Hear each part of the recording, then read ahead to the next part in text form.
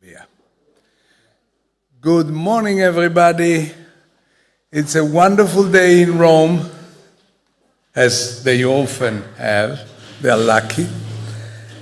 And I have the great pleasure and the honor. I am Alberto Costa, the founder of the European Wool Exchange Foundation. I have the great honor to open this 5th edition of the European Wool Day, which is actually not a day, it's a weekend, it's a week. We've been working, and my colleagues have been working for a long time, so it's much more than a day.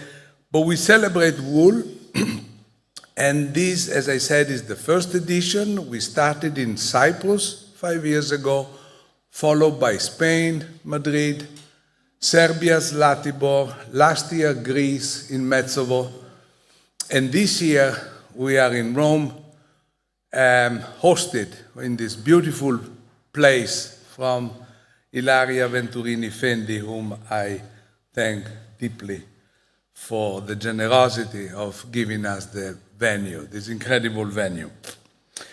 We have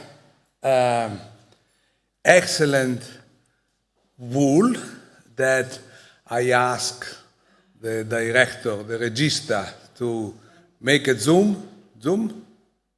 Okay? This is for the U Foundation, and this, as you know, means European Wool Exchange, but also U is the word that in English means the mother of the lamb, is the lady of the ram. And this is dedicated, and we are hosted by another wonderful Italian local wool from Gomitolo Rosa, which is the Italian member of the U Foundation. I must say they also gave me this. I don't know if you can zoom on this.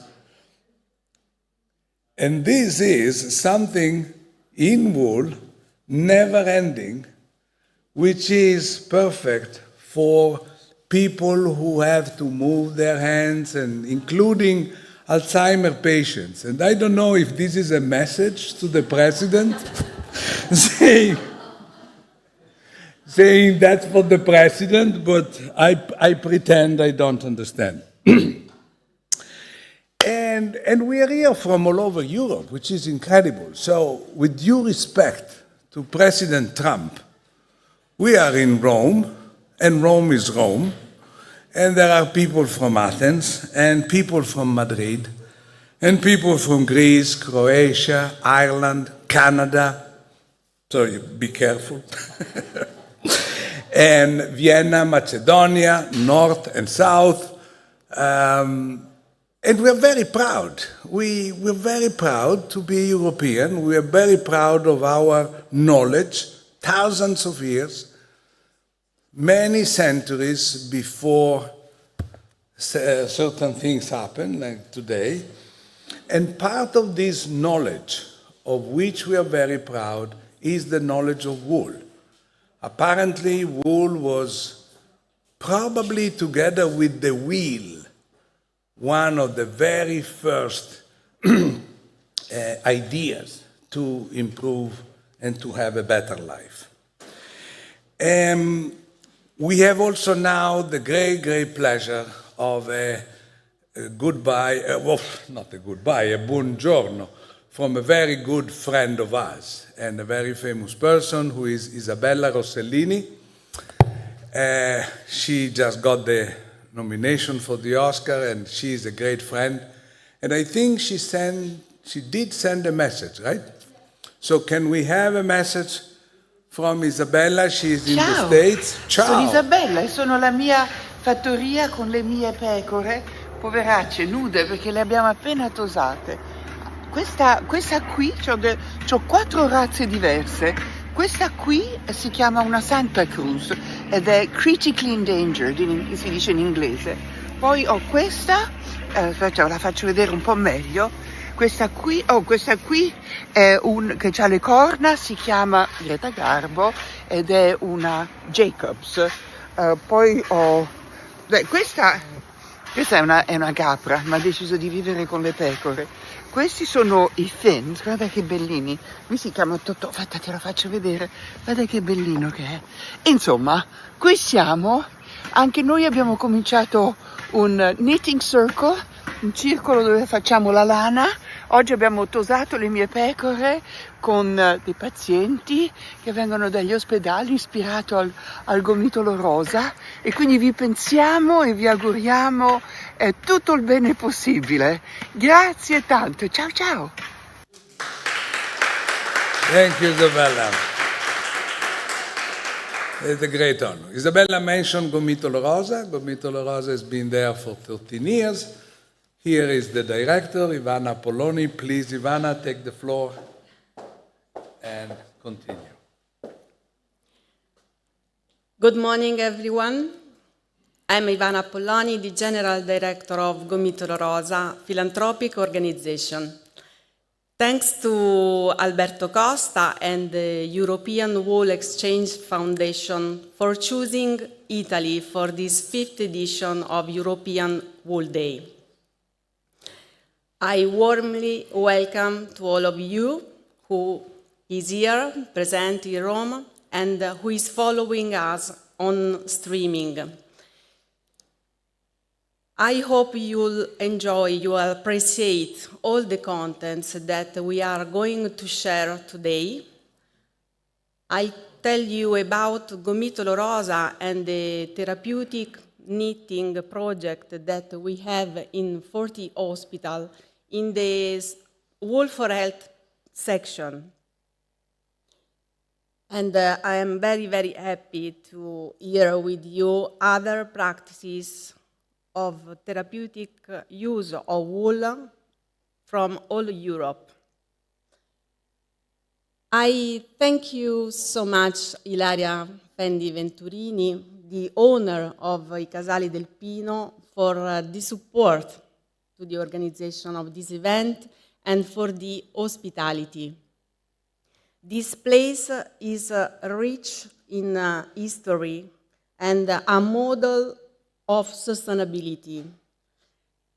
We met Ilaria a couple of years ago, and when we saw for the first time this place, we fell in love with it.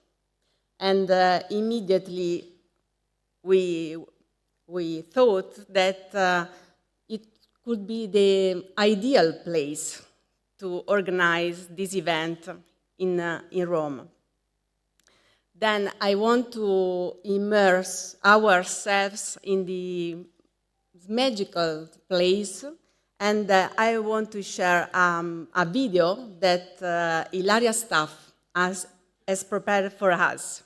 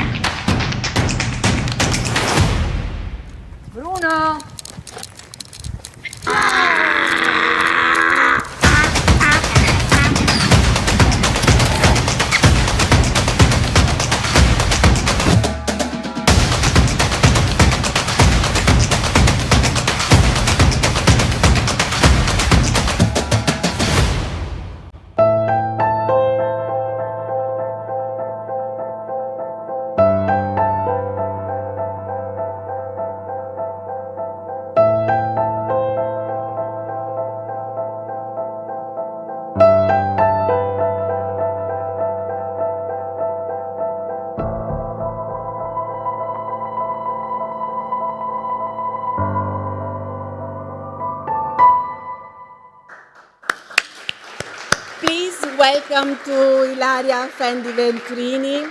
I give you the floor. Good morning, everyone.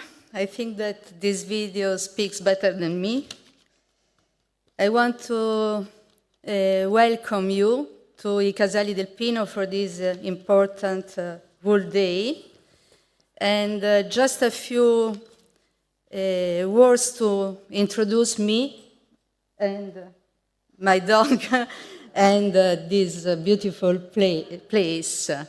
I come from fashion, where I used to I has been a designer for many years, but in 2003 I met this, I discovered this place, and I changed completely my life.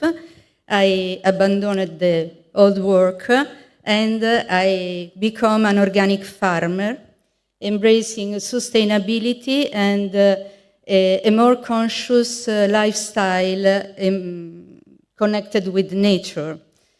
I brought back this place, I Casali del Pino, what it was before. So a typical farm in the Roman countryside with a milk sheep grazing at liberty. And I immediately converted it in organic, and I'm quite proud of my production of cheese, organic cheese, that is made in in-house cheese making factory. So we keep short all the process, and we sell to local. So we make short the production and the consumer. I was a fashion designer, so I know very well the importance of this material and how is it important. It is a marketable product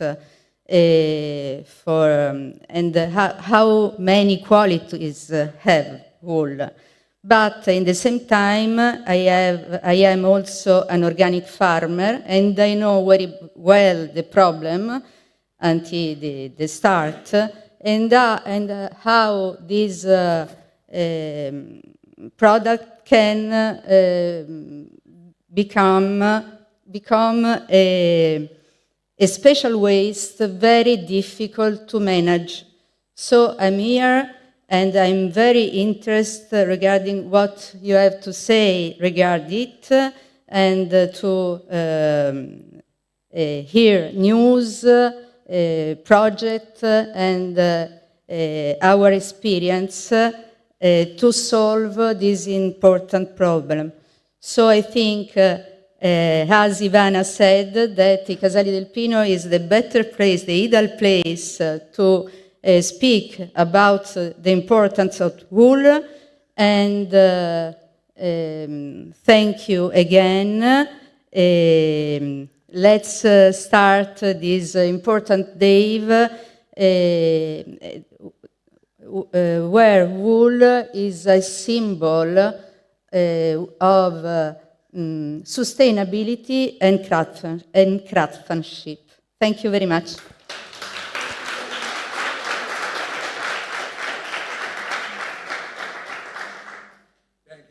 Much. Ilaria, with your very important name, you have the 100 years, no, of Fendi. It's the centenary of the brand. Was your 100 years of a brand which is all over the world. Not Ilaria, no. She but we wish she wait. So as you see, I'm the only man, and I apologize for not being a woman, because clearly wool is a woman's story.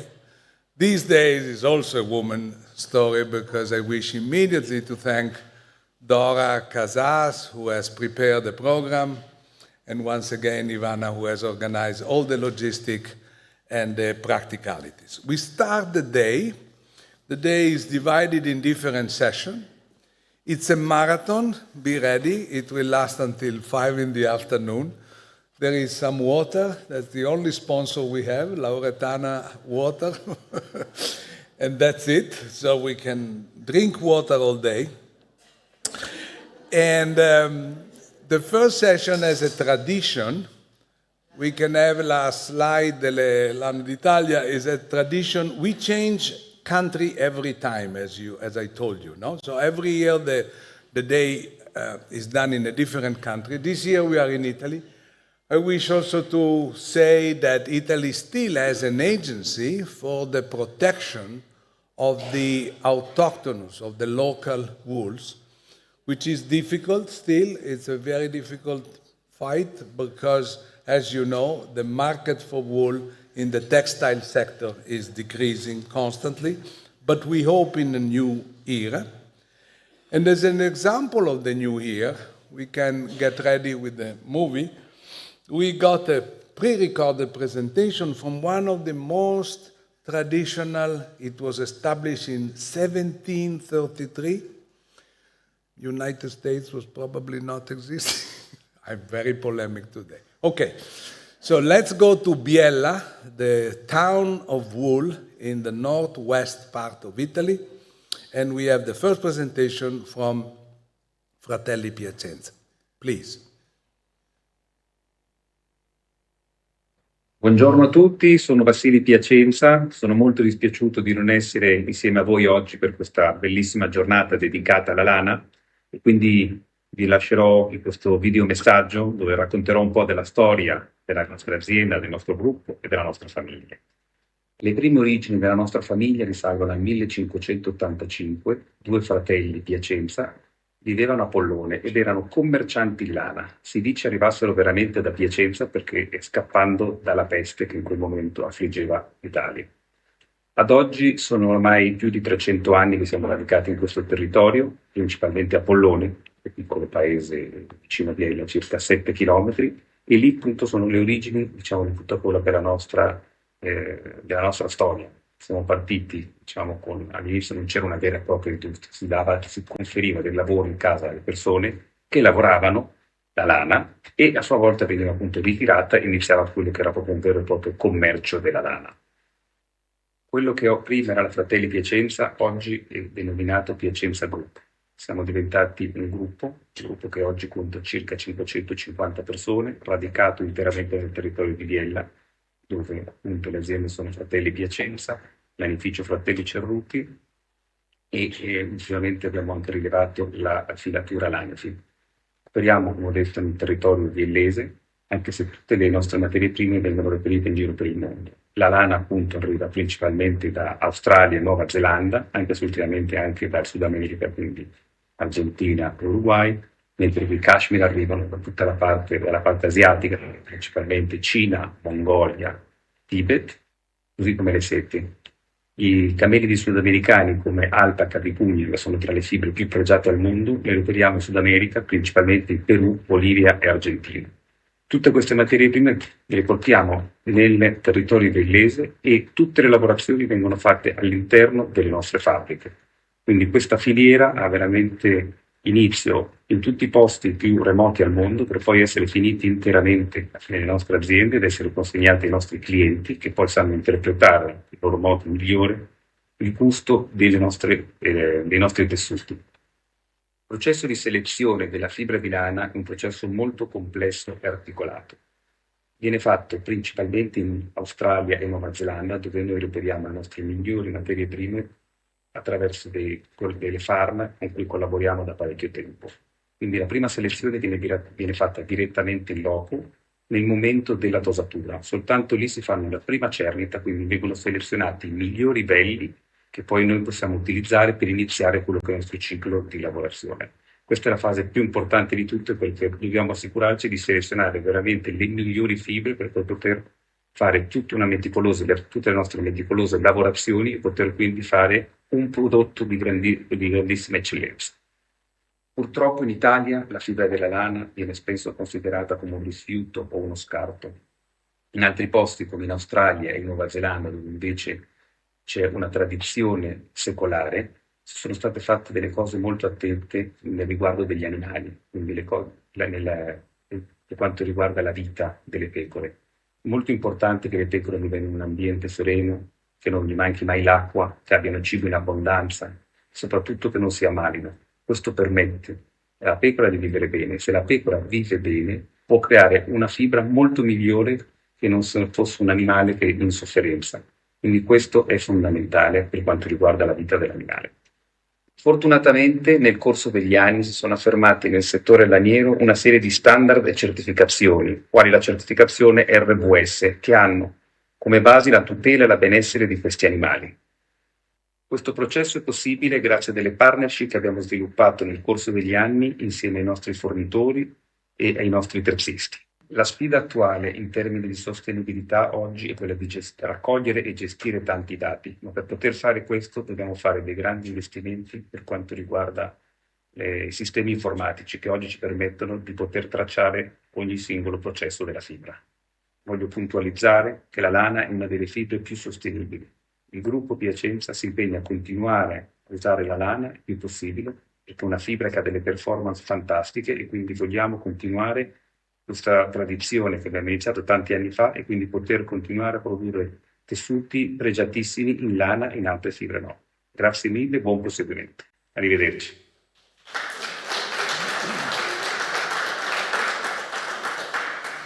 Thank you, Vasiliy. We are very linked to them and grateful because they were those who believed in the idea 13 years ago. Because I was a doctor. I came from the hospital and say people love to knit in hospital when they do treatment. Can you give me some wool? And is this company, the Lanificio Piacenza, who gave me the first wool for spreading in hospitals, what we call now therapeutic knitting. In brackets, the official language today is bad English, okay?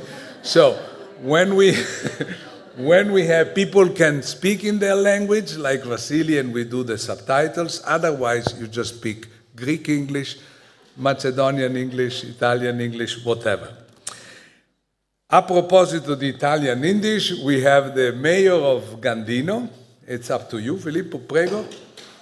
An historical place in our country, and you will know why.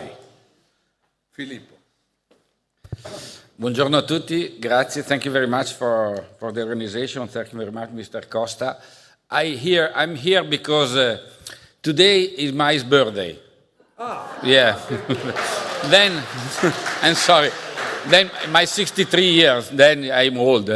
But I'm here when I see the program, the 6th of April, I think is my day because it's more than 7 years. We know different kind of people here. In my time, I work for another activity. Now I major in Gandino, but is 7 years where we start the question of create the brand Lana by Gandino.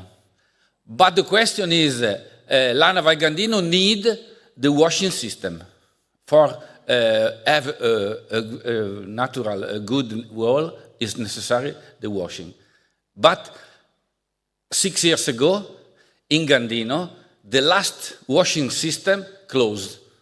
Finished the activity, is Manifattura Riete. But then, and we start this question to discuss, to propose. I stay in Lombardy regional organization in the Lombardia. I go to the minister in environmental. I see the minister, Mr. Lollobrigida, all the other minister. I discuss about the question of the washing wool.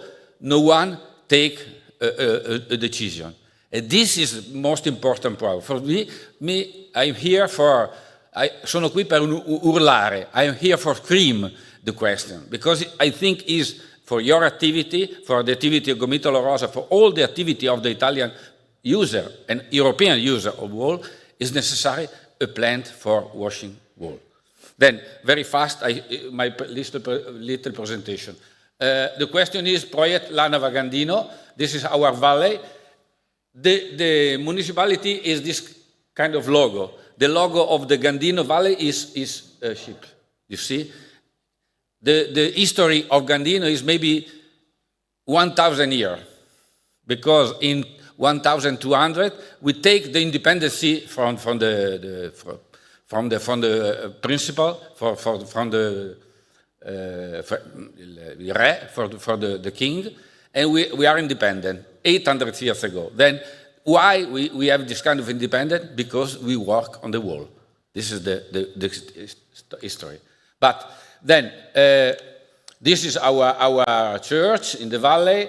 This is the message we want to promote, and we want to continue this history. But this history is stopped. This is you see the logo of our village. Omnes in uno. It's more important, tutti in uno, all in one. This is more important message to our municipality. And if you see only the information in the first slide, you see 1,406. There are more near 1,700 people, but there are, you see, the ovini and so on, is maybe 4,000 sheep, more than the people live. Then, a short video to explain our valley. We are five municipalities in the Val Gandino. All is start the activity first of all on the wall. The evolution in textile, and in the village we are more than 1,500 partite IVA. I don't know, financial condition for our valley.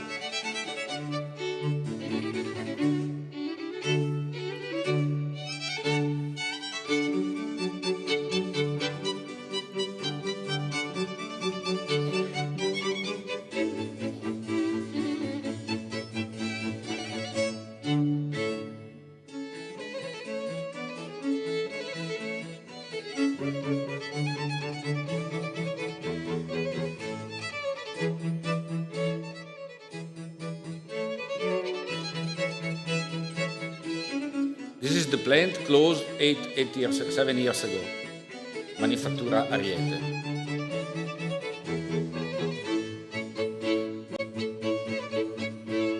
The system to the washing wall is a long activity. Need a lot of water, but they need a long time, because the grease of the wall need special condition to have a high quality level of washing.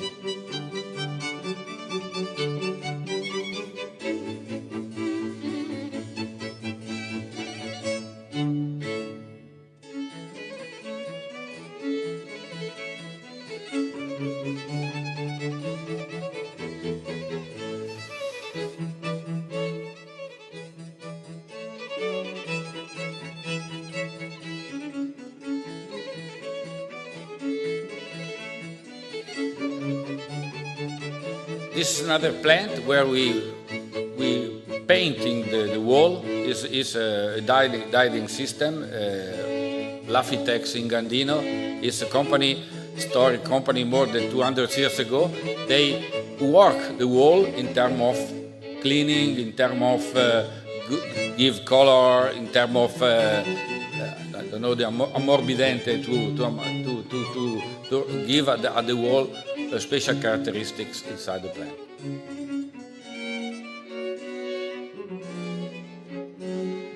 This company live, but they don't use the wall washing in Gandino. Don't use wall washing in Italy. Because I don't give you the other information. Normally, in Gandino work different kind of wall, more than 30 different kind of wall, because in Italy there are a lot of different kind of race of sheep. Then the question is the knowledge to washing Pecora bergamasca is different to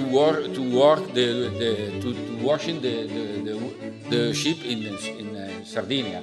It's a completely different kind of system to wash there. We have the finishing or the filament and so on, but the chain is just a little leave now, the change, but not the washing.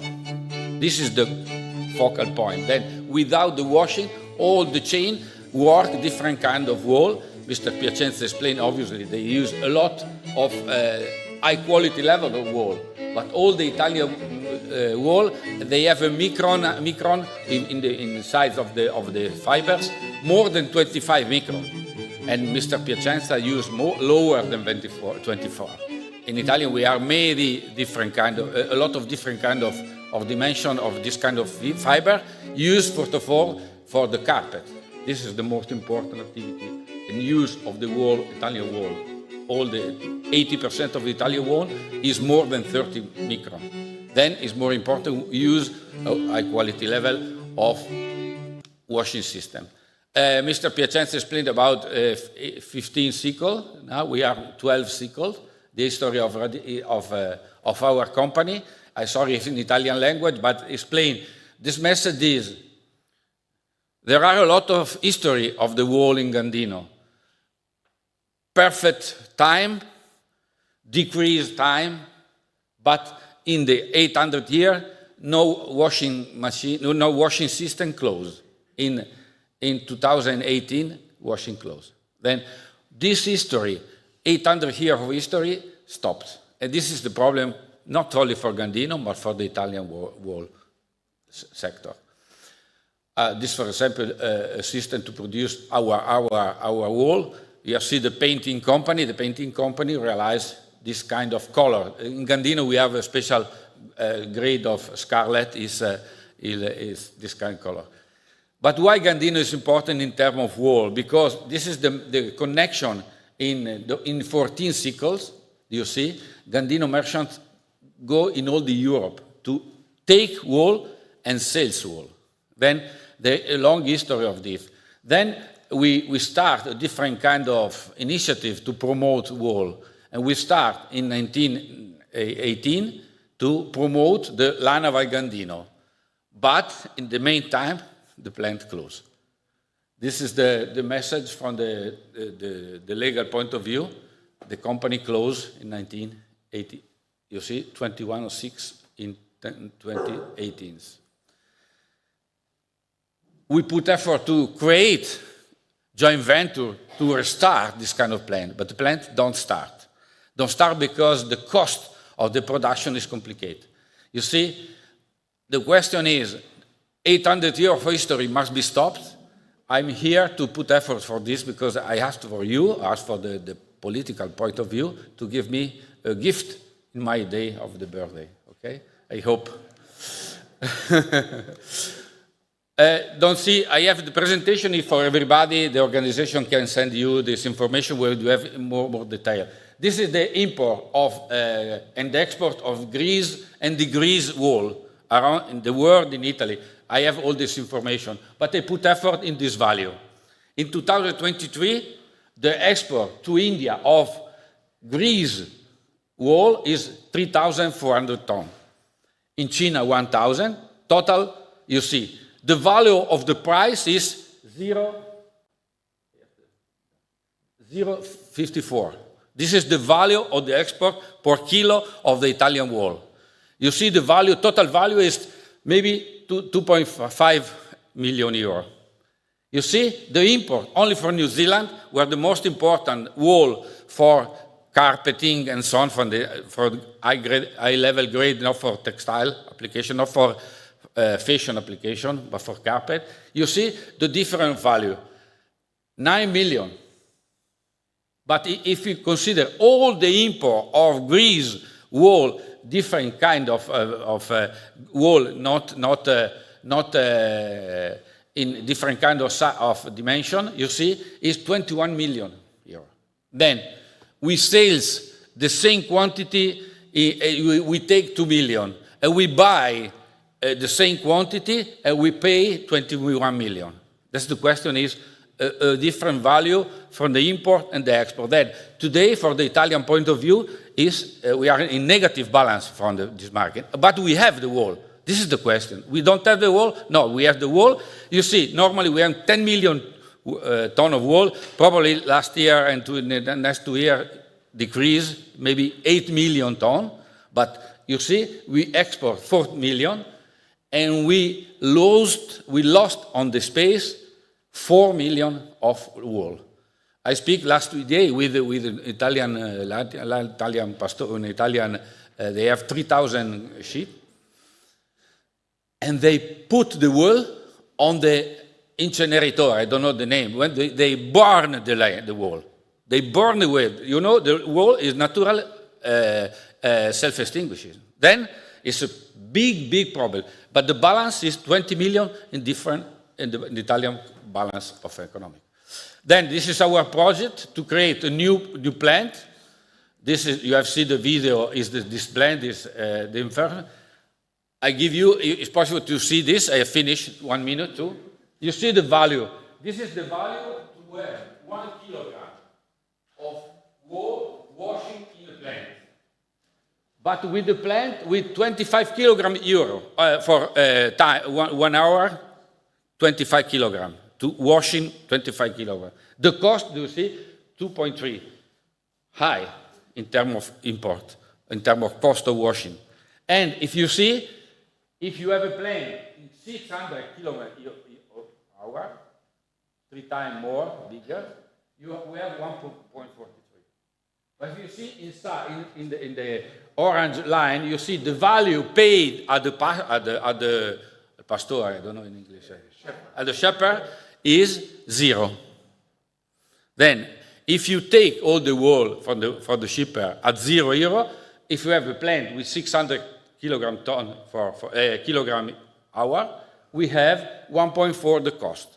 You have seen, we pay to €3, €2.5, depending on the market, but if we don't have an industrial plant to washing the wool, no cost is able to support the development of the wool at the end of the washing system. This is the cost of a plant. Dr. Fendi asked to me the cost of the plant. This is the cost, 6.5 billion euros. We need a system to wall, a system for to clean the water, because we need to clean the water, because in the part of the world, I don't know, in Turkey or in New Zealand and so on, we don't have this kind of system. And it's necessary to have a fertilization system to use the low quality of wool for create fertilizer. This is the total cost, is the value in 2022, our last study, because we are not. Then we need a structural project to start to have this kind of solution. And the second one is, first of all, we need a valorization of the Italian wool through a supply chain, interesting supply chain. In Gandino, we have the last knowledge, because for washing the 30 different kind of wool from different kind of sheep, we need a knowledge, because it's not the same. I explained to you, washing the Bergamasca or washing the Sardinia, is different. And then it's more important for us a valorization of this kind of material, because it's an opportunity. And in Gandino, we are able to put this kind of message. This is my message at the exhibition, at the convention of today. We need a strategy for the wool in Europe, not only for Italian market, but for the Switzerland, for the German people, for the French. We are all the same problem. No one put effort to develop, to create the condition to solve this kind of problem. Then, by Gandino, this is our message. I think is more important to develop us. Thank you very much, and sorry for my English. Benissimo invece. Well, 6 million euro for a birthday present is a bit too much. No, so I don't know that if we can go around and collect, but 6 million is difficult. You introduced already another important concept, which is the concept of fertilizer, other valorization, and this is the next step that we are doing. Dottoressa Zoccola, you will, from Biella, from the National Research Council, you tell us for the use for agriculture. I speak Italian, yes. Allora, buongiorno a Bad tutti. Italian or good? No, good Italian, because I prepare in Italian, so I use But to the this. slides are in English. No, the slide are in English, so you can understand. Allora, buongiorno a tutti, io sono Zoccola Marina del CNR Stima di Biella e qui vi parlo, per cui siamo biellesi, ci occupiamo di tessile, di lana, vi parlo di un uso alternativo della lana come rinforzo in biocompositi. Allora, però qui non... qui. Ok. Il problema è il seguente. Allora, in rinforzo in biocompositi appunto fatto, cioè praticamente dei fogli di carta che sono, che portano dei problemi, nel senso noi vogliamo rinforzare la pasta di legno con della lana. Abbiamo provato a fare questo. Praticamente in Europa ci sono 400 milioni di tonnellate di carta vengono usati all'anno, il che vuol dire 50 kg di carta a persona, questi sono dati del 2022, con conseguente utilizzo di una grande quantità di pasta di legno e problemi riguardo all'ambiente, alla deforestazione, all'abbattimento di alberi. Si sta cercando appunto di utilizzare delle fonti alternative rispetto alla pasta del legno, a riusare la carta, a riciclarla e a utilizzare delle fonti alternative di cellulosa tipo scarti tessili, tipo cotone, oppure scarti agricoli tipo paglie. Noi abbiamo pensato appunto di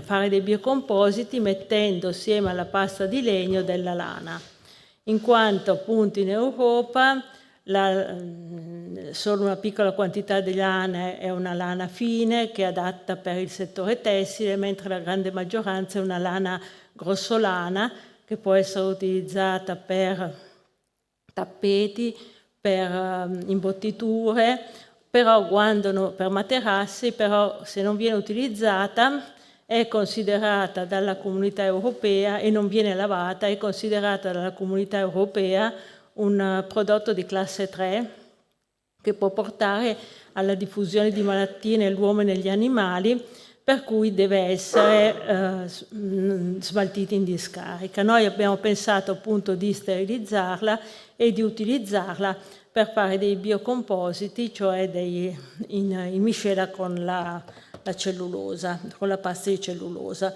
Praticamente,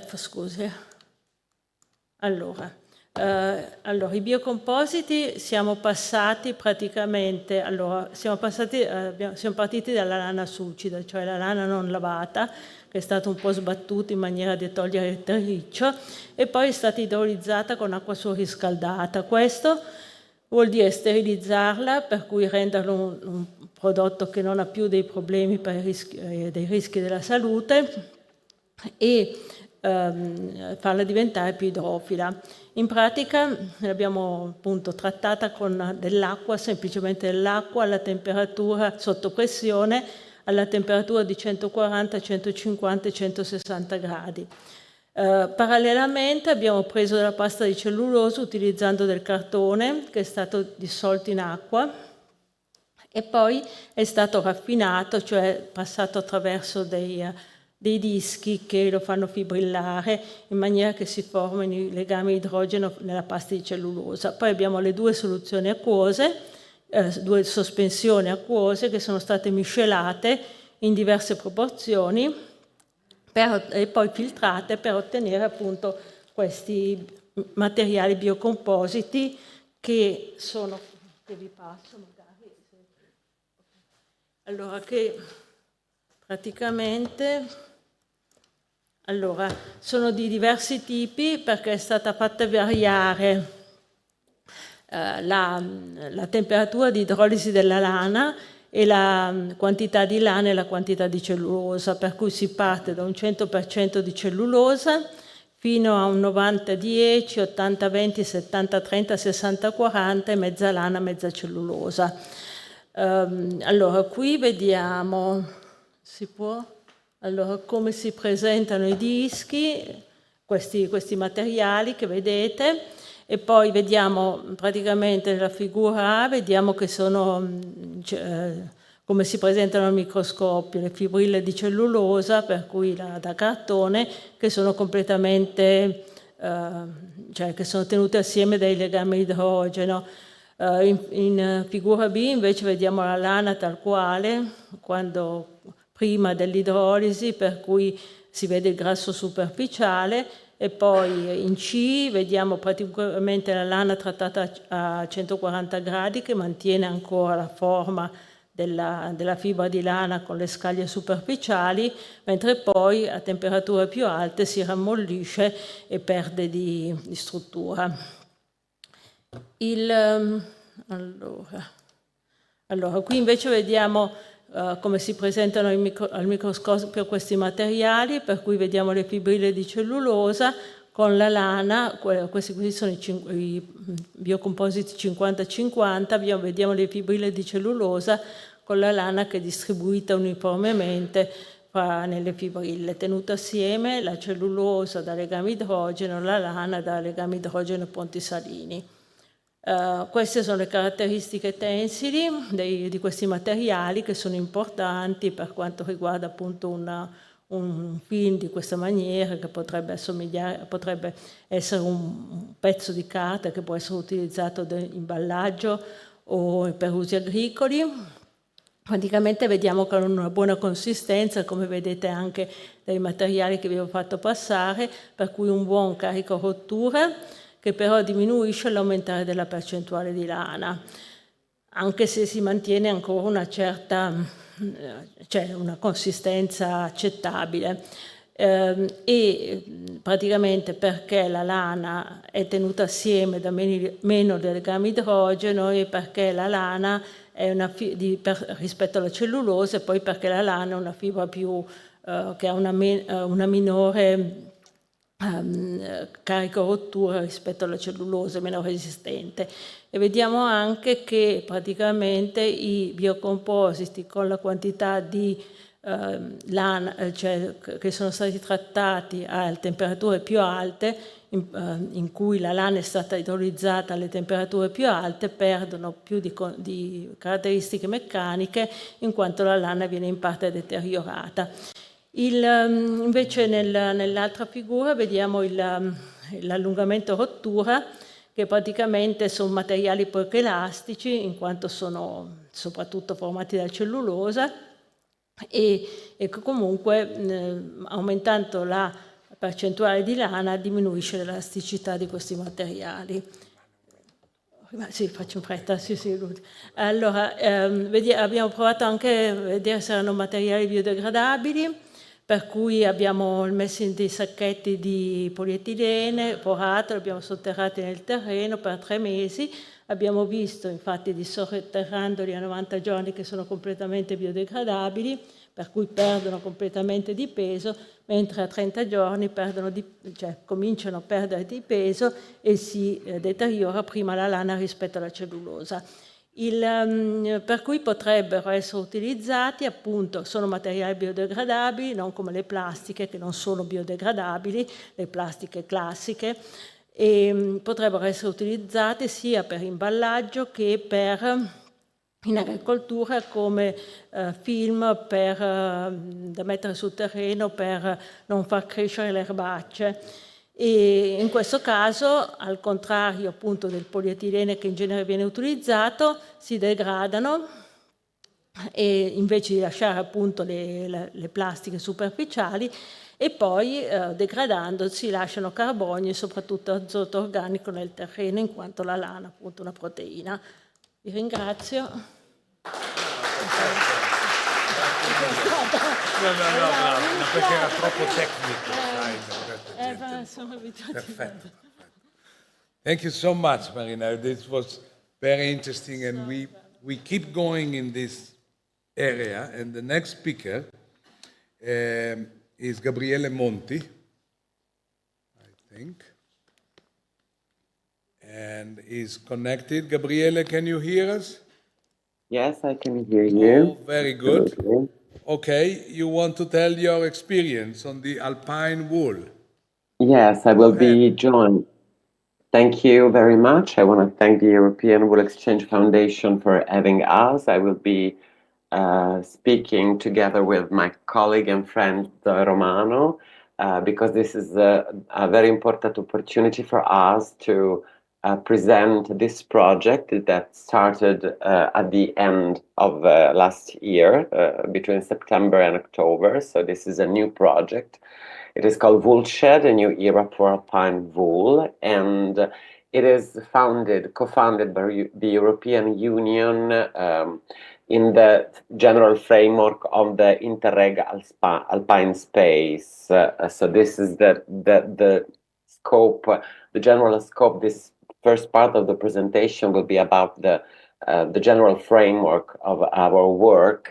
This project addresses what we have already discussed in this first part of the conference, which is the underutilization of the local strong wool in our Alpine region, because we are aware of the fact that there are large quantities of wool that are not being used and are discarded. And this is not just from an Italian perspective. We are trying to work from an Alpine perspective. So we are 8 partners from 5 different regions, and we are trying to connect together our differences and try to bridge them and to find a common shared way to reconsider and utilize this local wool.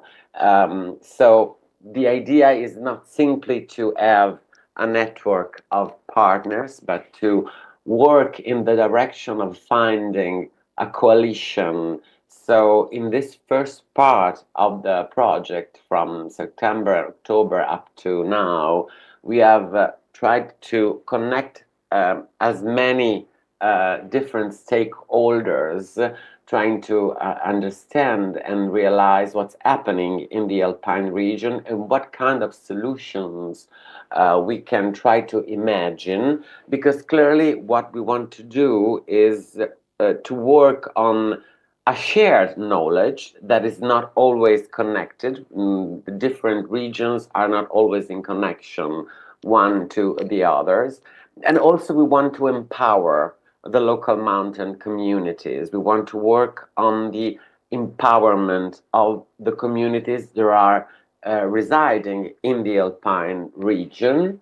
We want to work on using medium-sized technology. We want to work on a small-scale supply chain, and we are interested in sustainable practices. The project will be divided in different work packages. We will have a very important moment that will start in this month, which is the design part. So before giving the floor to my colleague and friend Zoe Romano, which will discuss with you and present to you what we have done since this moment, I just want to say that we decided to use these images for the presentation because they are images that are connected to a graduation project of a young researcher, which is collaborating with us. She comes from the university I come from, which is the IUAV University in Venice, IUAV. And this is just to show you that there is a new generation of innovators and designers who are very much interested in working on wool, working with local wool in these small communities. So the idea is to really empower these young designers, this new generation of people who are interested in this subject, and also try to find possible solutions, which clearly try to bridge together the culture of Alpine wool, local Alpine wool, taking into account both cultural and material aspects of the project, but also the idea of the so-called twin transitions, which can actually be actively applied to these local communities. So to this small scale perspective, which we think now is really the place where to start again.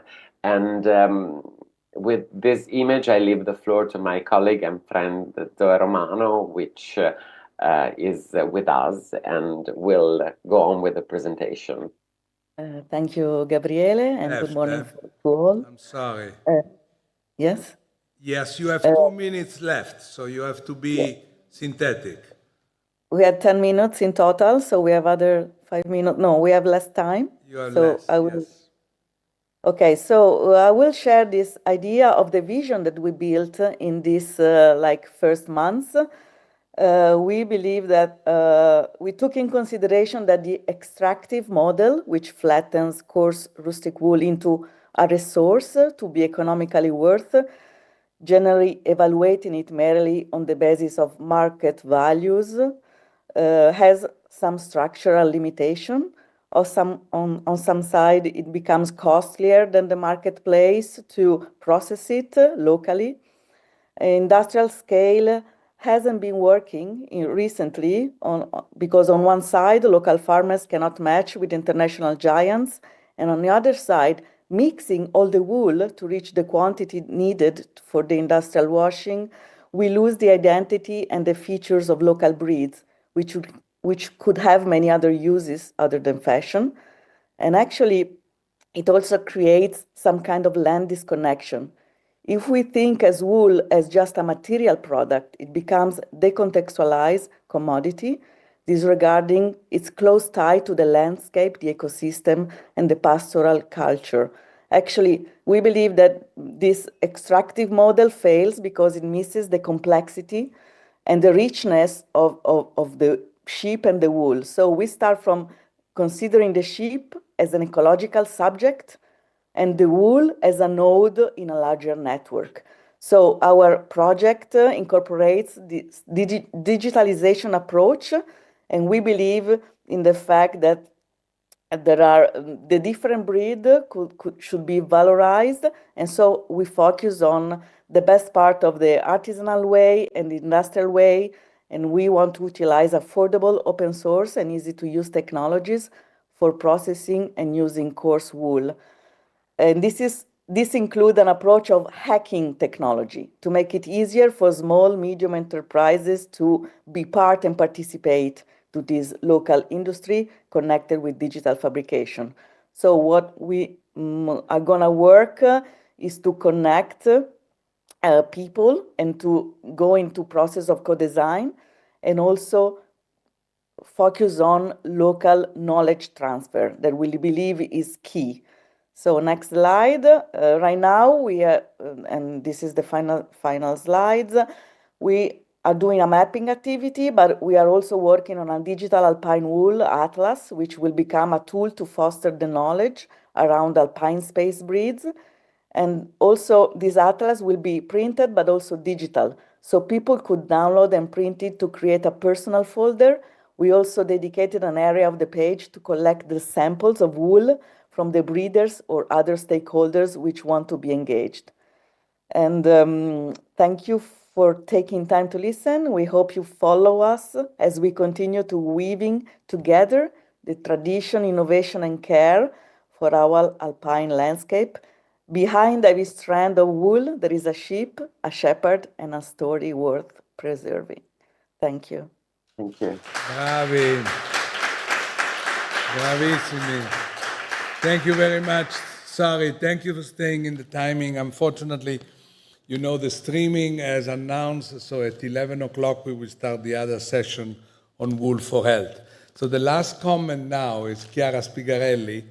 Speaking of Alps, are you Alpine in Friuli? Yes, you are. Go, Chiara Spigarelli. Hello everyone, nice to meet you and nice to be here. It's a very pleasure for me. I'm Chiara Spigarelli. I live in the nord-est of Italy, where I found the Agrivello, our startups, in 2019. I would like to share you and present Agrivello through a short video. describe our work and our wool supply chain. Please.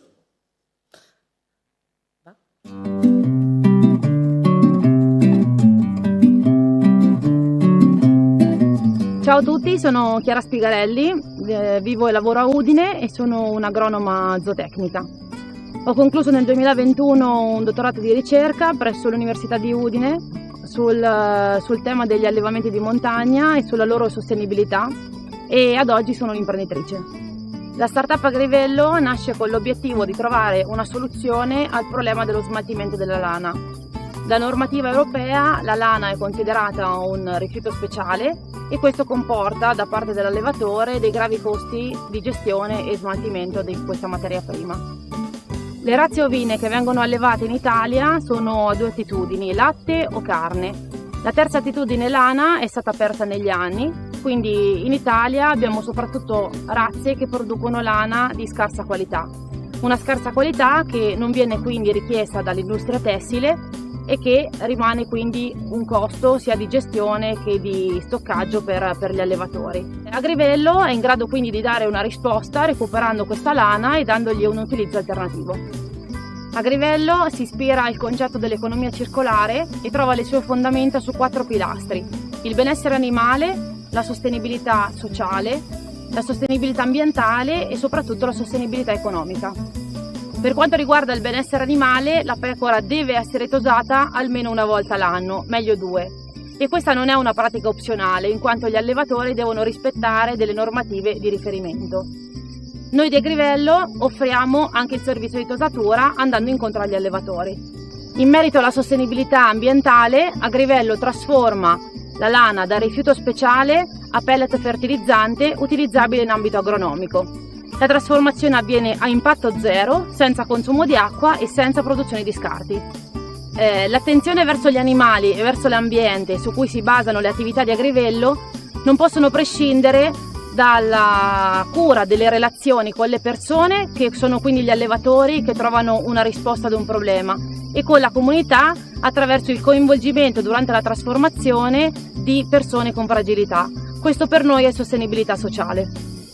La sostenibilità economica non è altro che l'abbattimento del costo di smaltimento della lana da parte dell'allevatore e la valorizzazione a sua volta di una materia prima nuova che torna sul mercato. Agrivello ad oggi produce un fertilizzante naturale 100% lana di pecora sotto forma di pellet. Il pellet può essere utilizzato su qualsiasi tipo di coltura, dalle piante da vaso che abbiamo in casa alle piante che abbiamo in giardino in orto, quindi su terreno libero.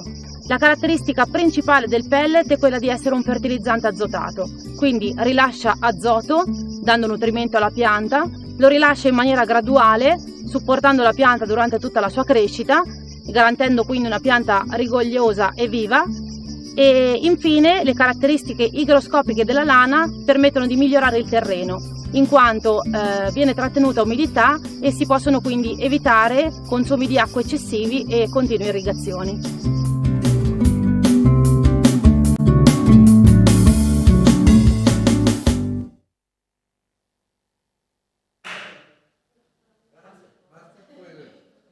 So Chiara will be available for questions, but as you know, this is the marathon. 11, we are 3 minutes late. Next session, Wool for Health. Ivana Appolloni, coordinator.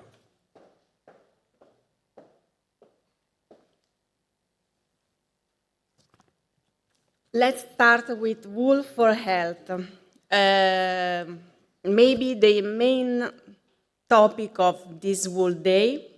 We'll have 9 contributions from different European countries and start by talking about Gomitolo Rosa, Italy, and I'm very proud. What does Wool for Health mean for Gomitolo Rosa? It means health of the planet, health of patients, health of community. Look under our logo. Oh, sorry. Look under our logo. There are 3 very important words for us: solidarity, well-being, and environmental care. These three words represent our mission that guide our daily activity. How do we do it? Creating special yarn balls with excess wool, which are used by patients affected by oncological diseases as a therapeutic tool to make handworks donated to people in a state of fragility. Let's focus on our attention to the environment. Wool, everybody knows, wool is considered special waste by European laws with high disposal cost, and the Italian kind is no longer in demand on the market, so it's unused and very often thrown away. Gomitolorosa offers a second life to wool, recovering it to create yarn balls that we donate to patients to practice therapeutic knitting, and to our 3,000 volunteers to knit blankets, hats, scarves, to donate the elderly, children, patients, disabled people, and people in a fragile state. For this reason, we love to define our project as a circular economy project with solidarity and therapeutic purposes. How do we turn greasy wool into our beautiful yarn balls of 15 different colors? I welcome Mr. Sergio Foglia, please come here, who has over 40 years of experience in wool processing and who is today our volunteer. Welcome, Sergio. Grazie. We have a presentation about wool processing, and please, Sergio, I help you. Buongiorno a tutti. Io parlo italiano, purtroppo, il mio inglese è molto scarso. Vi racconterò brevemente cosa succede. Cioè, noi seguiamo, Gomitolo Rosa forse è l'unico che segue direttamente dalla tosa fino alla realizzazione del gomitolo. E io vi spiegherò brevemente cosa succede e poi lo vedrete lì. Prima di tutto la tosa delle pecore, cioè separazione del vello dall'animale, tosato come si deve, una volta all'anno, meglio 2 sarebbe. L'operazione è una cosa che ovviamente fa bene all'animale, impiegano pochi minuti. La lana che si ottiene si definisce lana succida. Dopodiché è importante già nella fase di... dov'è? Ecco. Dopodiché bisogna fare una cernita della lana, qui siamo già troppo avanti. La cernita della lana per scartare le parti meno belle, cioè la lana della testa, la lana delle gambe, eccetera, eccetera, deve essere scartata e viene suddivisa e tenuta solo la parte migliore della lana per poter farla diventare gomitoli. Poi passiamo al lavaggio, che è importantissimo ed non si può farne a meno, come diceva anche l'amico di Gandino, allo scopo di eliminare il grasso, pulirla, le impurità, eccetera. Dall'acqua di scarico viene poi in alcuni casi ricavata anche la lanolina, che è una sostanza importante per la cosmetica e la farmaceutica. Dopodiché la lana viene asciugata, viene cardata per poter parallelizzare le fibre in un'unica direzione, entra in una carda, i cilindri praticamente raccolgono le fibre, le parallelizzano e scorrono attraverso queste fibre e queste punte, questi cilindri, e poi per essere districate e orientate fino a ridursi di passaggio in passaggio per andare poi nel passaggio successivo, che è la sfeltratura e poi la pettinatura. Tutta la lana che viene utilizzata per il gomitolo rosa è tutta lana pettinata, cioè non ha solo la parte cardata, ma viene fatta un'ulteriore lavorazione che è la pettinatura, che ha lo scopo di lisciare ulteriormente le fibre, mettere le parallele, togliere via tutte le parti vegetali, le parti corte, e si ottiene un top omogeneo che serve appunto per poi andare avanti nelle successive lavorazioni di filatura. Quindi passiamo alla questa qui è poi c'è la preparazione, andiamo avanti ancora uno. Ecco, qui siamo già in filatura praticamente. Questa è in effetti una filatura cardata, non è una filatura pettinata, ma il criterio è praticamente uguale. Lì arriviamo con il nastro, viene ridotto sempre di più e alla fine viene fuori un filato. Noi facciamo un filato di titolo 16.000, no? Quindi 16.000 metri con 1 chilo di lana, ma per ottenere i gomitoli passiamo e facciamo l'operazione successiva, che è quella della ritorcitura. È una lavorazione molto importante la ritorcitura, perché permette di rendere il filato molto più omogeneo. La caratteristica, se voi avete visto i filati del gomitolo rosa, è che presenta una ritorcitura di ben 10 capi. 10 capi rendono il filato molto omogeneo, molto rotondo. Dopodiché, una volta ritorto, noi passiamo alla tintoria. Ecco la tintoria. Qui sembra che venga tinta in rocca, in realtà viene tinta in matasse, quindi vengono fatte le matasse, vengono tinte le matasse, e poi queste matasse vengono dipanate. Una volta dipanate vengono dipanate e poi passiamo alla gomitolatura. Un'altra operazione importantissima, che qui forse non è ben definita, è quella di vaporizzare molto bene il filato prima di fare il gomitolo. Questo lo rende gonfio e piacevole al tatto, pur lavorando con fibre, questo lì non c'è scritto ma ve lo dico io, che hanno 26, anche 26 micron, ma lavorata in pettinato, vaporizzata adeguatamente, si riesce ad ottenere un bellissimo prodotto. Volevo aggiungere solo una cosa, però in italiano, per aggiungere al discorso del lavaggio. Mentre aspettiamo che arrivi questo lavaggio, Biella oggi ha un accordo con l'amico Nigel per lavare 240.000 kg di lana. Quindi attraverso la Biella Wool Company e l'Agenzia Lana d'Italia oggi siamo in grado di lavare o pettinare e poi filare eccetera una bella quantità di lana, ed è un grande successo.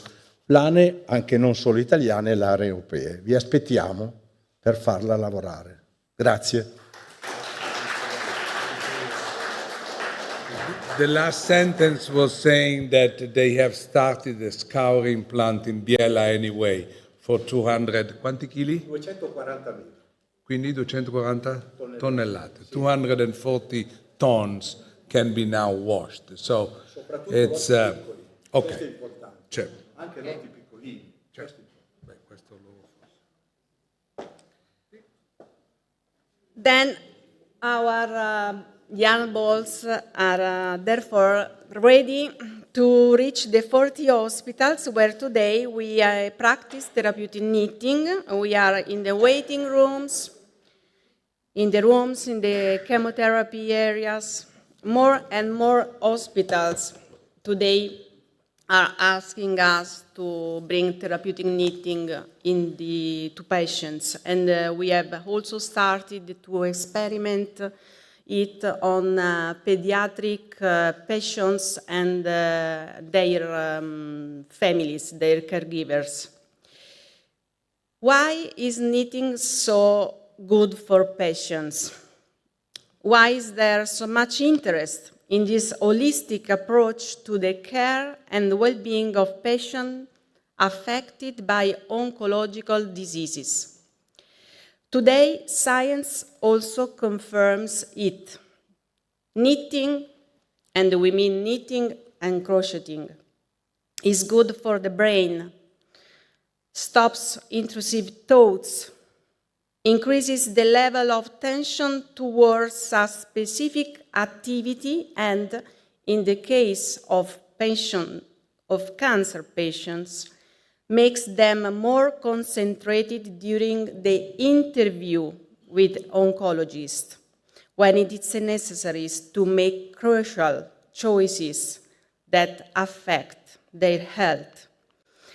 This is what emerges from the study commissioned by Gomitolo Rosa to the Carlo Besta Neurological Institute in Milan, which demonstrates for the first time in a scientific way the benefit of knitting in increasing attention and concentration. Knitting is an effective tool to support patient empowerment. What does it mean, Mr. Costa? Please come close to me. What does it mean that knitting is an effective tool to support patients? No? No slides? No, no slides. No, it means that it's an activity for the brain that, as Ivana said, increase the attention. And this has been demonstrated. We did a very simple study, an electroencephalogram, EEG, you know, the one with all the wires on the head, measuring the waves in the brain. And we did one before and one after 20 minutes of crocheting to see what was the change and the impact on the waves of the mind. We did this 40 times on 40 regular knitter volunteers and 25 controls, people who were just starting. And the amazing result, which is now published, available in the internet, and it took us 1 year to be checked before they accept to publish, but it's a perfect study showing that the waves of the brain are very similar to yoga and to transcendental meditation. So the impact of crocheting and knitting on the mind is so good for health for this reason, with the great difference that if you do yoga or meditation, you just do it for yourself. If you knit, you do something very good for someone else. Thank you. Mr. Costa. Again? Yes, but how about patient empowerment? I know, patient empowerment is another story. Patient empowerment is that increasing attention helps the patient to take the right decision, as you said. Medicine, and particularly oncology, is full of what we call gray area. Gray area is an area where even the doctor doesn't know exactly what is the best. There are parts of medicine that have no discussion. If you have diabetes, you need insulin, and there is not much to discuss. If a lady has breast cancer, could have a conservation of the breast, radiotherapy after surgery. There are a lot of decisions which cannot be taken by the doctor. There is not an area where the doctor say, this is it, take it. So this is shared decision-making called, and for a proper shared decision-making, you need the attention and the participation of the patient. And everything started because it's true, in my experience, I was always surprised on how knitters, women regularly knitting, were absolutely more active and more present in taking the decision. Probably because they were used to do many things together, counting, acting with the hand, cooking dinner, looking after the boy coming back from school. We know that. This is multitasking. But multitasking with knitting is the top. There you go. Thank you.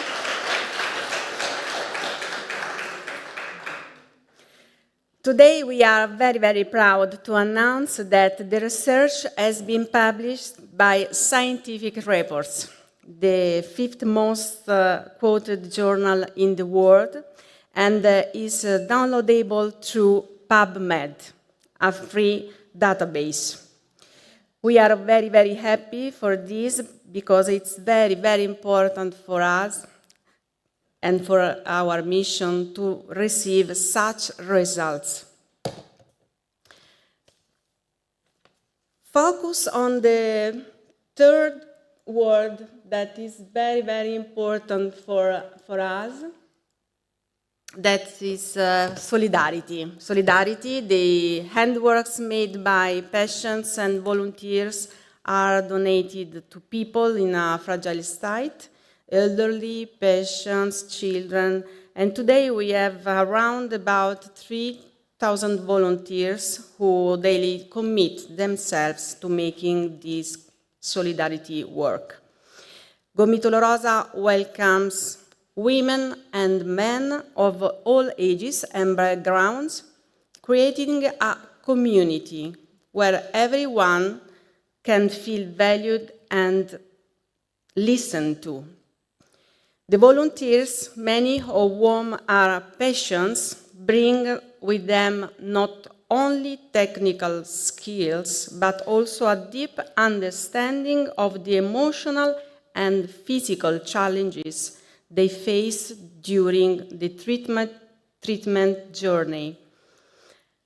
I would like to close our story involving one of our volunteers, Maria Grazia, maybe is here. Please, Maria Grazia, come here. She holds crochet courses to spread this practice and its benefit. She has brought therapeutic knitting inside the women's prison in Rome, inside the gynecology department of an important hospital in Rome. She creates our models of social knitting.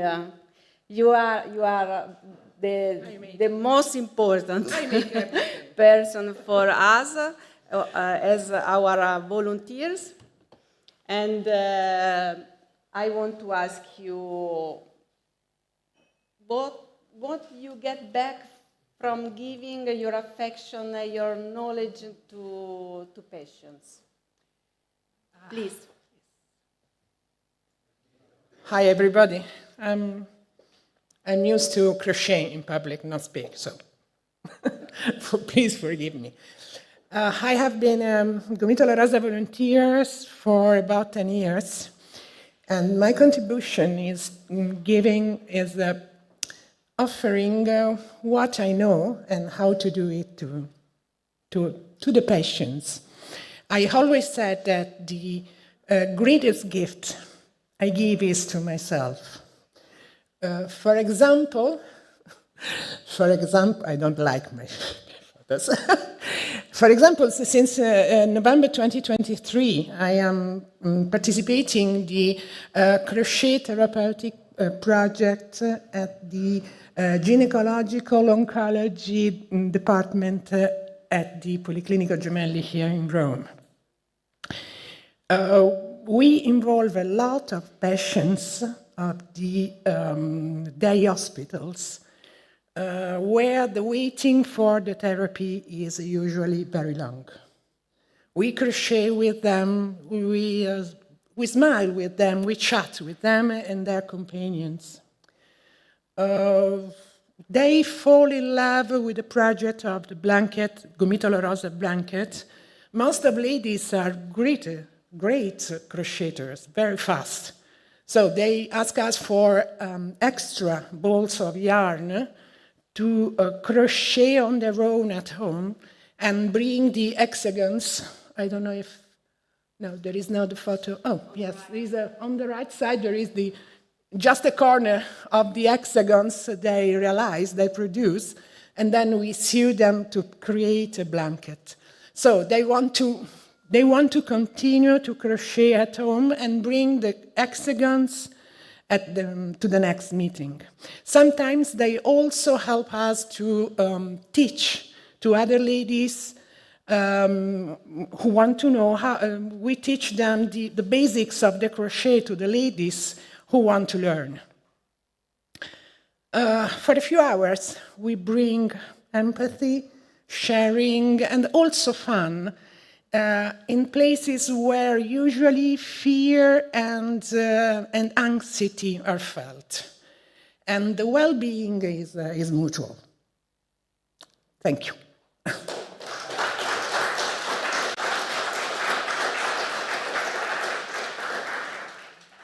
Thanks to Maria Grazia for what she does for our mission, and thank you very much to all our volunteers. A warm huge to everyone that maybe is following us on streaming, and those who are here to support today the event.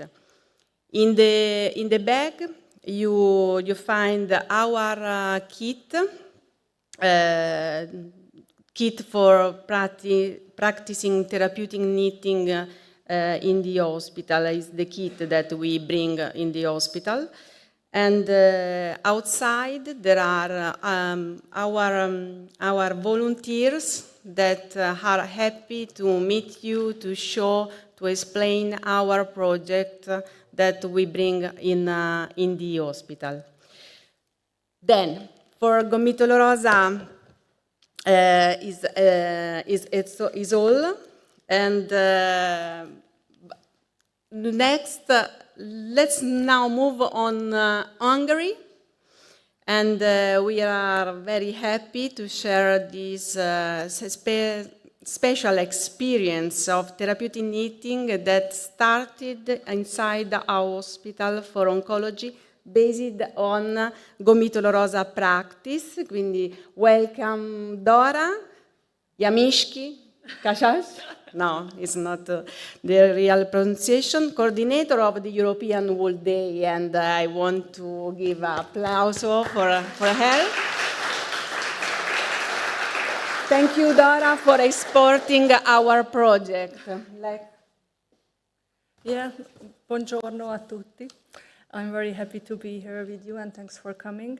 As you see, Gomitolorosa is just such a wonderful project that we were inspired at U Foundation, and we saw that it could be spread all over Europe. And the first seeds have been sown in Hungary at the National Institute of Oncology, where we started with the wool balls, the same program, and it has been very well received. So you will see a video of the nurses and patients talking about how their experience. And we believe that it could be also implemented in other sections, so not only for cancer patients, but maybe for mental health facilities, supporting people with anxiety or depression or eating disorders, or in nursing homes for the patients to enhance their cognitive functions, their fine motor skills or social engagement. Also in support groups like bereavement groups, trauma and addictive recovery programs, maybe in educational settings for children with ADHD or autism, and in workplaces for reducing stress. So we have all these ideas that where it could have been or could be replaced or spread, and we would like to explore all these areas. So if you think that it's a worthy cause, please donate through our website. And we would love to connect with all wool processors around Europe to collaborate on always using local wool, and also with knitting groups or knitters who would like to be volunteers, and also with other institutions that would be happy to have this program at their institution. So please watch the video of our program in Hungary. And thanks for Gomitolorosa. Kös, hogy jobban légy néven indított új fakultatív programot az Országos Onkológiai Intézet a betegei számára. Az ötlet Olaszországból származik, de a terápiás hatásait már hazánkban is megerősítették a szakemberek és a betegek is.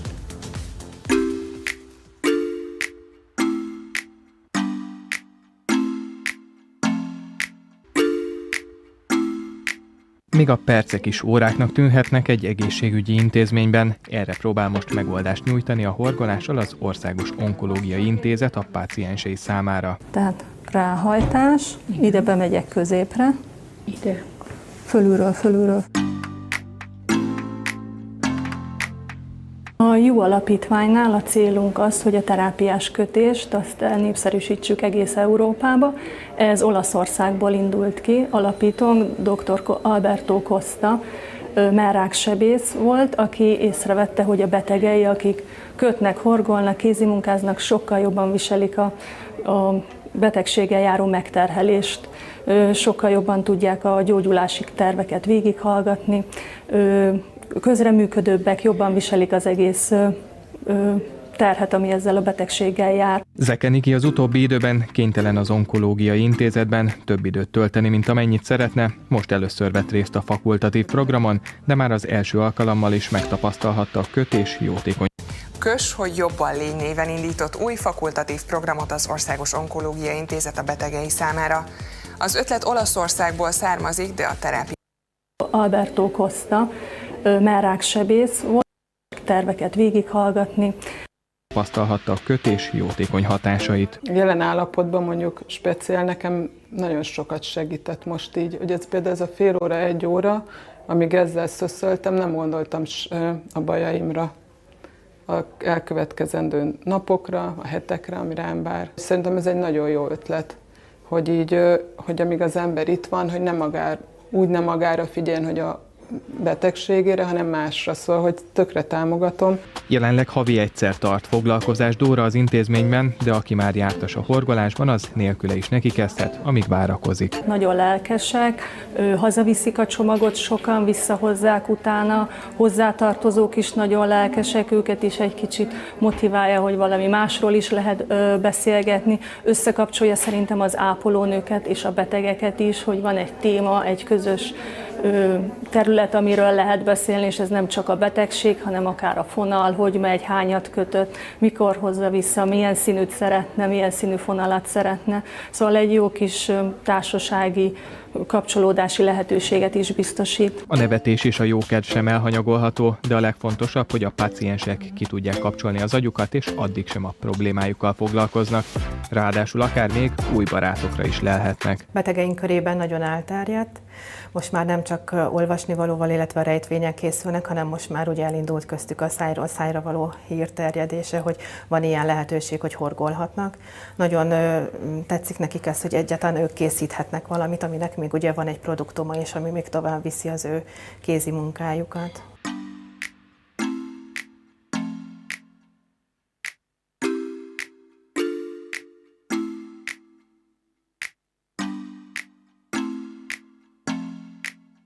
A hátterében az lehet, hogy a kötés ugye azzal, hogy egy ritmikus mozgás, kiszámítható mozgás, tudja az ember, hogy mi fog történni, ismétlődik ugyanaz a mozdulat, ezért az agyat megnyugtatja, mert nem kell azon izgulni, hogy mi fog történni, hanem tudja, és ebbe bele lehet lazulni, ez oldja a stresszt, oldja a feszültséget, ezáltal könnyebb a betegeknek. Ezen kívül még a koncentrációt is segíti, mert ugye oda kell koncentrálni, tehát ha valaki egy jobb kötő horgoló, akkor ugye a mintára kell figyelnie, tehát nem tud másra figyelni. Ha valaki meg nagyon kezdő, akkor már az első lépések lekötik a figyelmét, megszűnik a külvilág, megszűnik a belső monológ, csak a kötés-horgolásra tud figyelni.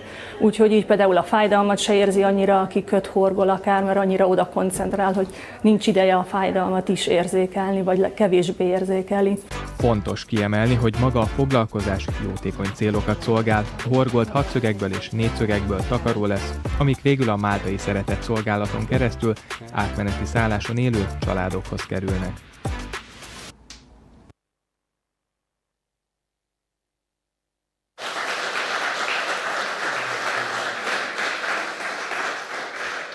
This is a best practice to export. European Wool Day is also this, sharing good practices and adopt them. No? Next, let's now listen a story that comes to us from the United Kingdom. We will meet Mia Hobbs, a clinical psychologist who uses knitting as part of her therapeutic work with children and adolescents with mental health difficulties. Please share her pre-recorded video, Therapeutic Knitting, use knitting as part of talking therapy. Hello and welcome to my presentation on therapeutic knitting, using knitting in talking therapy. So my name is Dr. Mia Hobbs. I am a clinical psychologist working with children and young people and their families in London in the UK. I use knitting therapeutically with individuals and groups, and I also have a podcast, Why I Knit, where I interview knitters about why they knit and how knitting benefits their mental health. I collaborate with another psychologist, Dr. Paula Redmond, to host Creative Restoration, which is our website where we provide workshops, webinars and retreats. And we also have an audio course for purchase on the website entitled Self-Care One Stitch at a Time, which is to help knitters get the maximum benefit for their well-being from their knitting. So today I'm going to be talking about bringing knitting into talking therapy. So I think sometimes there is a misconception that I'm doing only knitting when I'm bringing it into talking therapy, and I'm doing some specific techniques with the knitting that are therapeutic. Now, all of us who knit will know that just by being a knitter, there are many therapeutic benefits of knitting. But when I'm talking about bringing knitting into psychological therapy with people in distress, I'm combining existing psychological therapy techniques, which I'm trained in, because as a psychologist, it's important that our work is evidence-based. And I'm also bringing in the research into the mental health benefits of knitting, which is an emerging area of research, and combining those to find ways in which knitting can enhance and benefit the existing talking therapy. So I'm going to be talking today about 4 of the main points at which I might bring knitting into my talking therapy with children and young people. So the first of those is in the engagement phase in therapy, or as an engagement tool. The second of those is behavioural activation. The third is mindfulness and grounding, and the fourth is rumination. So it's really important to say that I don't mention knitting with all of my clients at the same time, and that I will often weave it into therapy, if you pardon the pun, at a point that feels appropriate for each individual client. So in terms of engagement in therapy, this is a point at which I found knitting to be really helpful, particularly because I work with teenagers. So teenagers and children are not normally the ones who decide to seek therapy. Usually that's up to their parents. So sometimes there are young people coming into therapy who feel a bit nervous about that process. And it's important to acknowledge that therapy is an unusual experience where we go into a room with a stranger and talk about difficult and painful things that have happened in our lives, and it can make us feel vulnerable, and many people aren't sure whether it's going to be helpful. So I often use knitting to help teenagers feel more comfortable in the room, because learning something new is something teenagers do all of the time in school, so it feels more normal. I found it really helpful for reluctant teenagers to have an activity to focus on. They like the idea of learning something new. They can make some choices about the colour of the yarn that they choose to use. And it also changes how we sit in therapy. So if I'm teaching somebody to knit, I will get them to come and sit next to me, or I'll go and sit next to them so that we can knit alongside each other and I can show them the hand movements. This means that we're not making direct eye contact, which feels more comfortable for many people. Often I find parents of teenagers say that their teenagers are more likely to talk to them when they're driving somewhere in the car than they are if they sit down and have a conversation at home. This is because it's less intense and it feels more comfortable to have a relaxed conversation. Knitting also can give us opportunities for problem-free talk. So not all of the conversation is about distressing and painful experiences, and they can use that to regulate the conversation. So often I find that when teenagers find the conversation about the difficulties are getting too intense, they might ask me a question about the knitting, and therefore they have a way of regulating how much we're talking about the difficult things. I also find knitting can be really helpful for children and young people and adults who struggle to sit still. So some of these people might have a diagnosis of ADHD or might fit the diagnostic criteria for ADHD. Others of them might just feel that when they're anxious, they get fidgety. So I often find that giving them something to keep their hands occupied can help them to sit still. I love this quote from Court 2020.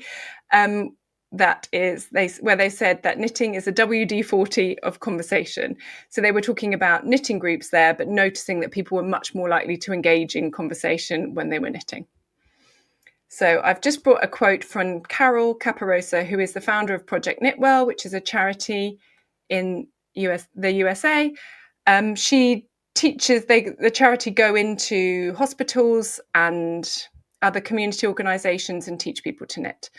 So Carol says, as they get into the flow of the rhythm, everything starts to slow down. Their shoulders go down, their hands are more relaxed, their face isn't as creased, and you can physically see it in them that they're more relaxed.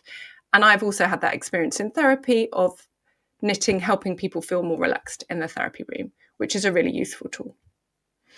The second time I often bring up knitting in therapy is as part of what we call behavioural activation. So this is a part of cognitive behaviour therapy, or CBT, that many people have heard of.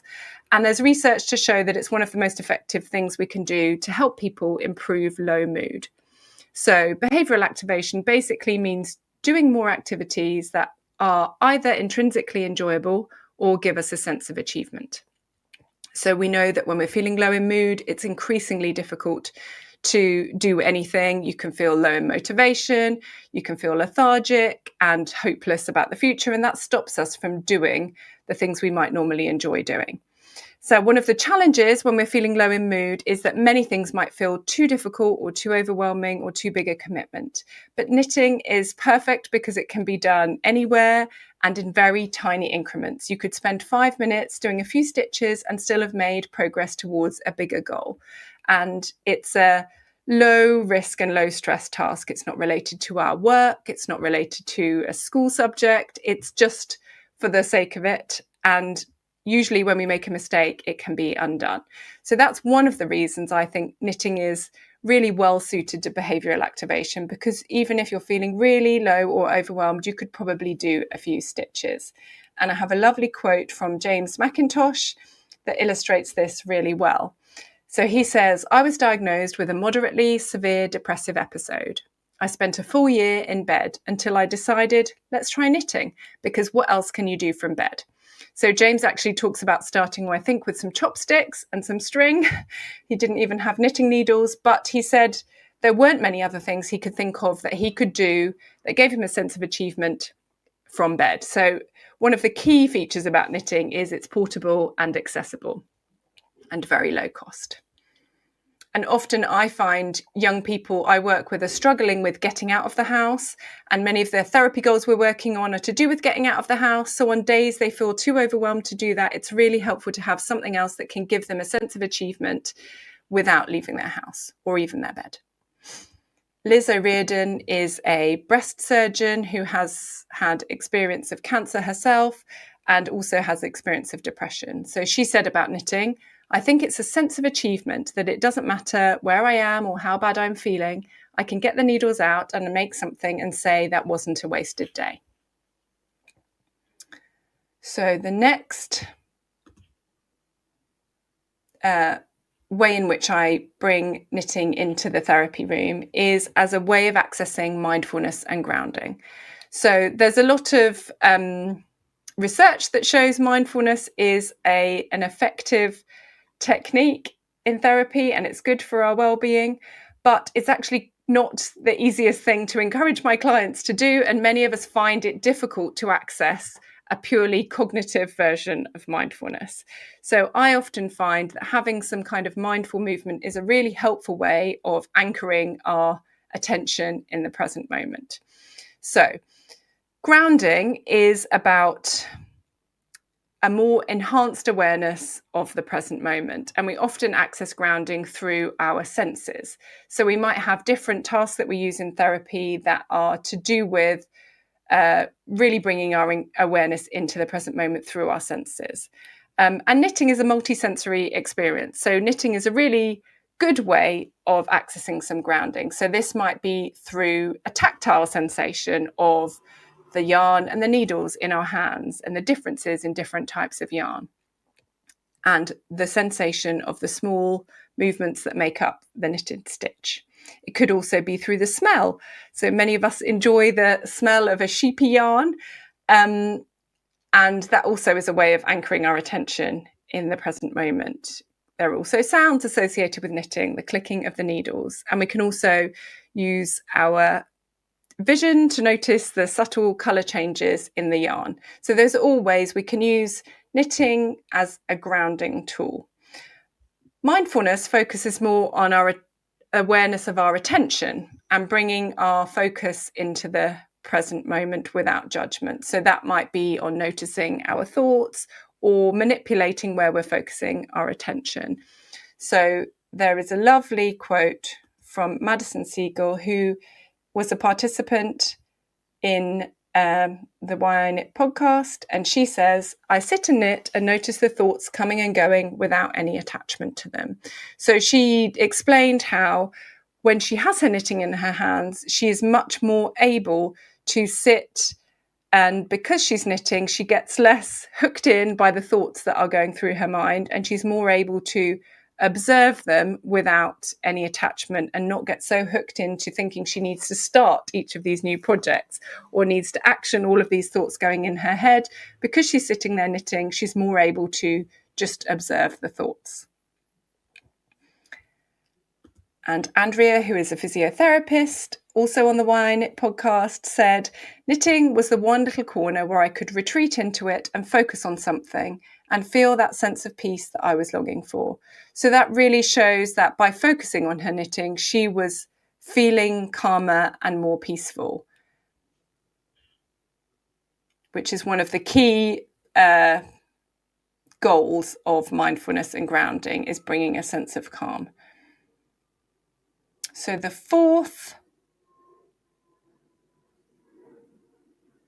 way in which I use knitting in therapy is in talking about rumination.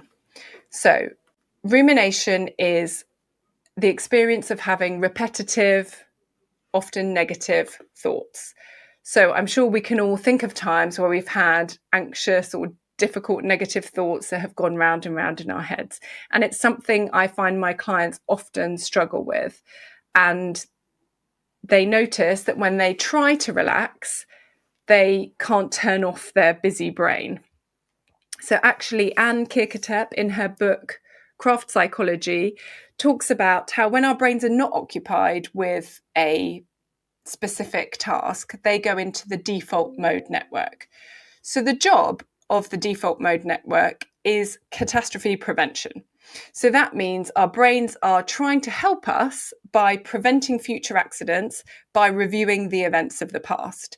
So you can see how if you're trying to relax and your brain is busy going over old events to try and prevent all of the possible things that could go wrong in the future, how that might make you feel really anxious if you spend too much time doing that.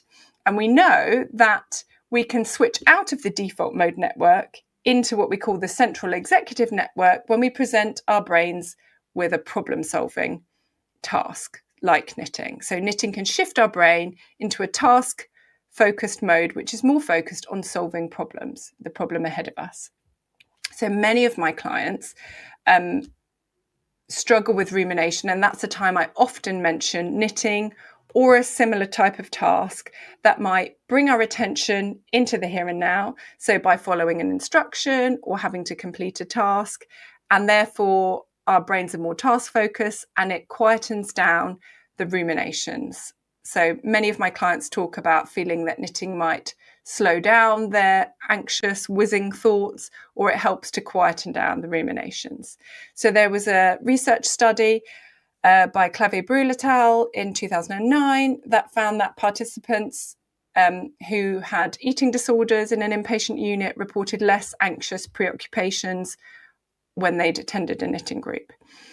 So that was helpful in reducing their preoccupations with eating, weight and shape, and they felt an increased sense of calm and pride and accomplishment.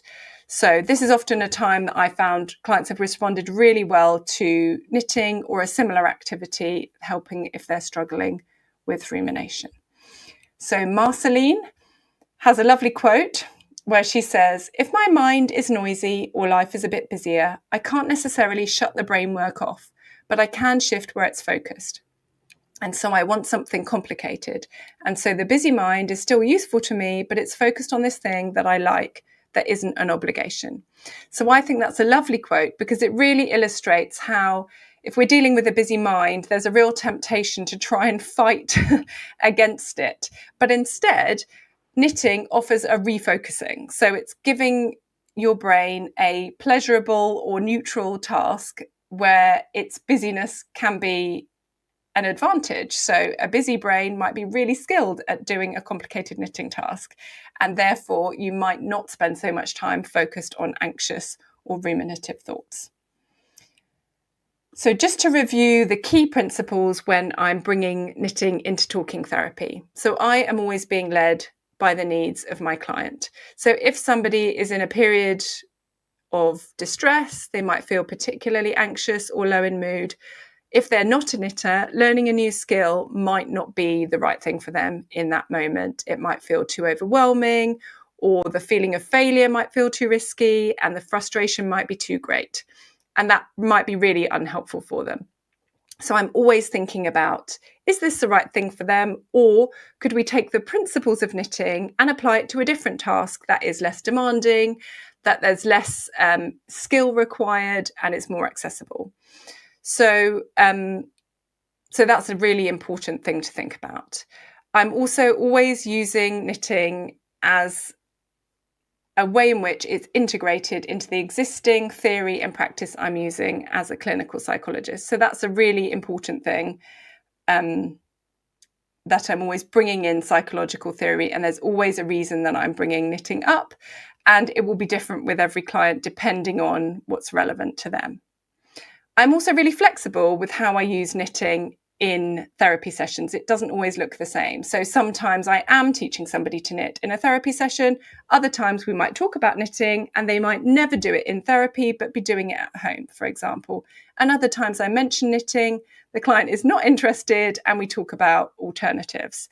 If I do teach someone to knit in the therapy room, I always have an activity that we can step down to. So often that's pom-pom making, because if knitting feels too frustrating or it's not going well, I can offer them to make a pom-pom, which is easier, more accessible, less frustrating, and they can take something away with them at the end of the session.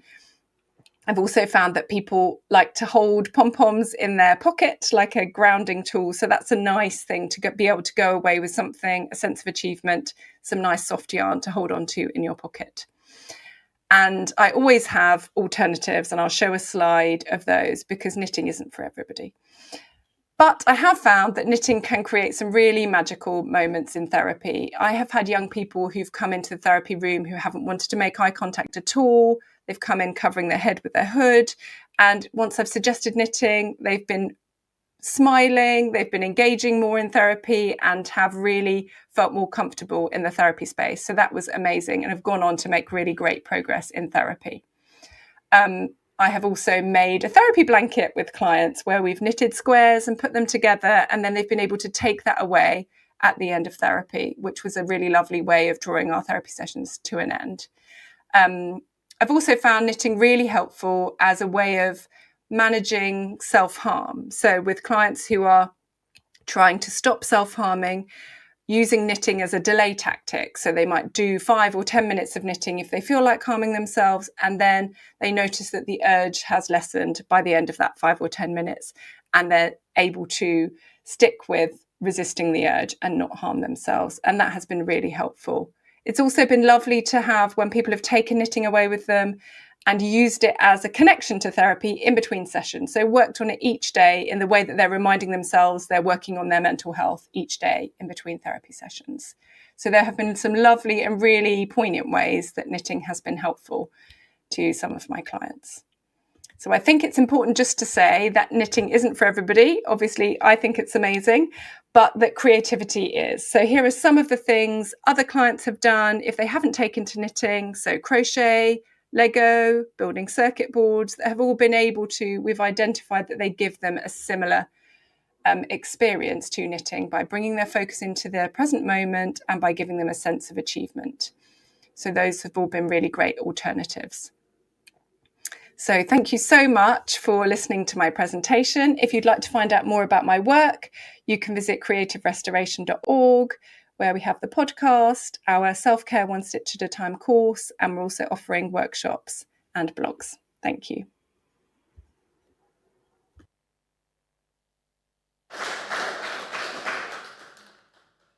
Let's now move on island, healing through wool felting.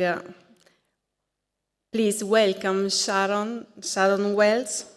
We will hear an emotional experience of the power of wool in the life of Sharon Wells, helping her to overcome her trauma by starting to make felt landscapes with wool from Irish sheep farms. Please. You have this control.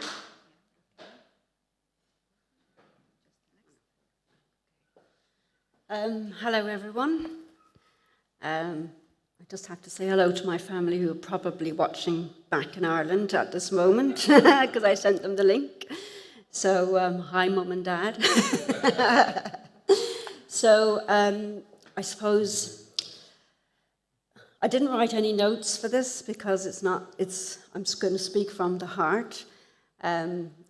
So, my journey with wool started a good few years ago. Go to the first thing. My background, I'll go through my background first. So my background is, I'm from Southwest Kerry in Ireland. Obviously, my family did have sheep years ago, and this is the kind of rural area that I was from. And you can see there's not many people in it, but quite a lot of green grass and animals and things like that. So I had a very interesting upbringing in that I moved from England when I was 7 years old back to where my mother is from, and it was a completely different lifestyle. We had to probably learn to use what we had and make things, and it was we wouldn't have called it creative at the time, but it was something that built innovation, you know. And obviously connected us very closely to the land as well. So I have a background in archaeology. I have a master's in archaeology, and part of that, I think, was informed by the fact that Southwest Kerry is full of archaeological monuments. We have a lot of bogland in Kerry, and a lot of the archaeology is running under the bog as well, and we have standing stones, stone forts, and all this kind of things. This one up here is Doonangus, and it's not in Kerry, but this one is in Kerry, and this one is the very famous dolmen.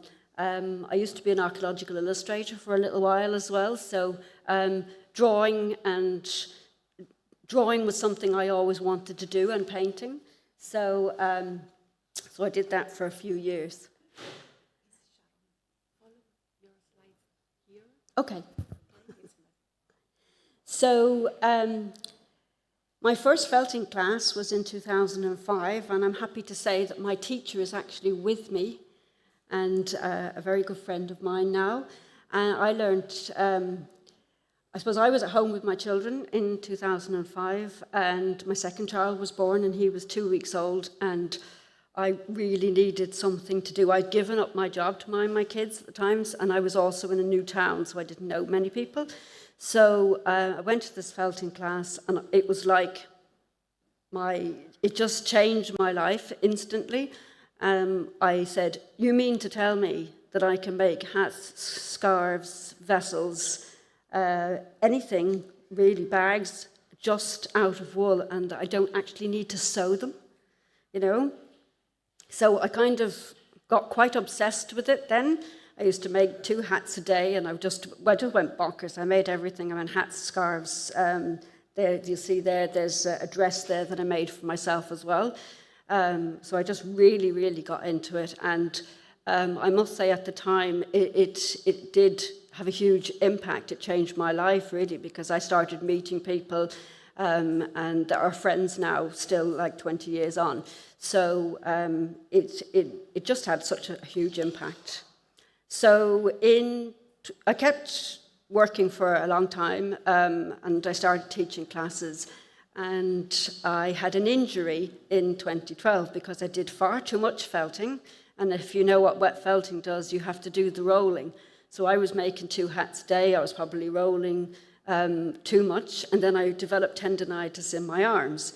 So then I had another small child at the time, so I was carrying him. So I couldn't wet felt. I couldn't do it. And so at the time, I went into furniture painting with a friend for a little while, but I really, really missed the wool. I was going, I just don't feel right. I have to go back to felting.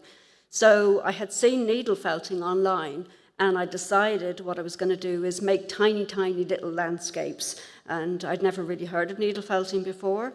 So I threw myself into that as well. And then as my arms got better, and I bought a gentle roller, some of you might know that for wet felting. It's a machine that does all the hard work for you, so you can just have the fun.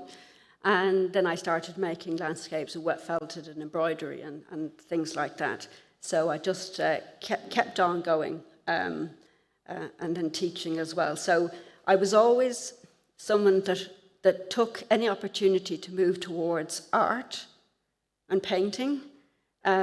I think I was one of these many people who didn't get into art college originally, that wanted to. So any choice, any decision I could take towards making pictures and making art, I would do. So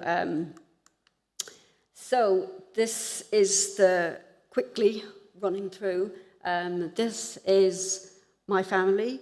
There's me in the middle with 2 of my children.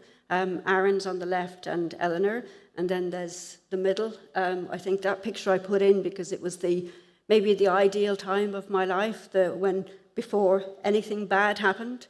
And on the right is my son Aaron. My son Aaron died suddenly in 2018 from sepsis, 3 days before his birthday, his 13th birthday. He died in the house. It was unexpected and incredibly traumatic, obviously, for all of us. He was the middle child, so I have two other children. So at that time, it had a massive impact on me, obviously, and I got to a point where I couldn't leave my own house. So I was panicky. I just couldn't. I thought something bad would happen if I left my own house. So and for 3 months I couldn't felt. For 3 months I would say I felt guilty about not being able to, that I hadn't spent more time with my son. You know, it just didn't make sense to be so. The first time I felt it after he died was 3 months afterwards, and I cried the whole time, you know. And then I went to a friend's house. Her name is Jill, and she just invited me down to her house every week and said, come down, we'll talk about textiles and we'll just occupy your brain, you know. So 1 week I went down to her and she gave me a kit, a Richard Box sewing kit of flowers. And I took it away with me. And about the Wednesday before, and the following week, and the Thursday I was supposed to meet her, and on the Wednesday I opened this kit and I said, oh, I suppose I should do a small bit of this kit because I'm going to see Jill tomorrow and I should really have a bit done. So I opened the kit and I looked at it, I read the instructions and I threw them away. And then I said, my brain just kicked into gear, and I said, you know what you could do with this? And I just started kind of creating my own way of doing it. And at that moment, I realized that if I didn't do my art and my creativity and my working with wool and felting, that I would lose myself. And I'd already lost my child. So I said, if I lose myself, I won't be able to function, you know. So I said, you need to go back into it. You need to do something, you know. So these are the pieces that I made shortly after my son died. I was invited to go to Gifted, which is a huge craft fair in Ireland. It's held in Dublin once a year. And I had some work in a shop, and they said they picked 10 of us to go. So they paid for it, because I couldn't have gone on my own. So they paid for it. So for the rest of 2018, up until November, December, I was making things. And that last presentation we had was very significant to me. The rumination, the bad thoughts, the fears and everything. So what I would do is in the evenings, I would be working on these pictures until 12 o'clock at night. The base is wet felted and dyed, and the detail then is stitched and hand embroidered on top of it. So I just wanted to draw attention to the colours that I was using. The dark green and the viridian is a very significant colour for me, and if you saw some of the photographs of the background, you can see that colour is home to me. That is the dark green. It's in the gorse bushes, it's in the fir trees, it's everywhere. And I don't know why I started at the time. I didn't know why I picked that colour, but it was at that time that colours started, and it sounds strange, but they started speaking to me, and I had to pick colours that expressed the emotions that I was feeling at the time. So the dark green was there, and obviously, you know, the dandelions, and the one in the middle, for those who aren't familiar with it, is a bog cotton. It's a bog plant, and that would be very familiar to Irish people, and that would be all over the landscape at home as well. So obviously I was taking comfort in that. The one towards the end on the right, you can see the colours are starting to change in it, and golds were starting to come in. So you can see it says a progression in colour. So these ones are all quite dark at the top, and then the ones on the bottom are full of colour and life, you know. So they're my seahorses, and just mad about those as well. So, and they're all the backgrounds, I make all the backgrounds for wet felting, and then I dye them, and then I just put different things on top, depending on I just pick up a piece and go, what do you want on you? And then I just pick a subject to match the piece. So as you can see, the colours are still changing, and they're lightening, you know, as the time went on. And some of the middle one there is obviously me and my child. So I think for me, I decided at that time that whatever I was going to dedicate my life to, it had to be meaningful. It had to be important enough to make me get out of bed, I suppose, you know. So then I set up a shop. That was a bit crazy, absolutely crazy, but everything kind of fell in place at the time. It was meant to be a co-op. It turned out to be, it was too awkward to set up a co-op, so I set up a different, it was supposed to be for workshops, for teaching, and basically the idea was I wanted to give relief to other people that were in pain. I suppose a lot of people go through that when they lose people, that they either set up these huge organisations, fundraising organisations. You'll see that happening a lot. So I wanted to maybe save everybody, you know, at the time. The name is interesting. When Aaron was small, if we were hugging in the house, he would come over to us and he'd say, because he couldn't speak properly, instead of the middle, he would say, I want to be in the muddle of a hug. So the shop was called The Muddle after him. So we did a lot of classes there, and I'm very proud of the time that we had there. So we had the work of 70 different craftspeople in there, and COVID actually hit at the time, just the month after we set the place up. So we were in trouble, really. And we had tons and tons of workshops, and we had people coming from all over, you know, and that lasted for a couple of years until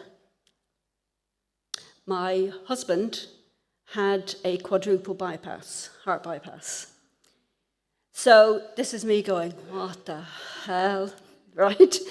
So, and I was getting so tired at that stage that the shop was taking more out of me than it was putting in. So I knew it was the time then to knock it on the head and concentrate on doing my own art, you know. So this is me, I couldn't believe it. But so, yeah, my husband is watching now, so I can't say much. But it was unexpected, and obviously due to what had happened, you know, the stress of what had happened. So, so he's fine now, anyway, thank God. He's fine. So, so then my life kind of changed a bit. I started working for the Department of Education in Ireland and going into schools. And basically they would just say, you're a textile artist, a fibre artist, you can go into schools and you can do whatever projects that you want with them in agreement with the school. So, and I was teaching all over the place. So I'm teaching in libraries, I've taught with neurodivergent kids and loads of different people. And of course, when you're a wool enthusiast, you start with one thing and then you go and do all the rest of them. So because I had so much wool, I was sourcing wool as well from different counties in Ireland, and people would give me wool, obviously. So what I did then was took up spinning and took up peg loom rug making. That's the one in the middle, and my dad makes the peg looms, which is really nice. And I started doing coil baskets. And because of my archaeology, I'm really interested in the antique, or sorry, not antique, the ancient crafts and I love the fact that, I suppose, when you're sitting there and when you're doing something, and it was the same in the last presentation, is that the sounds that we make when we're crafting they're the same sounds that people made thousands of years ago, and it really connects you to other people. I think it's a very strong humanity thing. So, so these are some of the bits that some of the kids have done, and they really, really took to it. Being in a room with 27 9-year-olds using felting needles is quite an experience. So, so 2024 and 2025 this year, I decided that because so many things had happened, that I decided I wasn't going to compromise with my art anymore. I'm still teaching, but I decided I wanted to make things that I really wanted to make.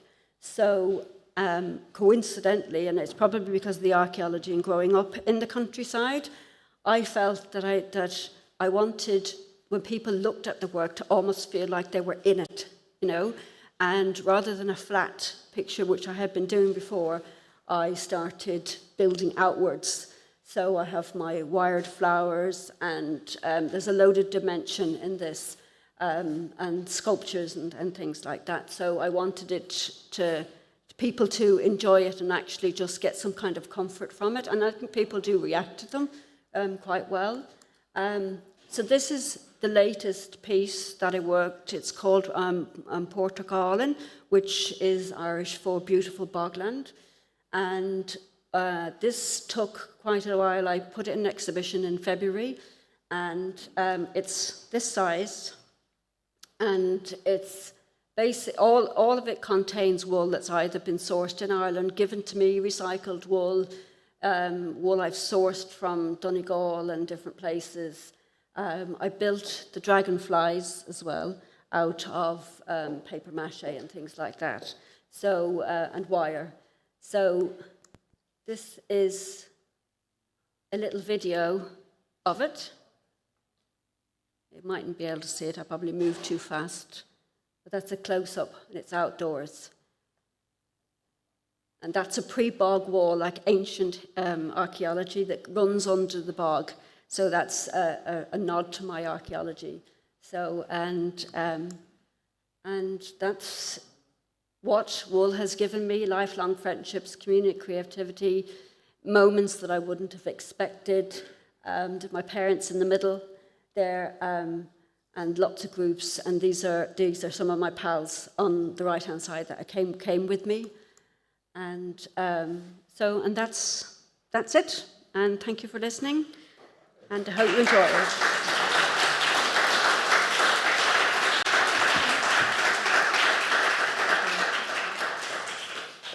Thank you, Sharon, for sharing your experience with us.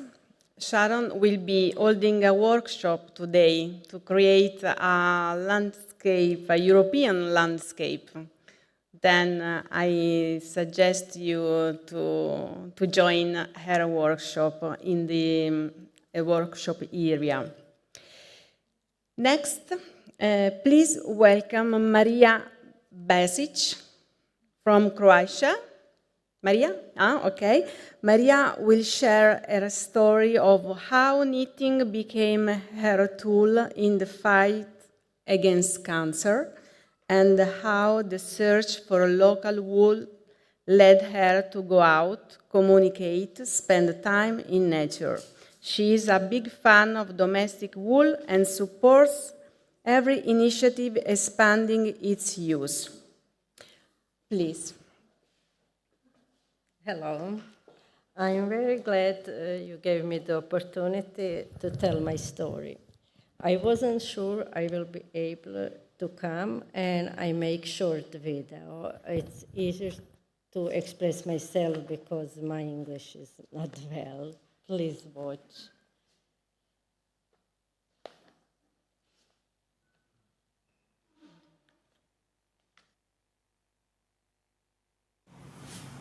Dobar dan. Hvala vam što ste mi dali priliku da vam se predstavim. Zovem se Marija i dolazim iz Rijeke. Odlučila sam da ću pričati na hrvatskom jer se mogu bolje izraziti. Mislim da ćete imati dobre titlove, da ćete me moći bez problema pratiti. Moja priča počinje prije 10-ak godina kada sam prestala raditi u jednoj financijskoj instituciji. Tada mi je bilo potrebno određeno vrijeme da se posvetim sebi, da vidim što ću dalje sa svojim životom. Tada sam odlučila da ću početi ponovo plesti. Plela sam nekada kad sam bila mala zajedno sa bakom. Uvidjela sam da pletenje nevjerojatno opušta, da je jako zanimljiva aktivnost. Okupirala je ne samo mene, nego i ljude oko mene. Svima je bilo zanimljivo to što radim. Tada nije puno se plelo kod nas, tijest tu više nije radio niko. Počela sam držati radionice i sa bratom sam pokrenula YouTube kanal i portal o pletenju. Interes je bio velik i bilo je sve vrlo lijepo i dinamično. U jednom trenutku ja sam obolela. Razbolila sam se od raka debelog crijeva i to u 3. stadiju. Nalazi nisu bili ni malo obećavajući. Imala sam tada 9-godišnju kćerku i sve je bilo vrlo kaotično. Tada je pletenje postalo moja još veća strast. Pomoglo mi je da se riješim stresa, da smirim misli, da se zbrojim. Ono me je opuštalo. Ritmičko ponavljanje pokreta djeluje vrlo smirujući, smiruje otkucaje srca, smanjuje krvni tlak, smirivalo je mene, ali i ljude oko mene. U bolnici su mi često govorili da ih smiruje kada gledaju kako pletem. Tada sam se počela interesirati i za domaću vunu. Vrijeme između kemoterapija koristila sam boravkom u prirodi. Zajedno s obitelji išla sam na izlete po otocima, planinama, tražeći vunu. Kod nas je ovčarstvo jako razvijeno, ovci je bilo na pretek, ali vune vrlo malo. Samo sam našla 2 gospođe koje predu vunu. One su me tada naučile kako se prede vuna, kako se češlja vuna, a isto tako kako mogu obojati prirodnim bojama, tjestravama vunu. To su za mene sve bile nove vještine, nove tehnike koje su pomogle mom osobnom rastu i razvoju. U tom trenutku to mi je bilo vrlo korisno. Osim toga, Na Krku sam upoznala divnu mladu ekipu koja je počela skupljati vunu i proizvoditi domaću pređu. Nažalost, oni su s tim prestali, ja je imam još malo. Ja sam od toga napravila puno zanimljivih radova, na primjer ovaj peeling za leđa, počela sam plesti čarape koristeći neke tradicionalne motive, napravila sam ruksake, torbe, štucne, sve što se može raditi sa domaćom vunom. Isto tako to sam se snimila i objavila. U međuvremenu javile su mi se mnoge žene koje su obolile iz raznih bolesti, bilo mentalnih, bilo od raka ili su jednostavno se našle u teškoj životnoj situaciji kojima sam bila inspiracija, koje su počele plesti, raditi ručni rad, neke su čak pokrenule i posao. Tako da moje saznanje je o vuni isključivo to koje sam skupila svojim osobnim iskustvom i radom. Voljela bi da pogledate moju kratku prezentaciju, a inače hvala na pažnji i hvala što ste me.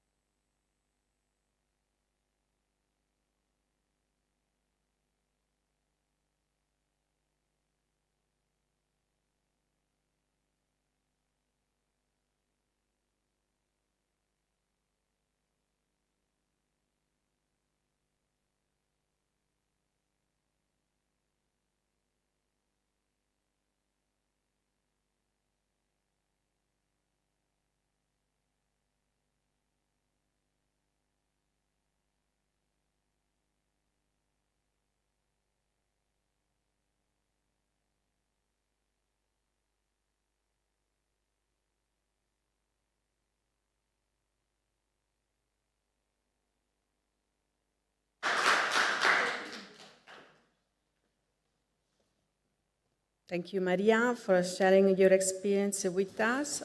Next, welcome Gabriele Brandhuber from Austria. She's in video, yes, she's on video. Gabriele will demonstrate the secret power of knitting, sharing her very own experience of the healing and soothing effects of knitting while undergoing chemotherapy. She thinks if more healthcare professionals and institutions were aware of the healing powers of knitting, maybe they would offer knitting circles or knitting courses in cancer stations, thereby supporting the recovery of patients. Gabriele, we are very curious to hear about your experience, and I hope you will be happy to know that here in Italy, Gomitolorosa is actually bringing the therapeutic tool of knitting to patients for their well-being. Please. Thank you very much. Okay, does it work? Yeah, you can see my presentation, that's fine. So, hello and thank you for having me today. My name is Gabriele Brandhuber. I'm from Austria, and I will talk to you about the secret power of knitting today with the subtitle, How Something Bad Can Lead to Something Good. Can you all hear me? Yeah? Okay, that's nice. Fine. So, the story starts 10 years ago when I experienced an episode of breast cancer. At the time, I was 41 years old. I was, and still am, married to a wonderful man. My two children at the time were 11 and 4 years old. I worked part-time as a secretary at university and had started a second career studying information technologies in the evenings and on weekends. So I was in the middle of a very busy life plus reorientation. And you can imagine that the diagnosis of breast cancer hit like a shock, especially at this relatively young age of 41.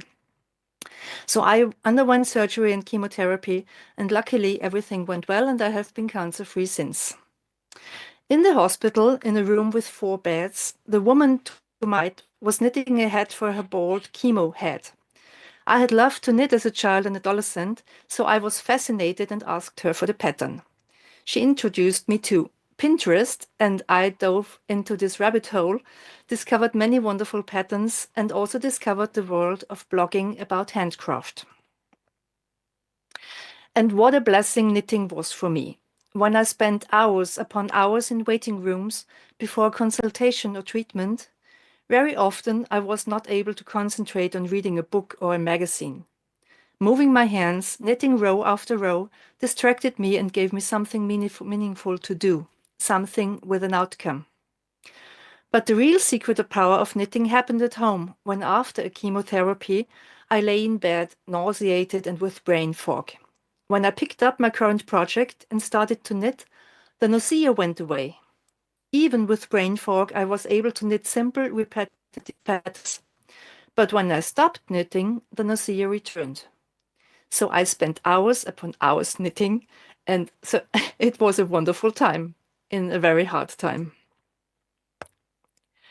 So between the chemo sessions, I was still working part-time as a secretary at the Institute of Psychology at the University of Graz. And I talked about the soothing effects of knitting to the professor I was working for, whose specialty is anxiety disorders. So she does much research involving brain scans. She confirmed what I was suspecting, that there were already studies about the soothing effects of knitting. I researched, found, and read some articles, and I was fascinated. For example, the study of Dr. Benson from Harvard, who talks about relaxation response, which is an effect similar to yoga, meditation, or praying, where your blood pressure and pulse go down and relaxation goes up. And I thought myself, why don't clinics offer knitting sessions to their chemo patients? There is scientific evidence. I did not yet get active in that direction until now, but who knows what might come in the future. But my own life trajectory changed due to the discovery of knitting and the blogging world, because in January of 2015, 10 years ago, I started my own hobby blog, which is called Made with Blümchen. This means made with little flower in German, to show my projects, to comment and discuss with other bloggers. Soon after, people started to write to me to ask if I could knit socks for them or sew carnival costumes. I replied that this is only my hobby, so I don't do commissioned work for other persons. But I discovered that there was a need to find service providers who do knitting and sewing or weaving for others. So my hobby blog in turn led to me starting a platform called Textile Portal, where you can find textile shops and service providers for Germany, Austria, and Switzerland. We have around 500 shops and services on the platform at the moment, and it is constantly growing.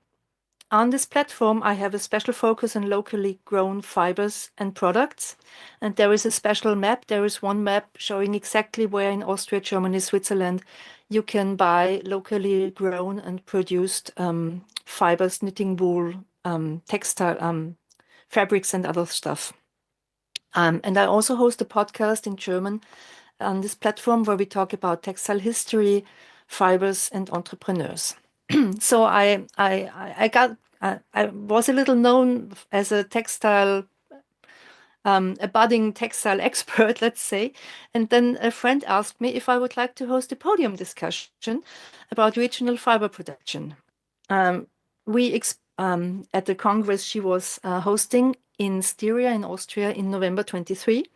And then we expanded the podium discussion to a day-long workshop where people dealing with Austrian wool, like a spinning mill, a knitting provider, fashion designer was there, and also someone who has the last existing sewing factory in Austria, and other interested persons.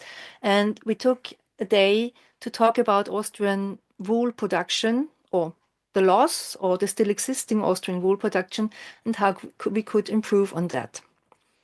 So this, in fact, was the starting point. This day was the starting point for Outwool, which is now a project hosted by the Austrian Federation for Sheep and Goats. We formed a project team of 4 persons. And last year, in 2024, developed and presented our first product, which is the thick, robust, and warm vest made from the wool of Tyrolean mountain sheep, which is 100% manufactured in Austria. So we started in Tyrol with the collection of the raw wool. We had the scoring facility in Tyrol, then went to Salzburg for the spinning, then to Styria for the knitting, came back to Tyrol for felting the fabric, and finally it was sewed, or the vests were sewn in Styria again. So we had the chance to really produce a 100% Austrian product, and we were really proud of it because we started in February, presented the vest in November, and for us this was really quite a success. So we will continue to develop garments, fabric and knitting wool from Austrian sheep's wool, and are also planning further meetings and educational programs to inform about the wonderful thing which is the regional sheep's wool. So that in short is my journey, which was sparked by the experience of the secret power of knitting during a very hard episode in life. And this journey, I think, can stand for the saying that hard times can sometimes lead to something good. So to summarize, I have 4 points. The first is, for every one of you, go to your prevention examinations regularly. When it is diagnosed early, you have an excellent chance for your breast cancer to heal completely. The second is, if you have to undergo a cancer treatment involving chemotherapy, knitting or any other form of easy repetitive handcraft like crocheting or stitching will be a wonderful pastime while you're waiting for your treatments and or while you are waiting for effects of chemotherapy to get better. And there were other presentators today who already stressed this point. If you know someone, or if you can knit, crochet, start right away. If you know someone who can, let them tell you how you can achieve it. And also you can go to Revelry, because there are lots of knitting circles around the world who will gladly introduce you to the craft of knitting. The third point is, I think it would be wonderful if more clinics and healthcare professionals were aware of the healing powers of knitting. They could offer knitting circles or knitting courses in cancer stations, thereby supporting the well-being and recovery of patients. And the fourth point is, if you experience an episode of cancer in your life, it will probably change your outlook on life. You can't see it when you've been freshly diagnosed with cancer. That's not the right moment to rethink your life. But eventually, when you become accustomed to the situation, you will wonder about how you want to spend the rest of your life, if the path you're on is still the right choice, or if you want to change something.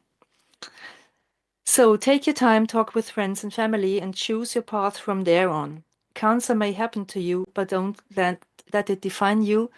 I want to recommend the YouTube video by Deborah Jarvis, who is really stressing this point. So I am Gabriele Brandhuber. You can find me on textilportal.net, outwool.com, and thank you for listening. Keep calm and knit on. Thank you, Gabriele. We totally agree with you. Building on a personal story from last... Thank you, Gabriele. Building on her personal story from last year, Atina Barufi from Greece will present Wool, a way of life. Welcome, Atina.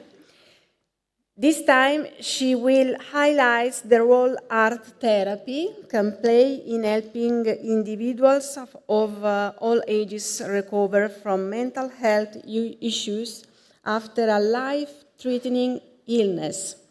For those who understand the fear that comes with a serious disease and are seeking a method to go forward, she will share her knowledge, abilities, and experiences in art therapy. Thank you. Thank you. First of all, I would like to thank my mom and my dad. Oh, no, this is for the Oscars, sorry. Okay, I'm Athena, and I'm very happy to be with you today to share my experience with wool and its healing properties. Let me first share some personal thoughts with you. Last year, I started lessons at university in the Department of Economics and Sustainable Development. In the classroom of university, I heard a financial term that really marked me, and I would like to share it with you. Opportunity cost. Opportunity cost is the cost of sacrificing one good to produce another profitable investment, and I thought, why only economic theory and not real theory in every aspect of our lives?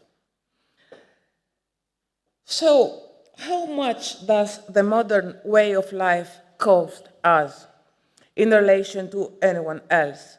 Anxiety, poor nutrition, illness, loneliness. You will all agree that diseases, apart from hereditary factor, are due to a wide range of factors interacting with each other: poor diet, no psychological exercise, high levels of stress, social isolation, lack of social support, psychological trauma. And of course, what the mouth doesn't say, the body says. And this body needs healing. Art therapy is a form of therapy where people use painting, music, or movement. Oh, I can use it. Thank you. Here? Yes. Art therapy is a form of therapy where people use painting, music, and movement to express feelings and find relief. No artistic knowledge is needed. The important thing is expression and experience. Expressive therapy respects patients' responses as reflections of their development, abilities, personality, interest, concerns. It's a therapeutic tool for developing social skills, managing behavior, solving problems, reducing anxiety, helping with orientation to reality, and increasing self-esteem. Art is not a beautiful object, but the transfer of the experience and feelings of its creator, Leo Tolstoy said. Let's take children, for example. The world is their reality. Their world is their reality. Simple, primitive, without any basis and any special education, and outside the framework of established cultural and artistic values. Through the drawings, the great mystery comes from the children's artistic creation, a mystery because there's no explanation, and great because we can see human nature. Children's visual art is not a representation of reality. It is the child's reality itself, neither imaginary nor mythical nor realistic. These characterizations are ours, not the children's. When the child creates, he sees. For the child, the case of the artist who sees without seeing does not apply. Whatever the child sees, he conveys it with form and colors. He conveys the anxiety, the fear, the insecurity with colors. Something like this also happens in visual therapy. Each patient has his own unique concern. So just as each artist is unique, so it's each patient who chooses this method of treatment in combination with the medical one is a unique artist who will express his own unique story and his own unique way of thinking. Cancer is one of the most psychologically and demanding disease. In the context of dealing with the disease is an important support tool offering relief and improving the quality of life. A particular form of art, sheep wool painting, can act as a therapeutic tool. Wool painting, also known as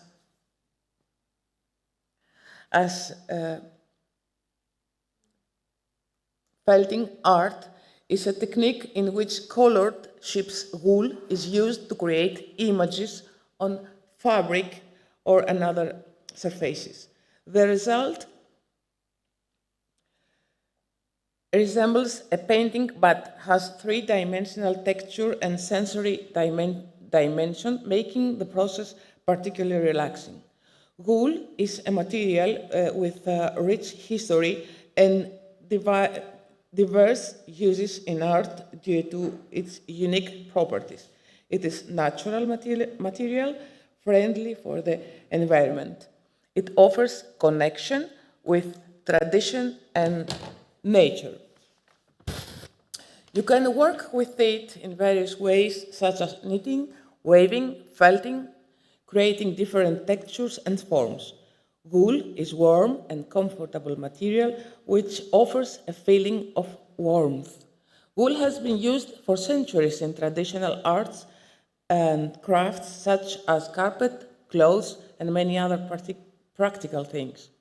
Wool has the property of binding together, which make it ideal for creating various works. Relief from anxiety and stress. Contact with natural materials and the slow rhythmic process of creation reduce anxiety levels, offering calm and peace on mind.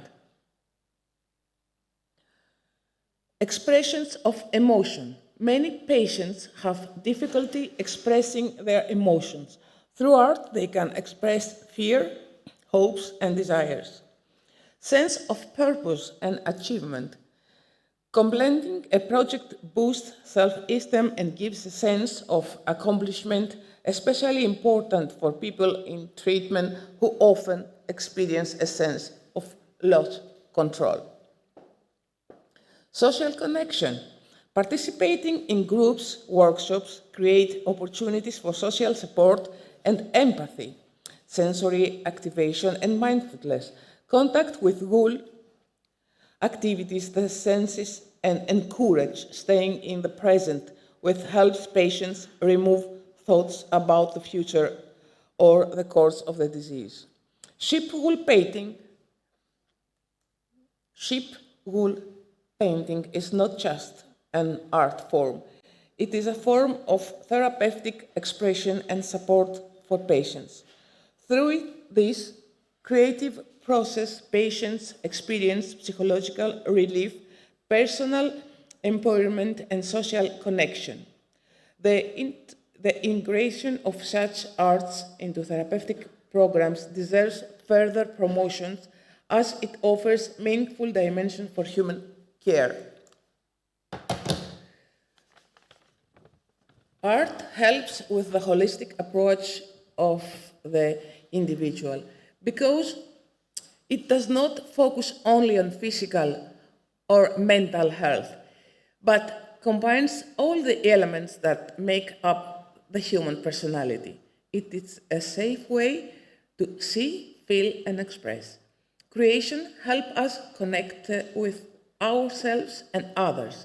We could promote the integration of art into therapeutic programs by training health professionals, by creating specialized programs and developing arts-based therapeutic programs adapted to different populations, groups, and needs, by strengthening collaboration, promoting collaboration between health professionals and artists. Interest usually begins when illness knocks our door. Integrating the arts into therapeutic programs, it is a promising approach that can improve the quality of life of people facing physical and mental difficulties. I share all of this with you today through my personal experience with cancer. I would like to close, since I am in Rome, with a proposal that Marcus Aurelius said. Our life, it is what our thoughts make it.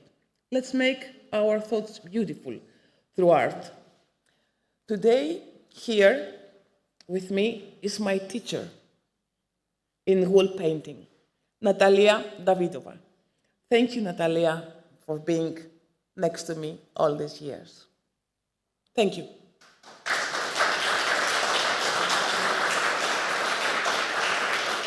Thank you, Atina. We can practice art therapy with Atina in the workshop area in the afternoon, maybe. Yes. Okay, we have now a pre-recorded video, 12 Sheep for Health by John Connell from Ireland. An Irish author and farmer will talk about the health benefits he experienced while farming his 12 sheep on his family's organic sheep farm in the Irish Midlands. Please. Hello everyone, John Connell is my name. I'm a writer and a farmer from Ireland and the author of 12 Sheep, Life Lessons from a Family Farm. I'm here today to talk to you about wool for health and in particular about sheep and how sheep got me back to the good life. A few years ago now, I was a busy writer and farmer here in Ireland. But I was so busy that I ended up suffering burnout. This was a hard time for me and I had to work hard to get through this period.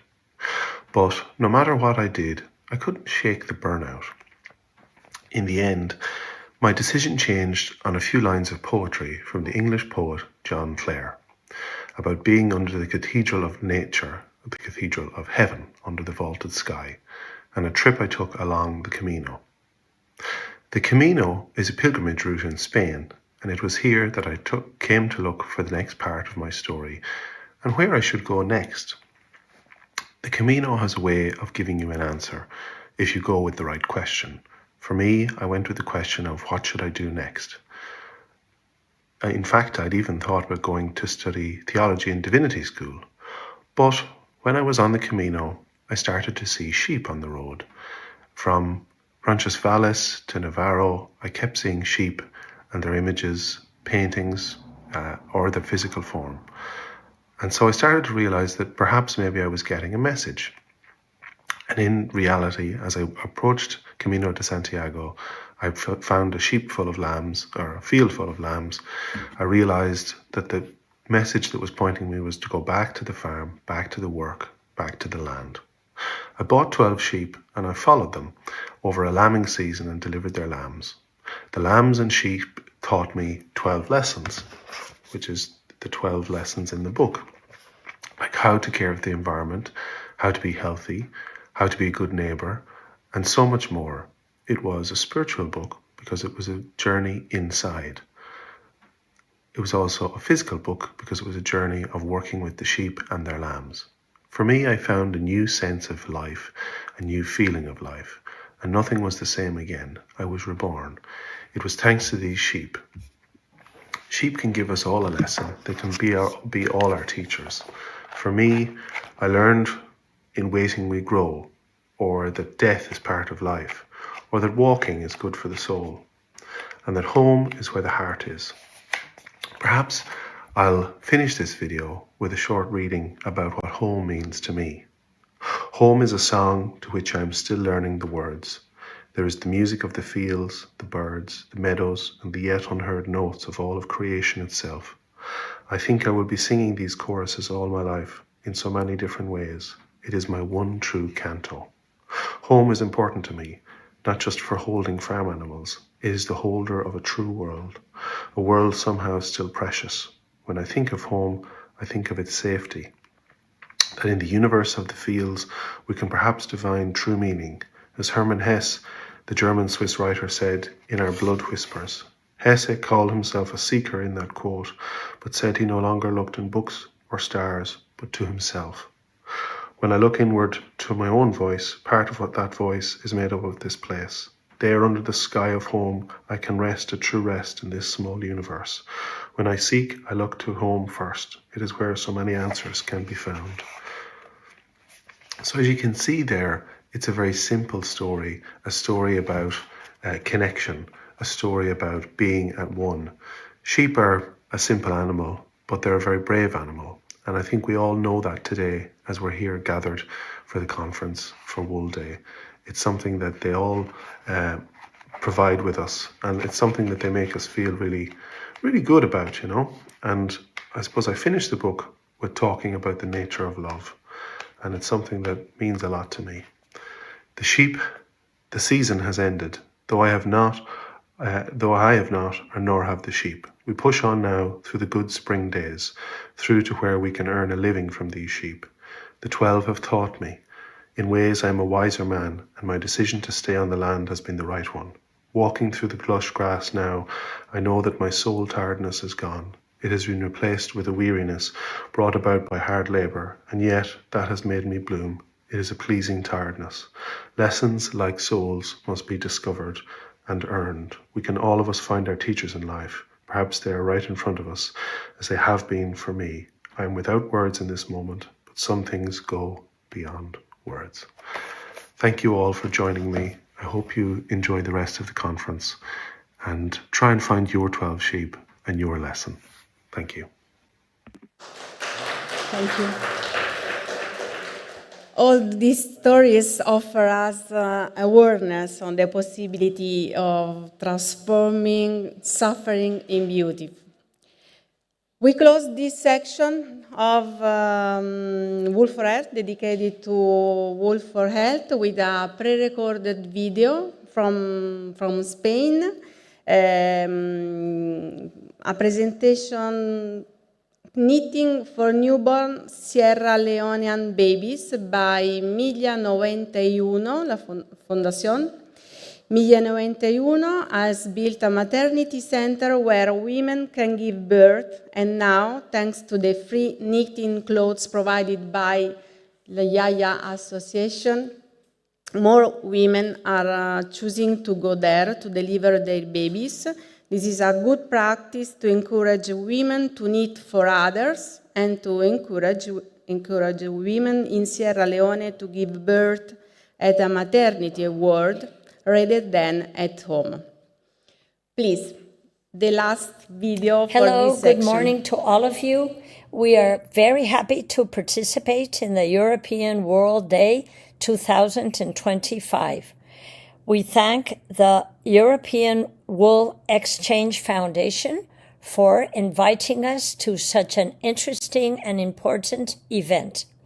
We are here today to talk about a project that, as you can see, is called Knitting with Love for Sierra Leone. 2 foundations have participated in this project, which we will now explain. The first foundation is called Fundación 1091, Salud y Educación, because it was born in this town called 91 in Sierra Leone. This foundation began as a family of volunteer doctors who have been providing medical assistance in Sierra Leone since 2012 and promoting all types of projects from Spain dealing with health, education, and infrastructures. They work with many other foundations, and among them is our association, IUAV, which is a knitting association that works all over Spain. IUAV Association discovers the work of Fundación 1091 in Sierra Leone back in 2017, and they decide to work together. The first thing IUAV does is provide baby kits for the children that are born in the maternity. These baby kits include a pullover, pants, cap, booties, a blanket, and a teddy bear. they put together all these things in a beautiful kit that is prepared for the children that are born there. Later on, they also provide balls of wools for knitting. And along the years, we also worked together in finding manual sewing machines all over our country to send to Sierra Leone. Also, we sent some big electric ones for the sewing school. All this is sent twice a year in big containers to Sierra Leone. In our Yaya Association, which means grandma in the Basque dialect, there are 90 knitting groups all around Spain. In these groups, we have more than 1,000 knitters which use knitting as a wonderful therapy. These old women in nursing homes are very happy knitting for all our projects, as you can very well see in these pictures. Also, Yaya has a really nice home in Collado Villalba near Madrid. As you can see here, children and grannies get together and they learn from one another. The children are very happy to learn knitting from the grandmas that are here. Once all the knitted items are prepared, we get together to sort them out and prepare the kits for the babies. As you can see, once the kits are prepared, we put these ribbons around them, and now they are ready to travel to Sierra Leone.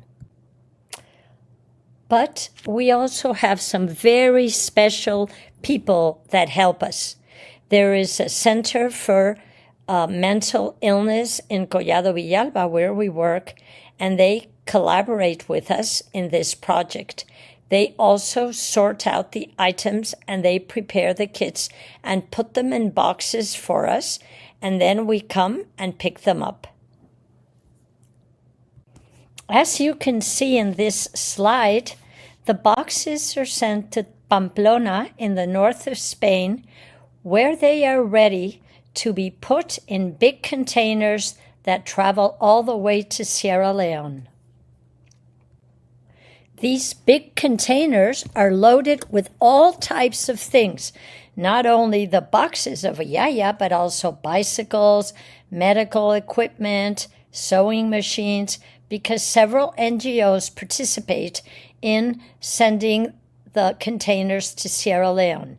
As you can see, they travel all the way from Spain to Freetown, and once in Freetown, the missionary sisters and other young boys unload the containers very happily. Here, as you can see, is the sewing school, which is also a workshop. So down to the right, you can see some of the teachers that teach young girls how to sew to be able to eventually make a living. After 2 years of studying tailoring, some girls receive a sewing machine and they take it to their homes or to their little villages and they set up a little business. Once the kits, which are knitted and prepared in Spain, arrive to the maternity, as you can see, all the babies that are born there get this wonderful present, which makes the mommies very happy, but the children too. The kits come with a little letter, which is written by Yaya, in which we explain that from the Yaya Association, we want to show our interconnection with people in need. Thanks to both foundations, all these things are knitted with love for Sierra Leone. These garments you can see have been prepared by many women in Spain. Enjoy these garments and feel the warmth and tenderness with which they have been made. As you can see, every birth is a joy, both for the mother and for the baby. And every baby that is born there is a story which is shared with emotion. Because every single garment is knitted with plenty of love. Well, And finally, as you can see, there couldn't be a more beautiful story, giving love with wool. So thank you very much for your attention.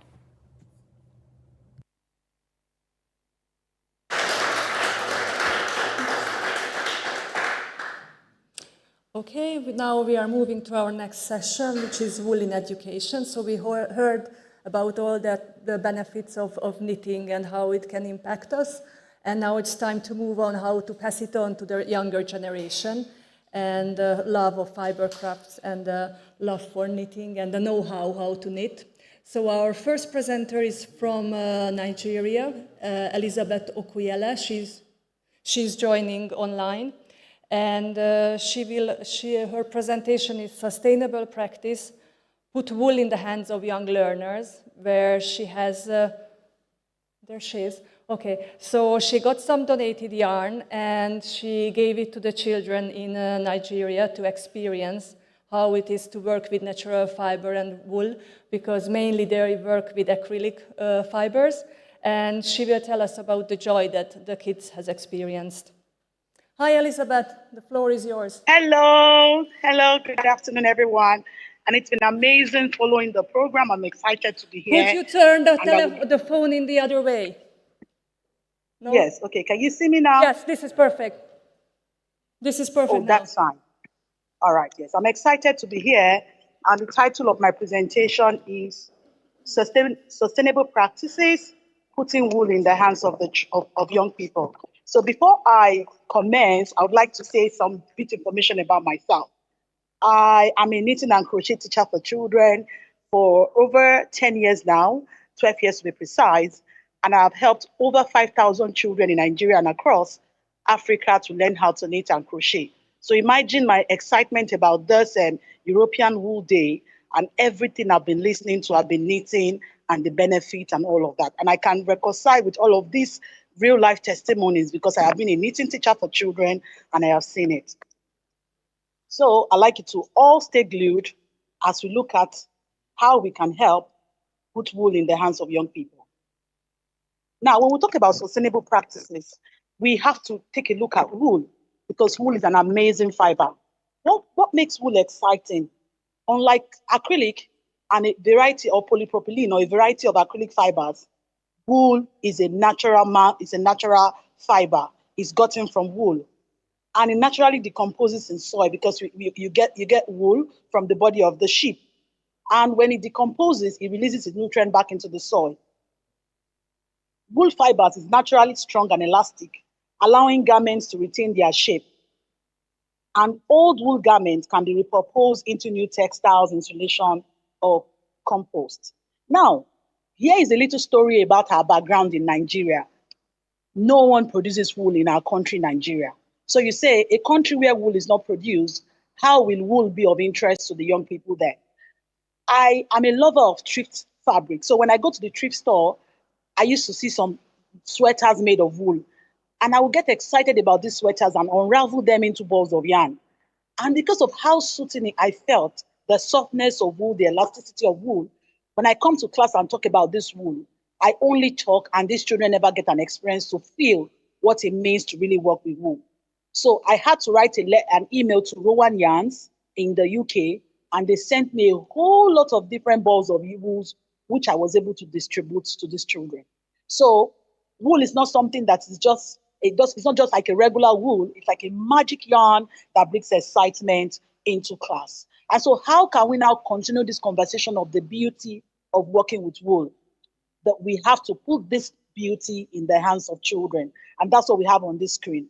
It says the solution for sustainable practices is to teach young people to work with wool. And this includes making wool accessible, workshops, community programs, and schools, hands-on learning, knitting, crochet, felting, and weaving. So my job as a knitting teacher for children allows me to travel to different parts of Nigeria to train teachers on how to knit. And that gives me the opportunity to take these free balls of samples of yarn and take around to the schools. So on that slide is a school I taught sometimes in Abuja last year, where I read from a book about how wool is obtained from sheep in a Montessori class. I also went to that class with a sample of a Humpty Dumpty that was knitted by wool. That's what you see in the background.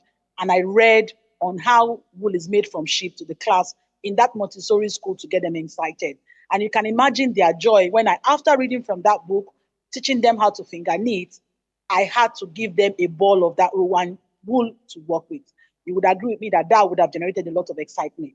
So the best way we can keep the sustainable practices of having young people work with natural fibers is to teach them what to do with it. And that was what you see in that picture. You grow their excitement for the beauty of working with wool yarns by reading stories about how wool is made and also promoting creativity, promoting eco-consciousness. And that wool is not just a regular fiber like acrylic, which is readily common in Nigeria, but wool is very good and very good for the earth. Now, over 500 balls of yarn was donated to us by Rowan Yarn. And these balls of yarn, I still have quite some, and some have actually gone to schools and children across Lagos, Nigeria, Abuja, Ogun State, and a few of other states. One time in class, I made a little experiment where I took out a label of an acrylic ball of yarn, I put it on the table, and I took one of those woolen yarns that Rowan donated to us and put it on the table. And I gave all students in my class two balls of yarn, one made of acrylic, one made of wool, without a label, without a ball band. And these children had never knitted before. So it was our first class, and I had talked about different things that we could learn from knitting. And I asked them to choose from the ball of yarns. Even without seeing the label, guess what?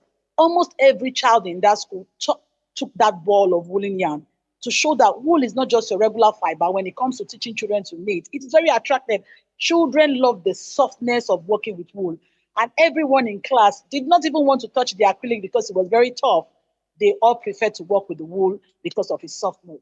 So the colors of wools are very attractive, and children love to work with wool. So how do we now keep having these wool yarns in a country like ours that is very hot? Our country is relatively hot, temperate, and so we have no company producing wool in Nigeria.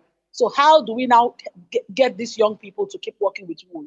Is to grow their interest. And growing their interest could mean that somehow, someday, would have someone who may decide that he or she wants to wear their own sheep at home and get fleece wool from the body of the sheep and make yarns from them. Yes, because if we keep getting young people excited to want to keep having conversations about sustainable practices, especially working with the magic fiber like wool, we are very confident that someday in the future in Nigeria, our wool production story is going to change.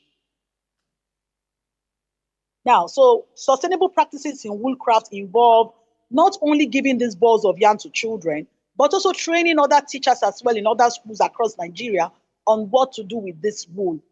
Now, what makes our problem here grassroots is that in our local market in Nigeria, a ball of acrylic yarn is labeled as wool.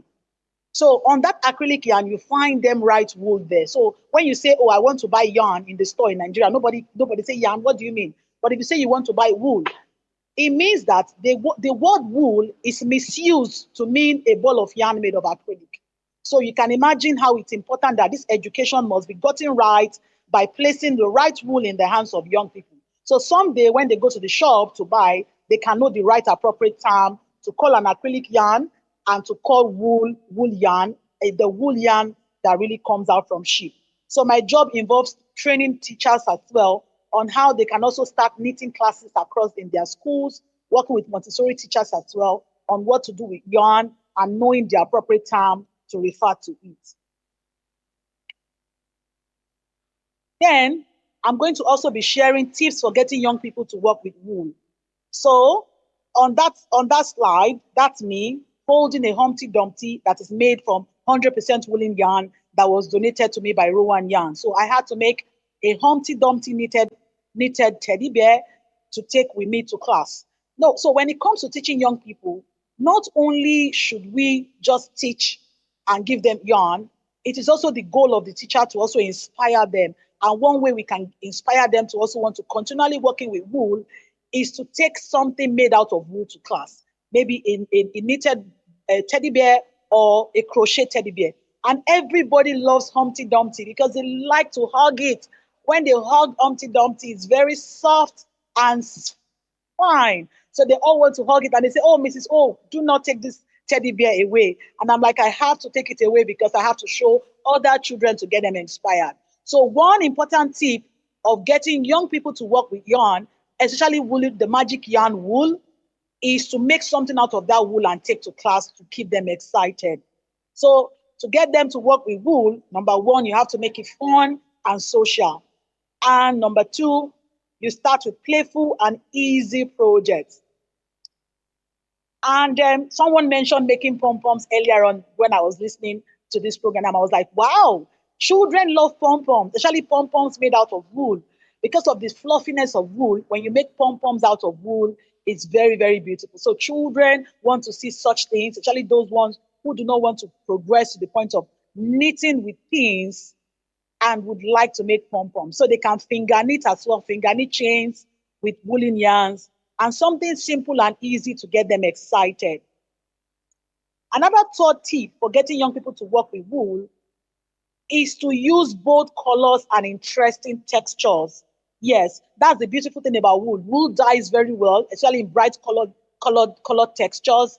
And when you bring a bright colored ball of wool to class, it attracts almost every child because of that bright color. So use those colorful yarns to work with children. When I did a course in the Craft Yarn Council in the US, my knit level 1 and 2 certification, we were taught that for young people who are learning how to knit and crochet, only use bright colors with them. Because when you use bright colors with these young people, they are able to see their stitches. And there's something that bright colors also does to the mind of children. I mean, I can't really actually explain that science.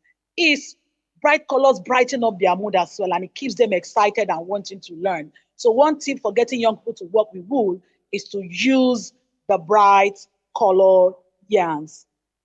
The number 4 tip for getting young people to work with wool is to connect to their interests. So as a knitting and crochet teacher, you come to class, you want to teach children, and the child, you said, oh, our project for this time is going to be a crochet pot holder or a crochet water bottle holder or a knitted water bottle holder. And this young child said, I don't even have a water bottle. I don't want to make this. So how can you now continually grow that interest of that child to that skill? You can be very flexible by asking, okay, what would you like to knit? What would you like to make? And someone who said, oh, I would like to make a Costa for my mother. That is fine. So another tip for getting young people to knit, to work with their hands and work with wool is to connect to their interests. Ask them what they would like to knit. It's very, very important. So we give our survey forms at the beginning of our class to get to know the mind of our young learners so as to know how to serve their interests in terms of projects. Then number 5th point is make it interactive and tech-friendly. One of the speakers said that the one who used knitting for talk therapy mentioned something about interaction and talking. And I see this in my class all the time. The children who sign up for knitting and crochet, they are always talking. So yes, you have to allow socialization time when they are working with wool. Why it is important that you also put your feet down by accomplishing the goals for that day. It is also very important that you give them time to communicate. And for teachers, you will be amazed at the wealth of information you get just by listening to their conversation while they're in your knitting class. So young people can work with wool when you as a teacher, you as the parent, will make it more interactive and tech-friendly. Then number 5th tip for getting young people to work with wool is to encourage experimentation. I'm going to be teaching a class in Vogue knitting in some few weeks. The title of that class is, If You Can Think It, You Can Knit It. Now, that inspiration came from when I taught a Montessori school who already knows how to knit. So I asked those children, can you draw something simple from your head and see if we can knit it together? And I was amazed at the results we got from that class. We had young persons who were able to think of an ice cream, and by the end of the class, we were able to knit that ice cream. Another one said, oh, I could draw a robot, and we're able to put those pieces together and knit them out. So when you're working with young people, allow them to experiment. While it is important that the goal for the class is met, it is also important that they have fun and you allow them to experiment. And encouraging experimentation means you need to allow them to change their colors and work with a variety of colors. Children that I have taught, over 5,000 of them for the past 12 years, love to work with different colors of yarn. They love to change colors. They love to add new colors. So encourage experimentation when you want to get young people to work with wool. And also, highlight sustainability and ethical fashion. Now, why is sustainability such a big deal for me in our classes in Nigeria? Because here at home in Nigeria, we have a wasteful culture. A culture in the sense that people just want to get things and they just want to waste them. We are not big into reuse. We are not big into recycling. So I said to myself, how do we now get this conversation going? It starts from the class. So when you make a swatch with your wool and you do not want it anymore, you can unravel it into your yarn bag and make something out of it.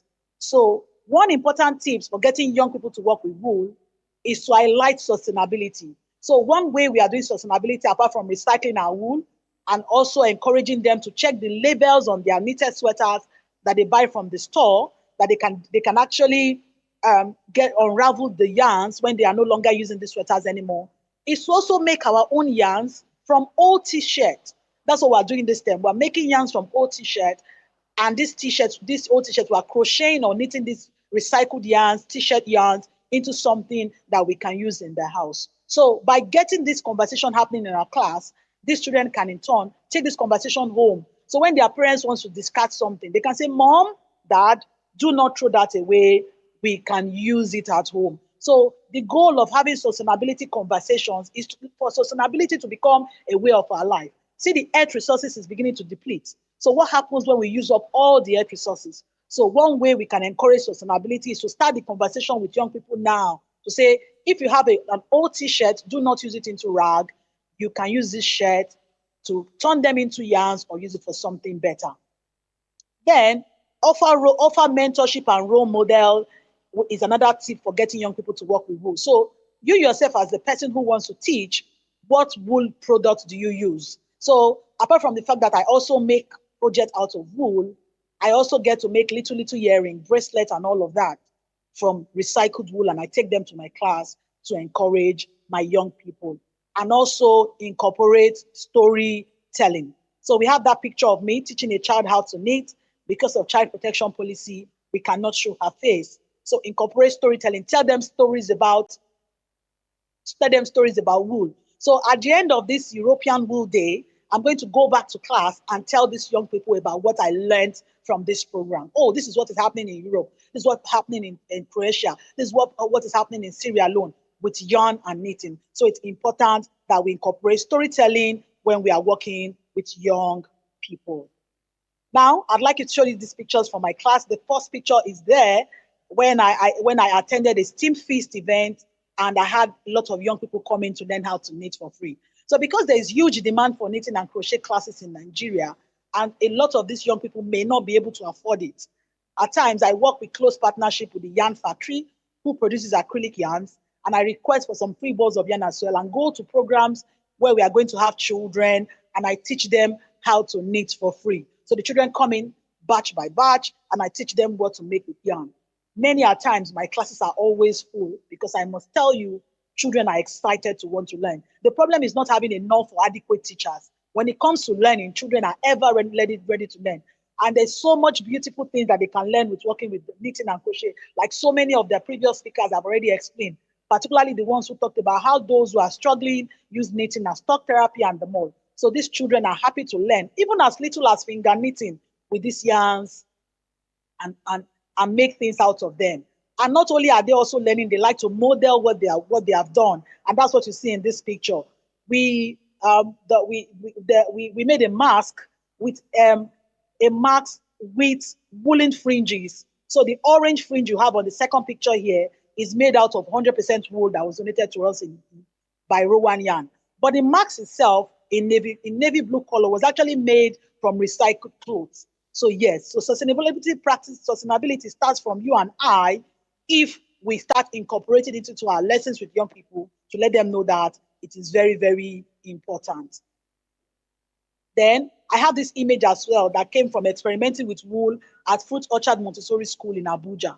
So the first one shows a picture of that young girl who drew her ice cream. She drew her ice cream on the paper at the start of the class and said, oh, how can we make this possible? So we were able to knit that ice cream and place it by the side to say, your dreams are valid. If you can think it, you can knit it. And that's why I'm excited about my class in Vogue Knitting that says, the ideas in your head, you can bring it to life with knitting. And by the side is actually a robot picture that was also drawn by a boy this time around. and we're able to separate those pictures into different shapes, like the triangle part, the square part, that assemble together for the knitting. So experimentation is at the heart when it comes to working with young people, because they are full of creative ideas and are excited to work with yarn. And one of the speakers said, yarn is very accessible, yarn is very portable, and it's also the cost for knitting is also very, very low. So we're using this medium to encourage as many people as possible to get young people knitting with yarn, because that's a very big, something that is really, really close to my heart, as the benefits are very enormous. I can go on and on and on talking about knitting, crocheting, the benefits, working with yarn for young people. But I'm excited for this platform, and I am coming to the heart for this program. If you want to learn more about me, you can check on Tunis Creation, on Facebook, on Instagram, and on Twitter as well. I'm always in conversation involving young people with working with their hands, and thanking the people who produced this program and put it together. I'm excited also about speaking in 2026 in Tessin in Rome for the European Wool Day. Thank you, everyone. Thank you, Elizabeth. Thank you for joining. She has an ambitious plan of teaching, I think, 30,000 Nigerian students to knit by 2030. So I hope she will manage the challenge that she set for herself. Now we move to the next speaker, the Miss Mandula Méhes. She will talk about wool processing in schools, or in Waldorf schools mainly. And she's from Hungary. And in the schools, they take the wool, the raw wool, the greasy wool, and then they process it, and they finish with spinning the yarn. And it's usually they do it in third grades when they learn about different trades, like traditional trades. So wool processing and spinning is one of the trades that they learn, and then the school class for a week it turns into a spinning mill, and all the kids really enjoy it. My youngest daughter had experienced this a few weeks back, and I can confirm that she really enjoyed this project. So please welcome Mandula.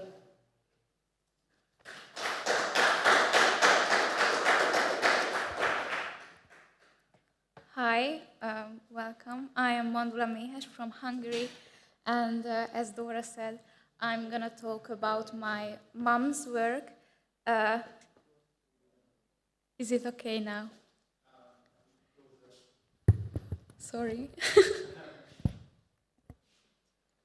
So, is it better now? Thank you. So I'm going to talk about my mother's work at Waldorf schools of Hungary, where she teaches the wool processing for children, and my own experiences as an ex-Waldorf student, and now we work together, so I'm going to talk about as well. My mom, Adrienne, is the founder of Ariadne Arts. She was always interested in arts and crafts. Her grandma worked in the textile industry, so my mom had the opportunity to learn all about this at a very young age. Sadly, now there is no textile industry in Hungary.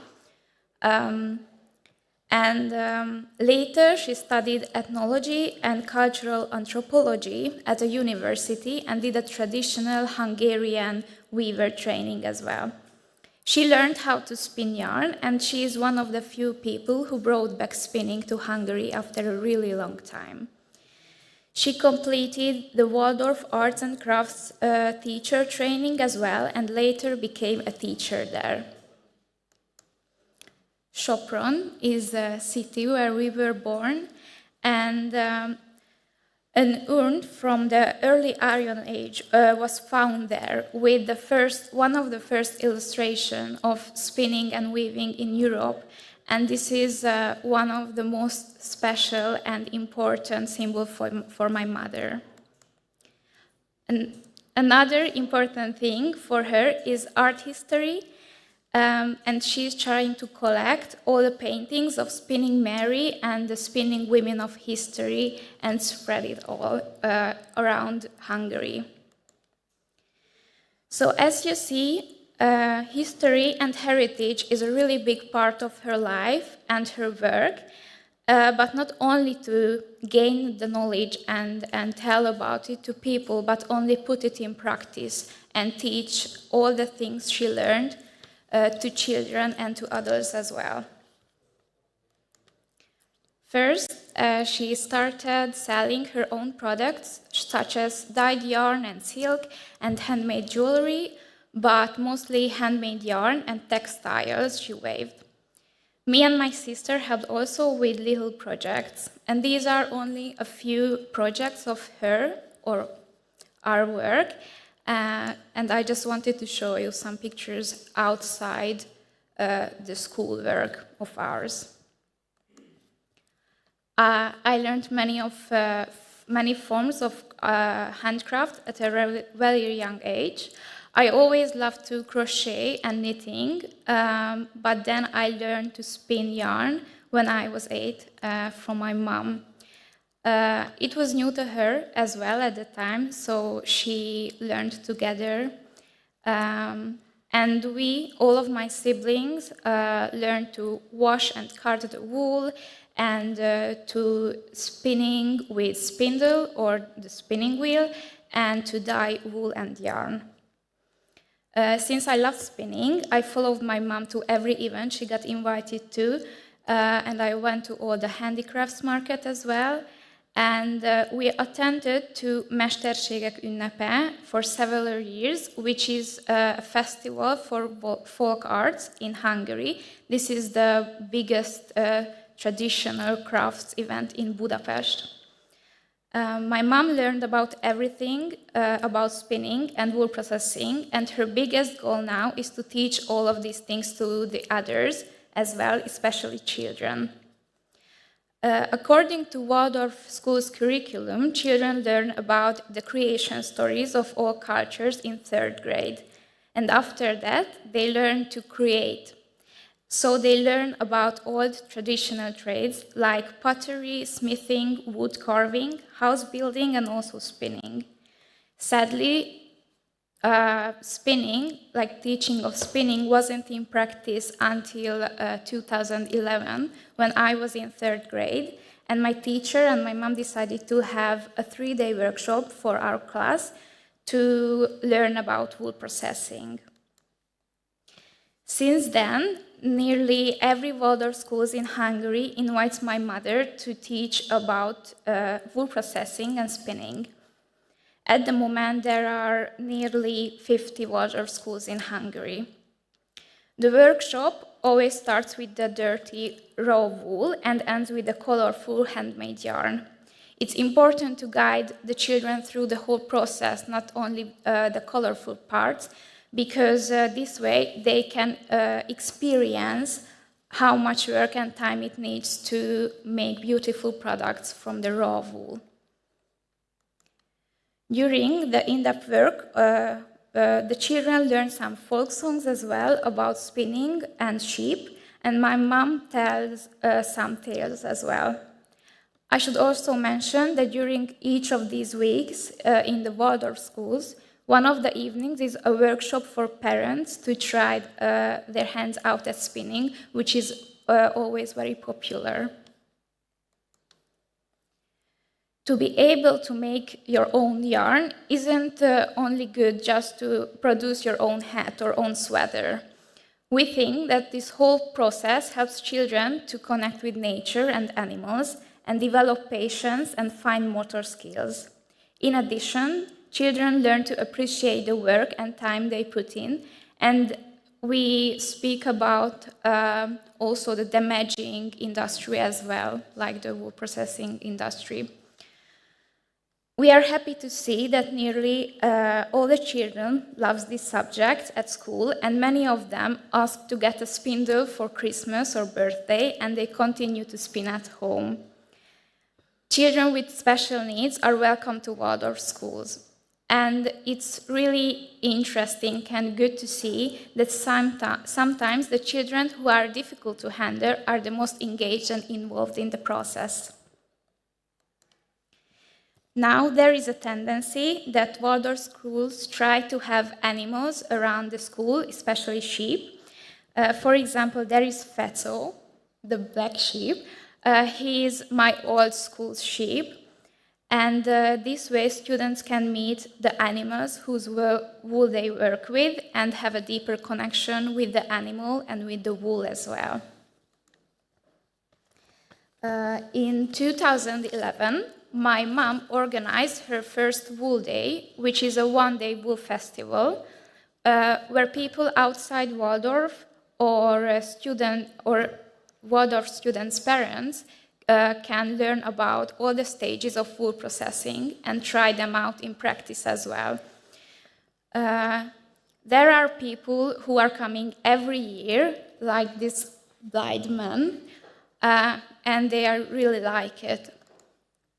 Now Wool Day is organized twice a year, and beside the 12 workshops for children and adults, there are opportunities to craftsmen to sell their products as well. And in the evening, the day ends with a show for children with a folk tale or something connected to wool. It's always very popular. This Wool Day takes place every time in the Cultural Community Center in Csillaghegy in Budapest, and it became the most popular event of the house, and people are coming from over the whole country. And that's the last thing. I wanted to show you some drawings my mom and I got from students. My mom told the students about this whole conference and asked them to draw about what they have learned and how they imagine the future of wool processing. These are the drawings they made especially for you. And the message they send is that they ask you to continue with your work and take really good care of animals and wool around Europe. We believe that this education isn't only good for children for learning how to spin, but also to teach them patience, a sense of beauty, creativity, and provide a safe place where they can create in peace and quiet, because this is maybe more important now than ever. Thank you so much.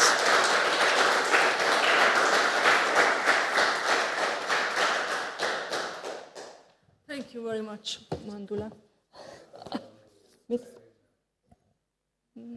Okay, the next one, now we move to high school students. And next is Anya Salmon from Ireland, talking about Wool Makes Sense and how she teaches social skills through fibre. The floor is yours.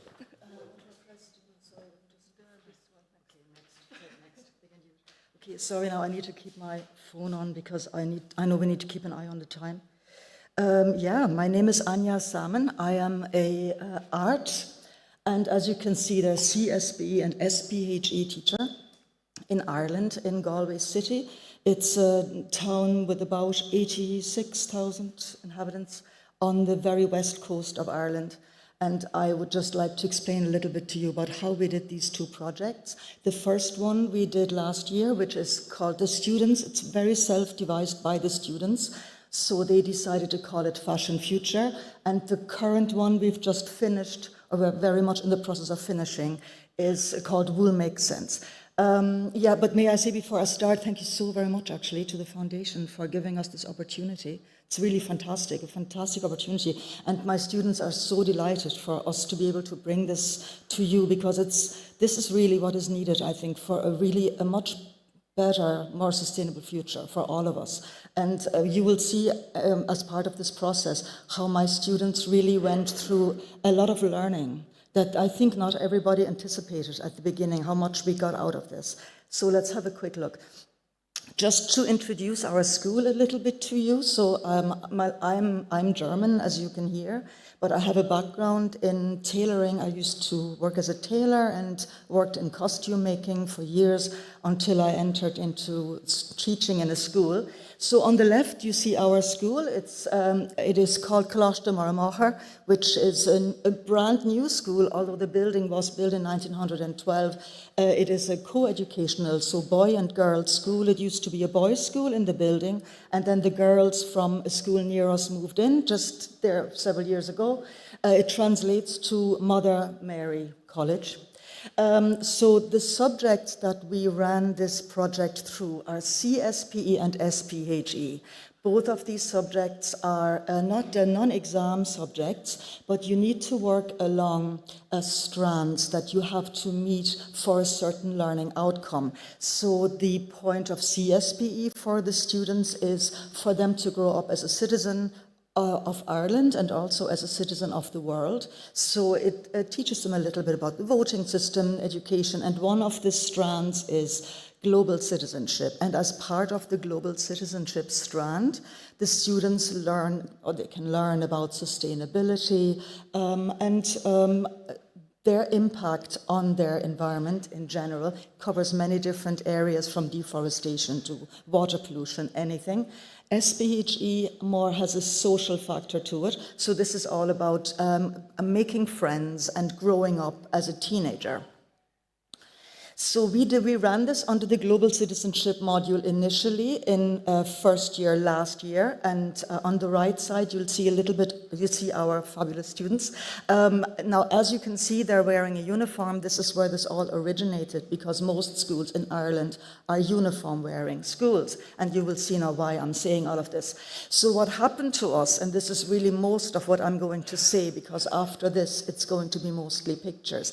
What happened was, with my first year group, the students were using a book, and at the very beginning of the Global Citizenship module there was a page, and on the page it said something along the lines of, it was like a comic strip, and it said on the comic strip, the student gets up in the morning and her jumper was made from wool in Australia, and her shirt was made in Taiwan, and her detergent that was used to clean the fibers came from Germany. And so it went through different objects in a room. And it became quite apparent very quickly that the students found that confusing, because they weren't really not only aware of where their clothes came from, but also the difference between, what is the difference between a natural material and a fossil fuel fiber? Where do they actually come from? Where are they made? Who makes our uniform? And what is actually in it? What is the connection between us and the uniforms? So I asked the students, would they be interested in looking more into this? And they said, oh yeah, lovely, great. And out of this came a whole project. We sat down together and we decided, what could we do to explore this further?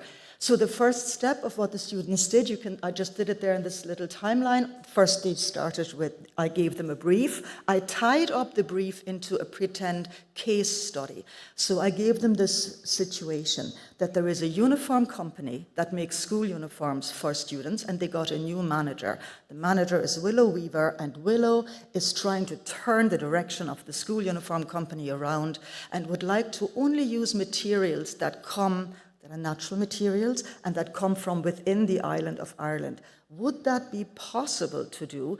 And how would Willow Weaver have to go about it? And what would that feel like as a material? What are the advantages of natural materials in comparison to plastic materials? Because a lot of our uniforms, they have mixed blends, or they are entirely made of synthetic materials. So as part of this, they looked at this as a case study. They had to undergo quite a bit of research, and then there was a practical section to it. I'll show you that in a minute.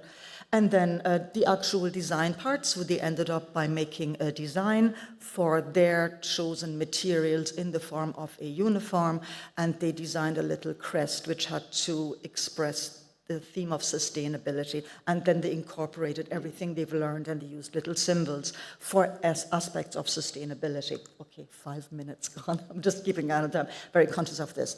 Okay, so this is their brief, and you can see I did a little larger section of it there. This is the brief that they had received, and then at the end of the project, I gave them feedback for how well each section was completed. So we started off with looking at a PowerPoint I put together about the history of fashion, in particular the history of fast fashion, because once we started discussing this, it turned out that many of the students, which I'm sure this happens all over the world, they would go to a high street fashion shop, and they would buy a lovely outfit, wear it for a night, and then put it in the recycling bin, not to have to wear it again, thinking that was perfectly fine because they were doing the best they could by recycling. So we looked at, where do these recycled clothes actually go and how were they actually disposed of? So they had to research this, and then they looked into the origin of fibers. They had to find organizations which process and produce fibers, which was a very interesting journey really for them to explore this. Within the country of Ireland, they came across wool, of course, as one of the materials straight away that there is, you might be aware of a cooperation of farmers called the Galway Wool Co-op, and they're trying to process indigenous Irish fibers from the oldest Irish sheep breed on record called the Galway sheep. So we came across organizations like that, then alpaca, linen, fibers as well. They had to then fill in sheets with the properties of the fibers, which properties are of benefit to everyday wear, because I'd asked them to design one PE, like a sports uniform, and one everyday wear uniform. Then they watched documentaries regarding innovations in wool processing and how wool garments can be used, including modern technology, medicine. It was very interesting to figure out. And organizations which look after this idea of using only indigenous fibers in their wool processing. So they did a lot of research. What I got then from students was that some students said to me, well, it's very expensive to knit. I have to go and buy the needles, and it all costs so much money. So I brought in doweling, like wooden lengths of wood, and we cut them into pieces, sharpened the wood, and smoothened it with beeswax. And we painted the needles. One would have been red, one blue, because it's easier to teach. You know, the blue needle does this, the red needle does that. So we made our own knitting needles. We got, thankfully, thanks to Galway Wool Co-op, we were provided with quite a bit of Galway wool. And I showed the students how to knit. Then I showed the students how to make felt on a felt base by using they used wool, alpaca, and linen, because I wanted them to explore all three different fibers as to how beneficial this actually is to wearing this in a garment, because many students didn't really have the experience of having natural fibers on their bodies previous. And part 3, well, we looked at weaving, we looked at cordage, how to make cord as well. So we did several things. Then the students underwent the design process. So they made the crest, you can see some examples there on the left side, and they designed the outfits, you can see some examples here. Now these are the designs of the future, and they had to fill, if you can see those sheets that go with this, these are the descriptions by the students as to which fibers they used, which part of the garment they are used for, and why. And they came up with names for their designs and so on. And then we were lucky enough to bring this to several organizations and to different events. I'll show you that in a minute. So after that, which was my most important part of this, was to get the student voice, in other words, the evaluation or the students' criticism of that project in their own words. And this, so I got work back like this from the students, which this student now read. I learned that my uniform has a lot of plastic, and wool can, well, replace a lot of plastic. Work with wool feels great, and it is so relaxing. I thought, well, that is great, because it really shows that the interest is there, and they really enjoyed working with the medium of wool in particular. So we then I brought it to the Galway Wool Co-op, have a day where wool is bought, sold, and it goes along with a little wool exhibition, similar to us here, with artists working with wool. So I brought it there. I brought it to, there is a heritage week in Ireland that celebrates Irish heritage. I brought it there. There is the Rare Breeds Association, and they had a display of rare breed animals and heritage skills. So I showed it there, and if you're aware of Fibre Shed, they asked me to do a talk about it at their symposium, which they have this as their main idea, like locally sourced materials to use in production, and I brought it to the teachers' associations and so on. So when this year rolled around, I asked my students, would you like to do something similar again? And sure enough, they said, yes, absolutely, we'd love to do something like that again, but we like to do more practical stuff. We want to do more doing. We'd like to do less writing. Fair enough. So I said, look, what should it be for? And they told me that what they would like to do would be to do something that is actually making something that can be used somewhere in the school. So we had to do a little bit of research around our school, and we figured that we have an additional needs department in our school with different students with different various additional needs.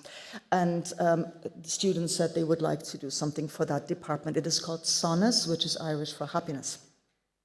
So we looked at what the SONNES department would need.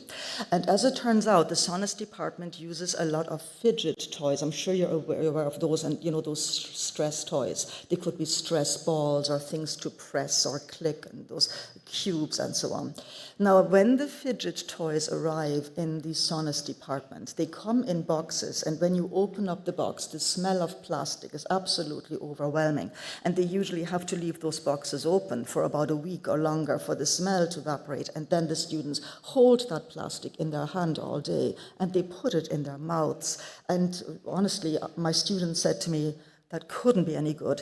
Let's do something about that. So again, I gave the students a brief.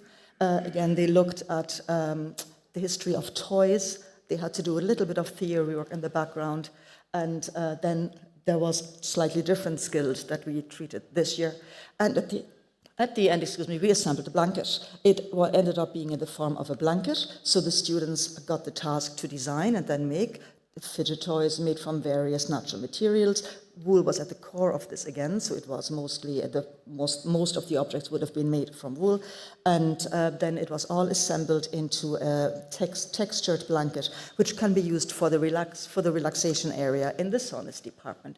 So here was their brief. On the right side, you see some of the examples of the fidget toys currently in use, and my brief to them really was, could you create fidget toys for SONNES, which are handmade, made from only natural materials, sourced in Ireland, and based on the theme of nature. I gave the students a theme so that there was one current kind of look to the finished product.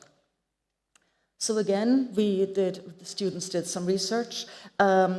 We looked at, there is some toy shops that only sell ecological toys. We looked at the history of fidget toys, and then they started to design the types of objects that they would like to make by using those skills. We started off with felt making. So we made these knitted letters, which were then stuffed. And as you can see, needle felting, but needle felting, they put additional decorations onto them. On the back, the students wanted to put magnets, which means that these letters can be arranged in, as you can see on the right, in the sequence of the word SONNES and a love heart, so they can be taken off the blanket when needed and used as little cushions by the students themselves. Then they did needle felting. You can see a selection of the objects on the right side. And then I spread it out over first, second, and third year this time, and the third year group undertook the task of learning how to weave. So they used Galway wool for their weaving, and we used those natural dyes to give them this green colour. And it was mostly practical now. At that stage, there was very little writing involved anymore. So we used these cardboard frames, and the students wove these up. For more hard fidget toys to use, we then got a modelling paste, and with the younger groups, they modelled these objects, which are all very textured, and they can also be applied, and they can then be touched, and there is different holes in them to pull felted threads through, and so on, that were then made from wool.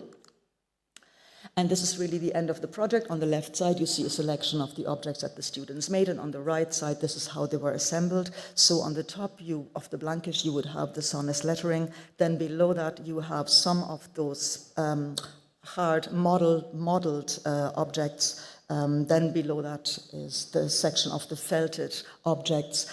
Now, these woven patches that my third year students made, they are now about 15 years of age. Some of them are quite loose. So the student said to me, I should attach them with them in the form of pockets.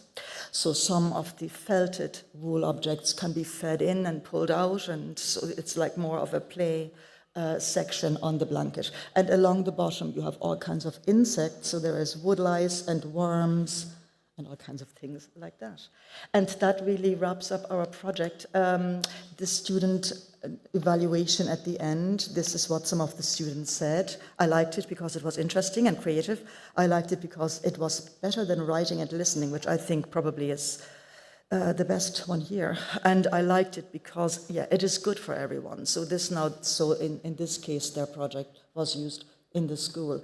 And for next year, we might be thinking of a different project. So as a result, the students learned a lot of skills, and they really have a good understanding now of the importance of sustainable fibers, because I had asked them, would you like to do a recycle project or would you like a sustainable project? And they were very interested in the idea of from soil to soil. So a proper sustainable object that is from a local source.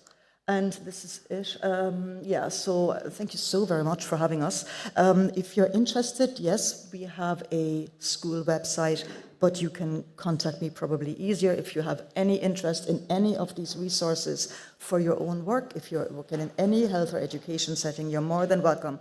Very happy to pass it on. They have a website, which is julchenitz.com, which is another story why it's called that. Anyway, thank you so very much for having me. And yeah, thank you.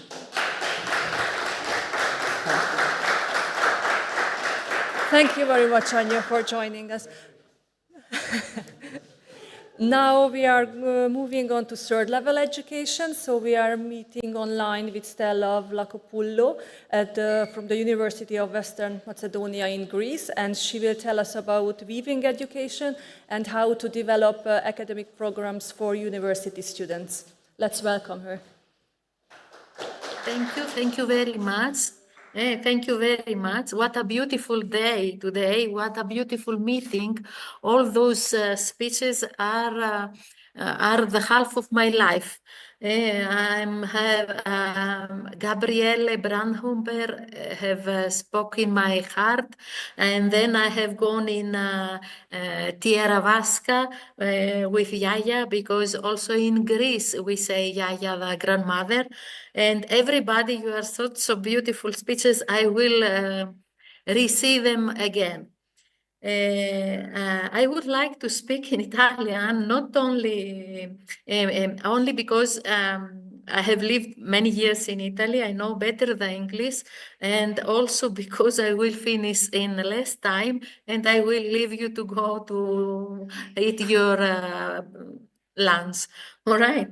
I share my presentation, and I will send it in on email. I have sent it on email to, if someone wants, can contact me.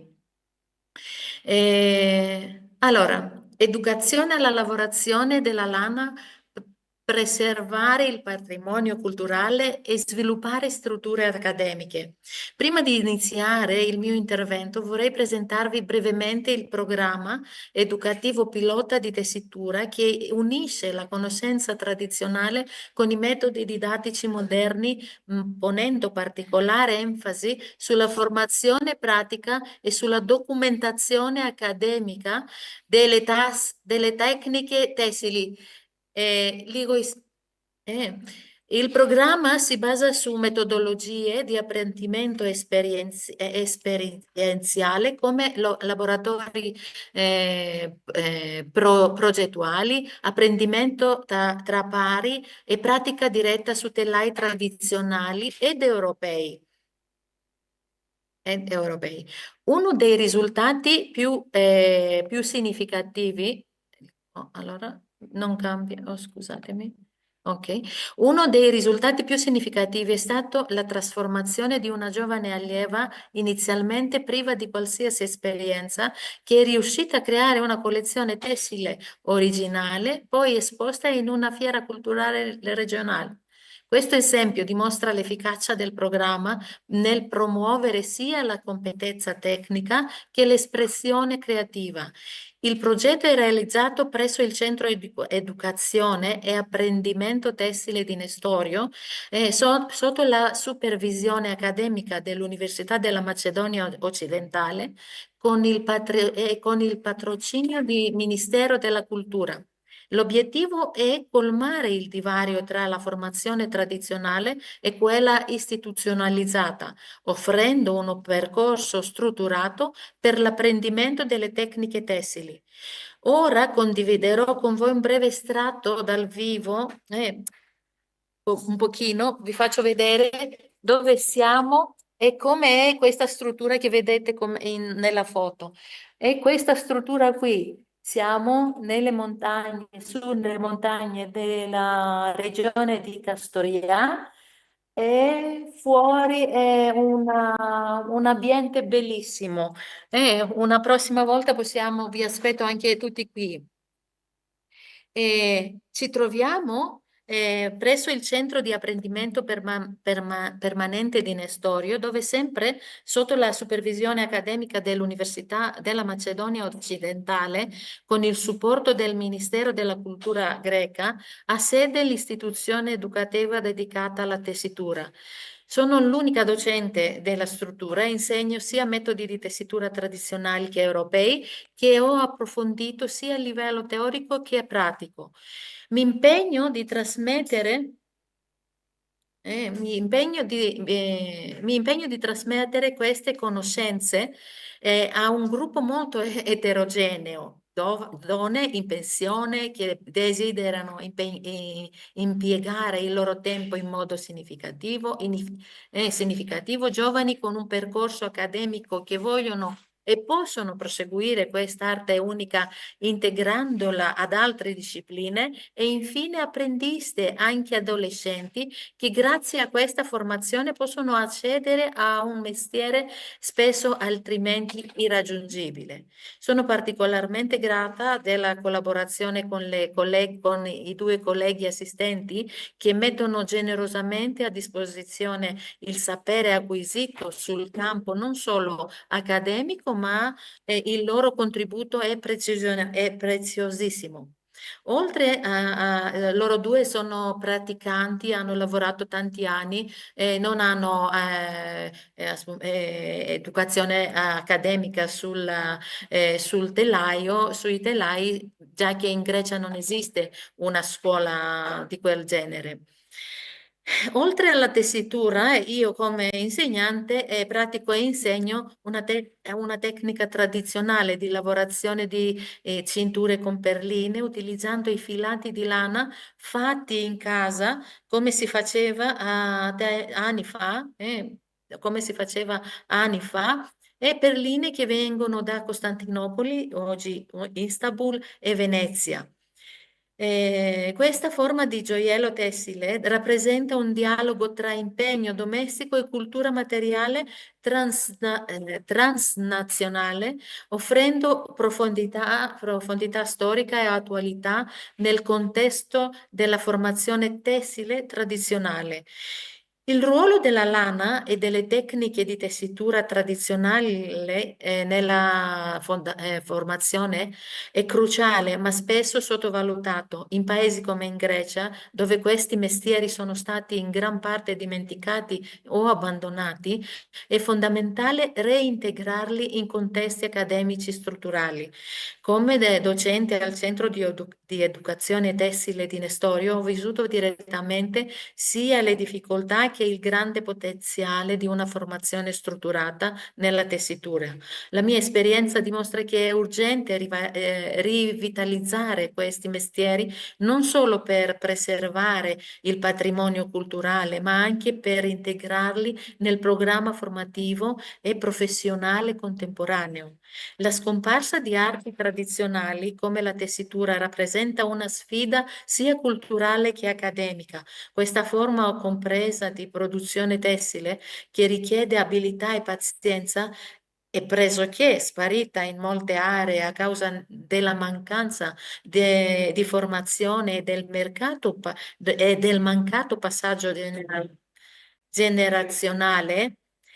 Ne esempio il progressivo declino della comunità tessili nei villaggi montani della Macedonia, che un tempo fiorivano ma che ora rischiano di scomparire se non reintegrate in programmi educativi moderni. Anche se la tessitura ha rappresentato storicamente una colonna portante dell'identità culturale europea, le società contemporanee si sono allontanate da queste tradizioni. È quindi fondamentale che i paesi con un ricco patrimonio tessile si impegnano attivamente nella rinascita di questi mestieri, rafforzando il ruolo degli educatori e garantendo programmi accademici stabili al posto di iniziative frammentarie e temporanee. In Grecia l'assenza di di un quadro accademico istituzionalizzato per la tessitura ne compromette la sostenibilità a lungo termine. Al posto di programmi isolati a breve termine è necessario sviluppare curricula completi ispirati ai modelli di istituzioni accreditate a livello internazionale.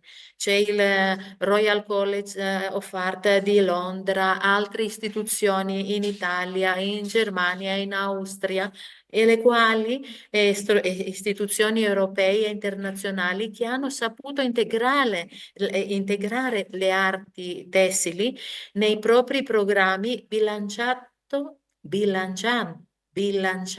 tradizione e innovazione. L'adozione di programmi accademici strutturati anche in Grecia permetterebbe non solo di salvaguardare i mestieri tradizionali, ma anche di adottare un approccio ibrido adatto al contesto locale. Si potrebbero creare collaborazioni tra università e centri culturali locali per offrire programmi accreditati che uniscano insegnamento teorico e tirocini presso laboratori già attivi. Questi programmi potrebbero ispirarsi al modello di altre istituzioni, integrando il design thinking, l'innovazione e allo stesso tempo valorizzando materiali e motivi locali. Inoltre, l'istituzione di una certificazione nazionale delle arti tessili, sostenuta dai Ministeri della Cultura e dell'istituzione, contribuirebbe a formalizzare la professione e offrire percorsi di carriera chiari per gli studenti. È essenziale anche un impegno concreto da parte delle istituzioni. Una possibile strategia politica potrebbe essere la creazione di un fondo nazionale specifico per l'educazione tessile tradizionale, gestito congiuntamente dai ministeri competenti. Questo fondo potrebbe finanziare programmi accreditati, borse di studio per studenti, incentivi economici per formatori e artigiani impegnati nella conservazione e nella trasmissione delle tecniche tradizionali. Un paese che riconosce il valore del proprio patrimonio culturale deve investirvi sostenendo gli educatori, finanziando la ricerca e creando programmi accademici certificati nelle arti tessili. La sopravvivenza della tessitura come arte non può dipendere solo dall'impegno individuale, ma richiede un sostegno strategico da parte del mondo accademico e delle istituzioni. Solo attraverso un'educazione istituzionalizzata la tessitura potrà passare da memoria dimenticata a campo accademico dinamico in sintonia con gli standard educativi e professionali contemporanei. Riconoscere il valore della lana o della tessitura nell'istituzione significa aprire la strada a un futuro in cui il patrimonio culturale non sia solo oggetto di commemorazione, ma terreno vivo di sviluppo formativo e professionale.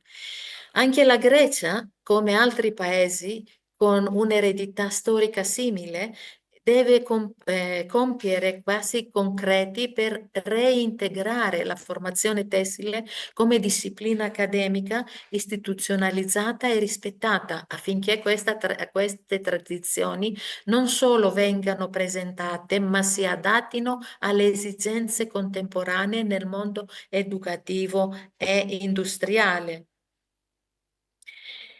È per me un grande onore partecipare alla giornata europea della lana di quest'anno, soprattutto dopo le ispirazioni raccolte delle edizioni precedenti. Le discussioni e le presentazioni dell'anno scorso mi hanno lasciato un'impronta profonda. Eventi come questo aprono nuove prospettive per la comunità educativa e accademica. La loro esistenza testimonia il crescente riconoscimento della tessitura come componente fondamentale del dibattito culturale e formativo. Stella, devi cambiare Io la slide. sì, Perché sì, c'è la vabbè, sì. traduzione. Tutti questi sono Ecco, perché abbiamo opere, molti stranieri in sala e non capiscono l'italiano, eh? sì, sì, Ok, ecco io bene. e questi sono opere delle mie alunne qui sì, poi mi auguro sinceramente che questi sforzi continuino a crescere, ispirando istituzioni e responsabili delle politiche educative in Grecia e nel resto dell'Europa. Questi sono i nostri telai che siamo qui. Eh, Ok, l'abbiamo ok, vista questa, e avanti. questa Ecco è bene. l'ultima nostra partecipazione in una fiera che qui Castoria è famosa per la pellicceria e le mie allieve hanno creato opere che hanno intromesso la pellicceria dentro ai loro telai. So this was fur into weaving wool. Ok. Ecco, dobbiamo chiudere perché il tempo è finito. Sì, Grazie. vi ringrazio profondamente eccola, per la questa slide. opportunità. Questi sono, this is all from my students. There are their contribution on in una fiera di pellicceria. Thank you very much. Grazie infinite. We are going to have our last presentation in this section from Elizabeth Stewart from the US, and she's going to talk about wool threads. And she's in teachers training, so this is why we close with teachers training. No, a video.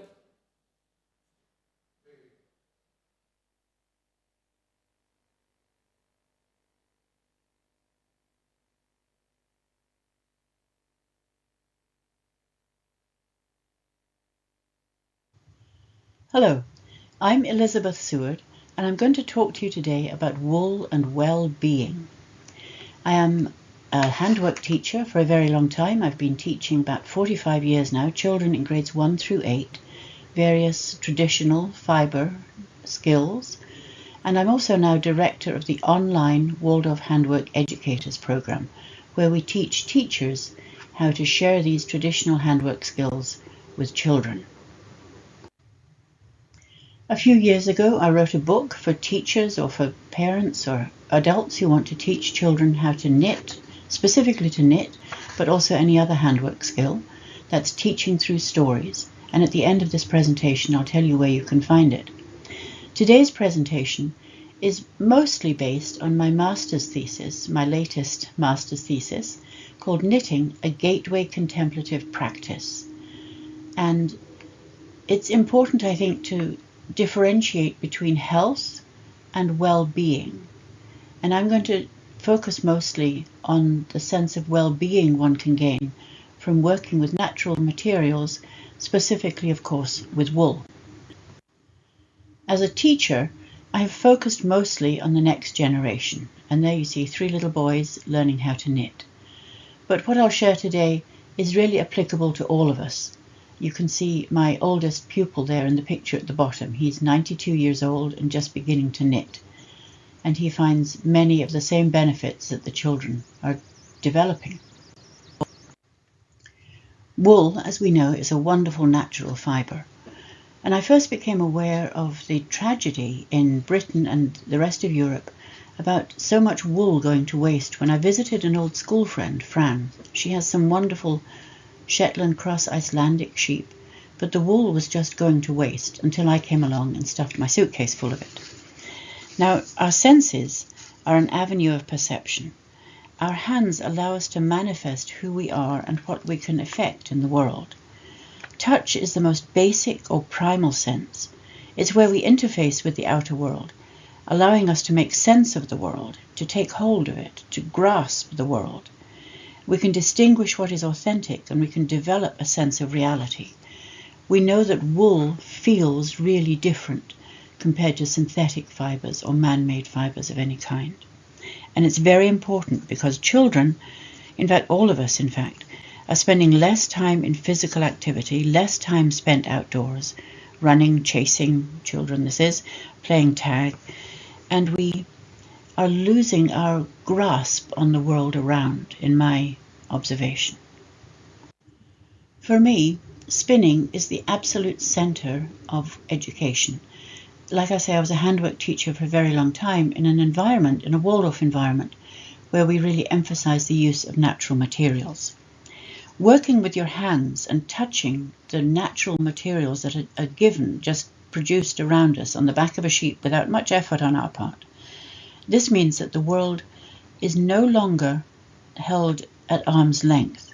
We embrace the physical world with our hands. We engage in the intimate activity of transforming these natural materials, differentiating between cotton, wool, alpaca, for example. Sharpening our observational skills and perception, this sense of intimate belonging is cultivated and fostered. Handwork imparts a powerful implicit message of interconnectedness and interdependence with the environment. Handwork, working with our hands in these traditional skills with wool, is heart work and head work. So we use our hearts, our feelings, and our heads, our thinking. The value of handwork extends well beyond the ability to make a cute little decorative item. And working with our hands in this way directly confirms our place in a larger ecological whole. Through handwork, in this example spinning, an individual craftsperson and his or her thinking become the meeting place between our individual inspiration and the tangible matter of the given world around us. We can begin to experience a co-creative process. In a corresponding and reciprocal way, as the natural material is transformed, something is also schooled and refined within the craftsperson. Now, recent neuroscientific studies demonstrate that knitting, or any kind of handwork really, has healing and self-regulating physiological benefits. And clearly, with wool, it is more important than with synthetic fibres. Cultivating a habit of this quiet, contemplative work can become a placeholder for later mindful practices, and we are learning how important these mindful practices are in our sense of well-being. Over the course of my personal lifelong knitting practice, I and my colleagues have seen a change in children's ability to learn how to knit, and of course we use wool. Many children are now more anxious, more fidgety, and many struggle both to recognize detail correctly and to coordinate the fine finger movements needed for successful knitting. This is when they start first grade.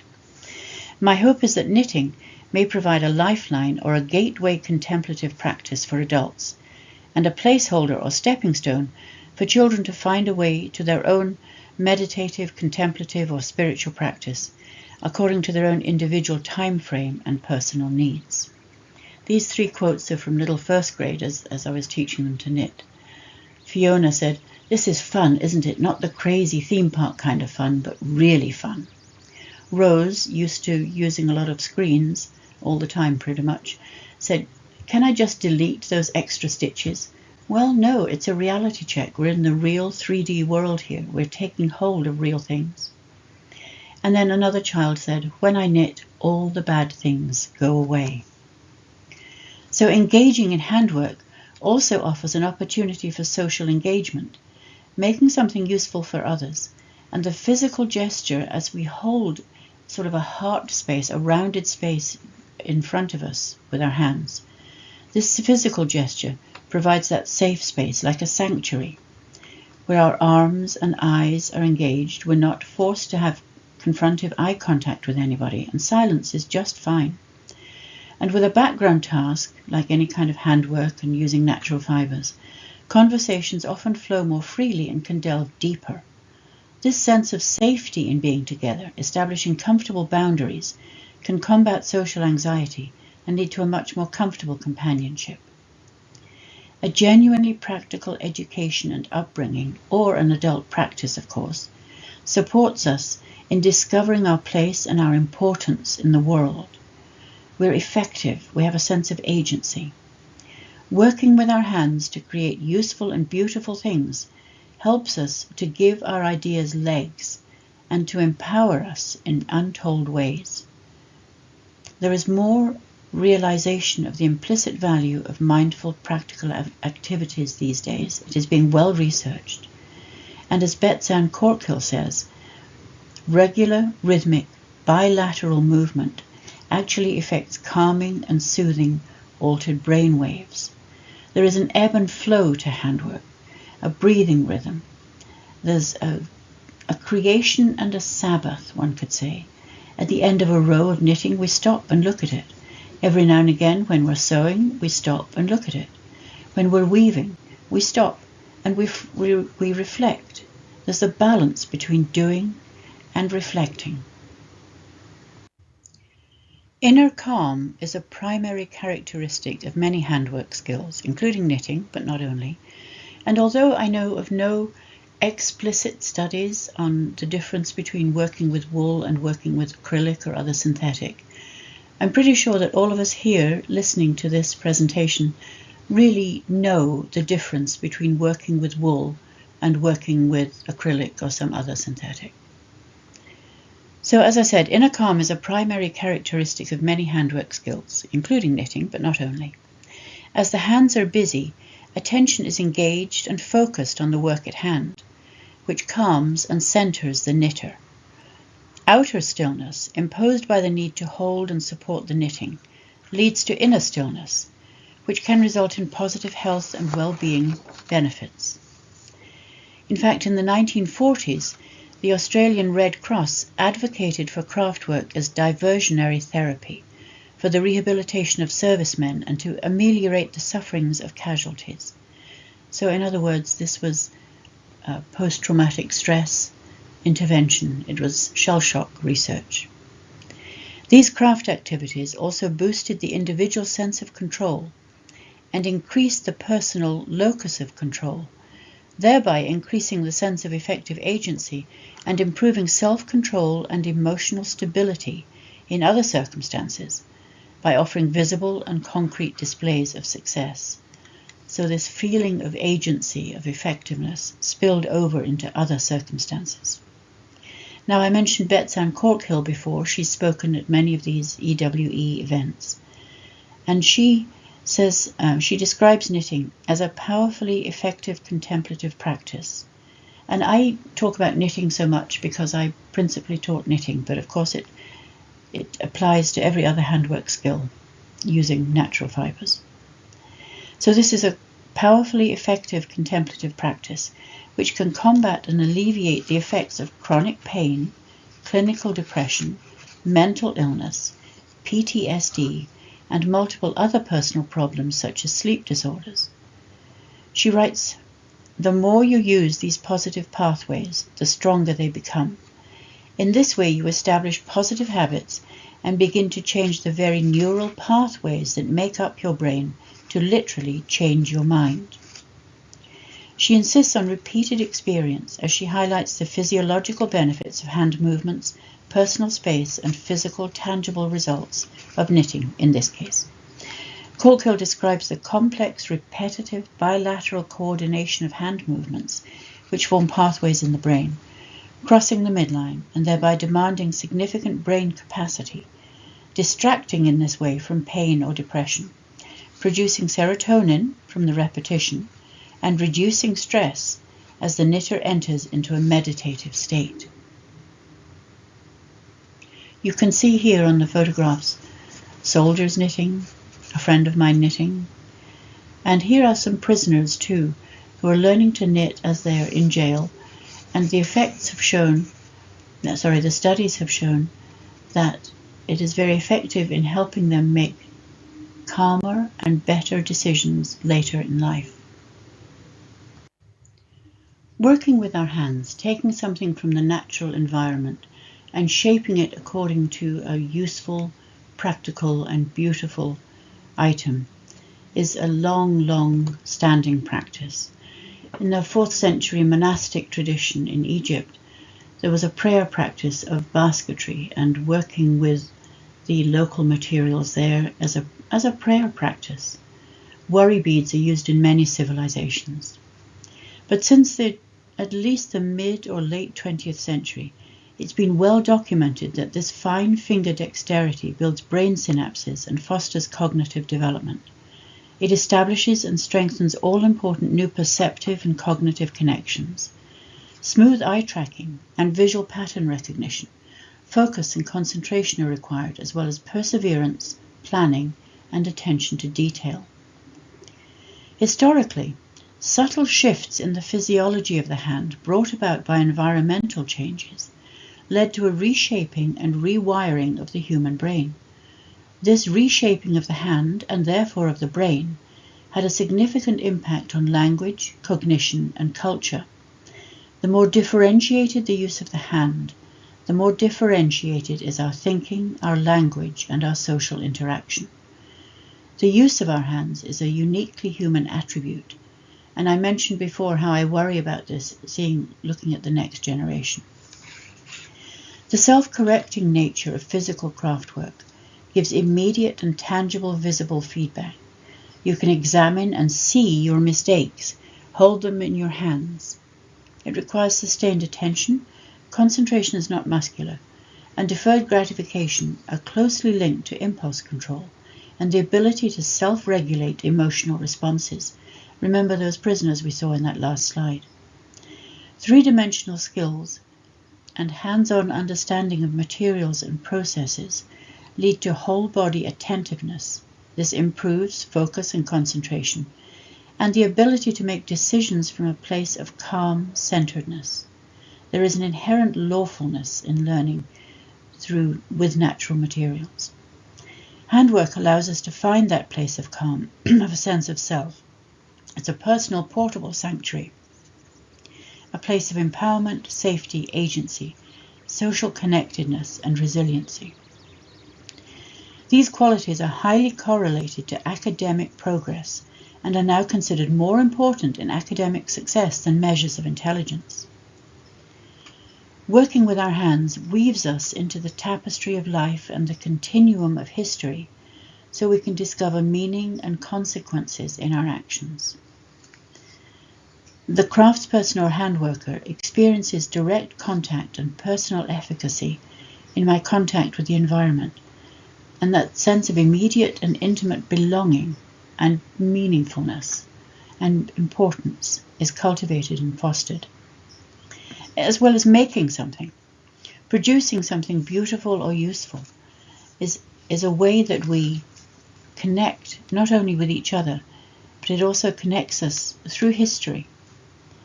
There's a handmade, palpable energy that can be found. When, for example, my mother knitted something for her great-grandson, this great-grandson was twice clothed, both by my mother's efforts, the love she put into every stitch, the actual garment she made, but also the connection with the wool and the sheep and the land around where the wool had been produced. Teaching handwork, in my case, I'm so thrilled because I've been doing this for so long, teaching handwork imparts a powerful implicit message of interconnectedness and interdependence with the world around. It increases our sense of well-being and increases our dedication to environmentally friendly approaches to the world, to the sheep, to the land.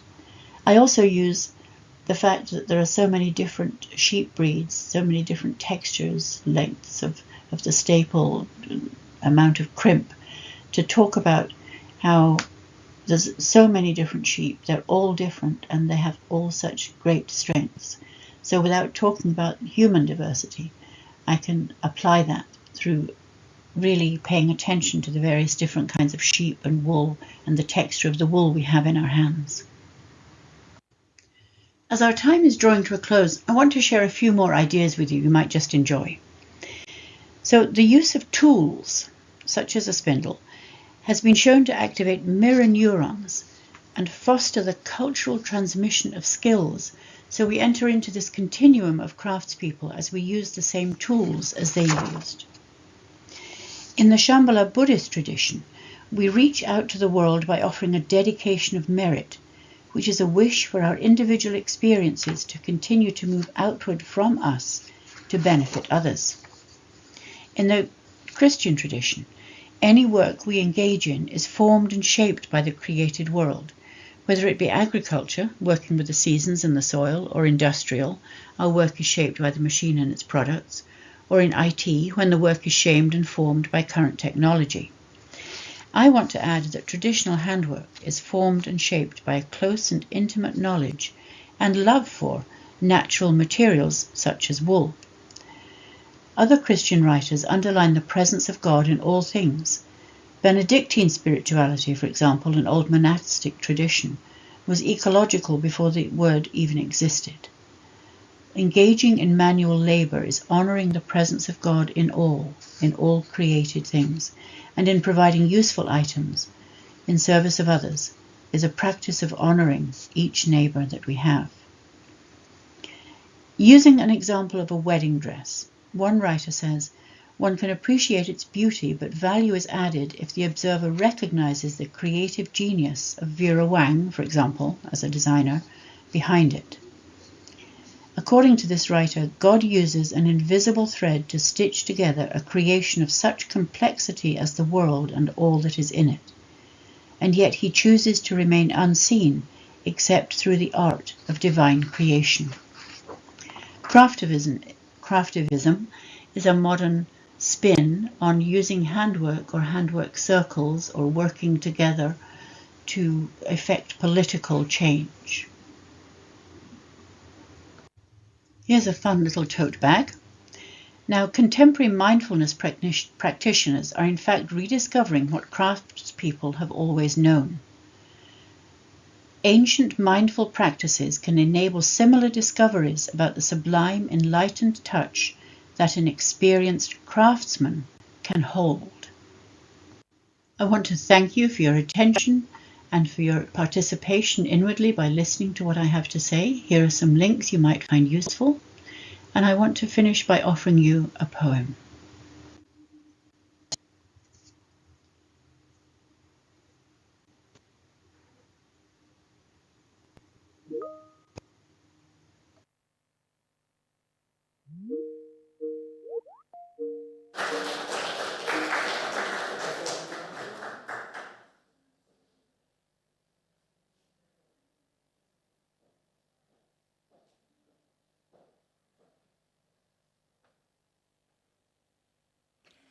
Our next speaker is visiting us from Canada today. His name is Alexander Carpenter, and he is representing Belfast Mini Mills. He'll demonstrate how mini mills help promote sustainability and better farming and breeding practices. He'll be sharing in their presentation of the future of fiber, sustainability, local markets, and the next generation. Their experience of the growth in demand for more local, non-commercial products and the growth in younger consumers.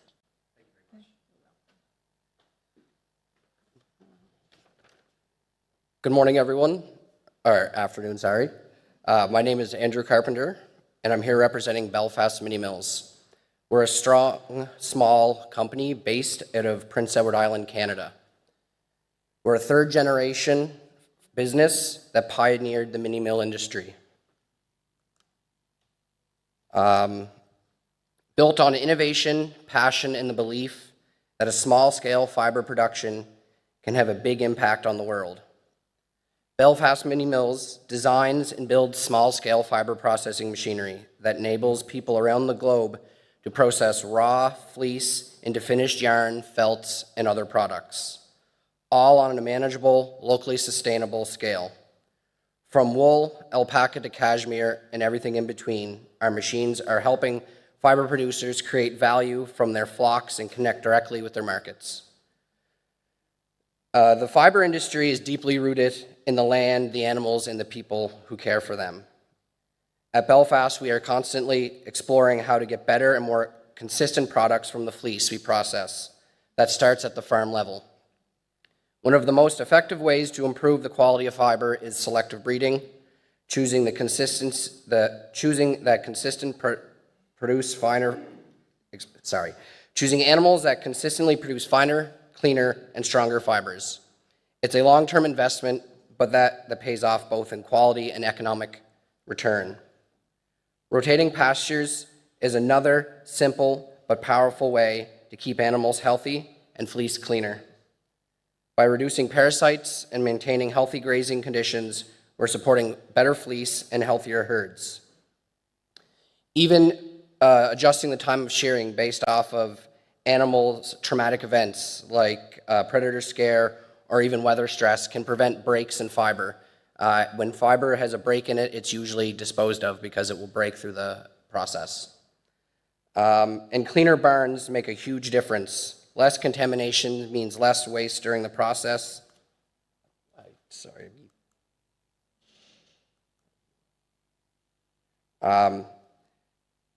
This directly ties into local economy. When you improve the quality of raw fleece, you're not just producing a better product, you're creating an economic value right where it's grown. One of the things that consumers are demanding more and more is traceability.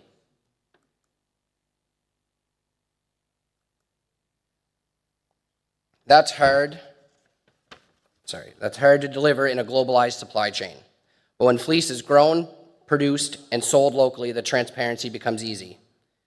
Many, if not all, our mills around the world become very successful in having 100% traceability. It becomes a story people can connect with. And that connection translates to sales, loyalty, and growth. Norway, for example, has grown the mini mill market with our help to the point where the value of wool is now priced the highest it's ever been in raw form, according to the mills we have within Norway, which is 7. And this is actually one of our mills that is doing a dye day where you could actually go and visit. They provide all the wools and teach you about dyeing and natural dyeing and bringing the people in from the community to support a local business. As more and more mills open up and expand, we're seeing more local jobs, not just in farming, processing, but in design, sales, retail, and even agritourism. This gives younger people the chance to stay in their communities while doing meaningful work and growing with the industry. What's even more encouraging to us is that the average age of a mill owner is getting younger. That tells us something. The fiber industry isn't dying, it's evolving with the younger generation. With new technology and better education and the growing demand for local sustainable products, we have a real opportunity to make the fiber world not just relevant to the next generation, but exciting. So what does this mean to us, in our opinion? It looks like younger farmers and mill owners working with better animals and better equipment. It looks like stronger local markets built on transparency and pride.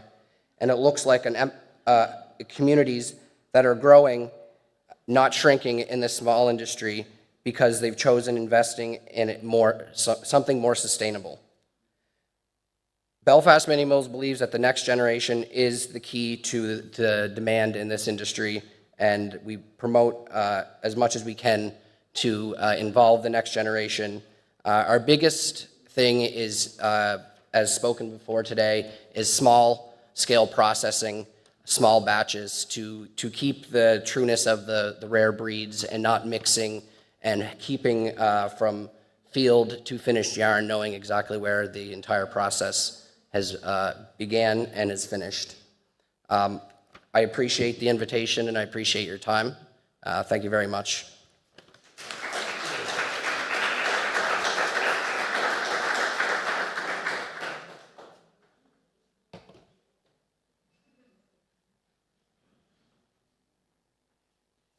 Our next speaker and presentation will be online, raw wool for reinforcement. Now, this is something that I had not thought of, new use for wool, as far as I'm concerned, using it in construction and architecture for reinforcing materials. So Folk Koberling will be demonstrating the role that coarse wool can play in composite materials for architecture and the experiments gained in the different ways of using it in construction as detailed in her book. Yeah, hello, do you hear me? Probably. Yeah, hello from me, from Berlin. I just published this book. Do you see my lecture? Ah, yeah, it's here. Okay. So I just published this book, Wollbau. This means wool construction. And it's about the local wool, which is considered as waste because we have a lack of infrastructure for washing raw wool. And I did a lot of experiences, maybe it goes further, with wool, and one subject I have is reinforcement, which I will show you. The others are acoustics, isolation, protection, pollutants, and fertilization in the book. But because I have only 5 minutes, I thought reinforcement is maybe a new subject and is also new for you. So by mixing 2 or more basic materials, a composite material is created. To use raw wool as a component in a wall, it must be mixed with clay. In this composite, it serves as a reinforcement. Essentially, the addition of fabric or reinforcing mats makes components more stable and resilient. Reinforcing helps counteract mechanical stress caused by physical forces such as pressure, tension, or impact. In the past, animal products such as cow or horse manure were added to the clay to increase its stability and prevent cracking. Today, fiberglass, reed, or flax fabrics are used for this purpose. However, wool is a composite fiber of the highest complexity from a macromolecular perspective. It can stretch up to 30% under tensile stress without breaking. In contrast to synthetic mineral fibers, which can often break at the first bend, wool has significantly higher bending strength. Fiber breakage is virtually non-existent. This, because wool has the elasticity, makes wool fibers particularly well suited as reinforcement material. This is due to the microfibril in the wool fiber. This part of the wool fiber contributes its elasticity and tear resistance through stable disulfide bonds. So the fibers have the ability to repeatedly retract to their original length. And when I found this out, I tried also to build walls because normally clay walls are very heavy. And if you mix them with wool, it's much more light. So here you see on the left side, you see a wall existing out of about 80% wool and 20% clay. And when you still see the white bits. This is kind of salt, but this will dry. And after you plaster the whole wall with a clay plaster, it will disappear. And in a dry condition, you see, even after years, no cracks and no breaking. Also, you can use the wall clay composite to make a window lintel. Because of its possibility of the wool to stretch it in a wet condition, and when it dries again to the original length, it's a really good reinforcement. And this lintel cover is also existing already for several years without cracking. Another point is what I looked for a long time observation is normally if you're building a clay wall outside, it will become slippery if it rains and can collapse. This putting clay wool to it, this wall is consisting out of 50% wool and 50% clay. It keeps its form even if it rains very heavily.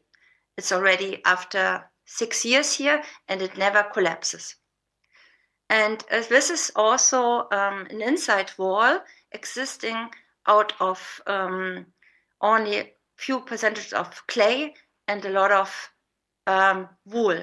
And this is very helpful because in the construction industry, heaviness is a big issue.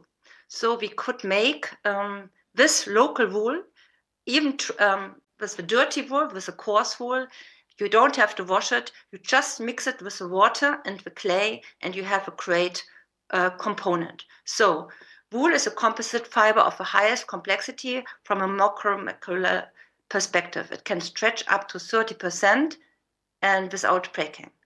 Because I have only 5 minutes, was just very short. And if you have more questions, I'm very open to answer them. Thank you very much.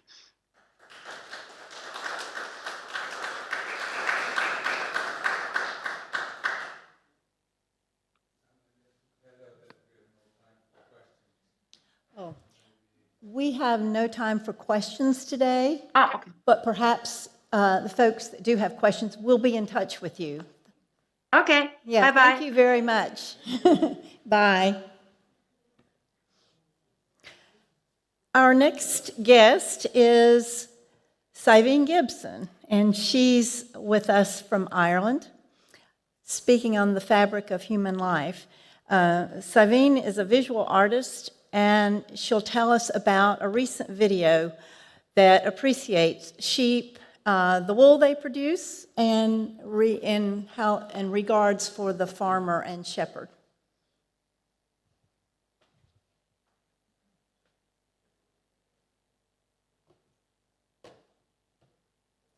So, buongiorno a tutti, my little bit of Italian that I have.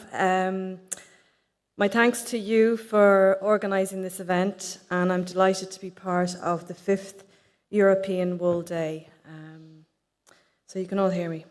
So my name is Ivana Gibson, and I'm a visual artist from County Kildare in Ireland. And in my presentation, I'll briefly introduce my visual art practice, and I'll outline the key themes of and show extracts from a new video I've made titled With Inclined Ear. I'm going to read from my notes because if I just talk without script, I'll forget bits, so excuse me looking down. My visual art practice is concerned with the effects of actions by humans upon the more than human, which includes all entities from sheep to skylarks and everything in between. The work I make seeks to highlight the need to flatten the human-led hierarchy, a structure which shrinks wildlife habitats and escalates the climate crisis. My work aims to decenter the human in order to invigorate the bond between animals and non-human animals. I use various disciplines to execute my work, including video, drawing, text-based compositions, handmade assemblies, and thread-based techniques, including embroidery and lace. My work is not only concerned with bestowing agency to the more than human, but also championing the haptic by means of thinking through the hand and non-digital making. A connection through and with the hand to textiles and fibre materials illustrates the importance to be connected with and consider all entities in this, the digital era.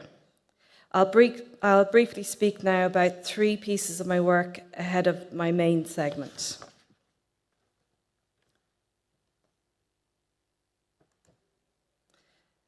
So these are 2 stills from a video I made called Feeding the Lion. It's a video I made in Portugal, and I showed it for the first time last year.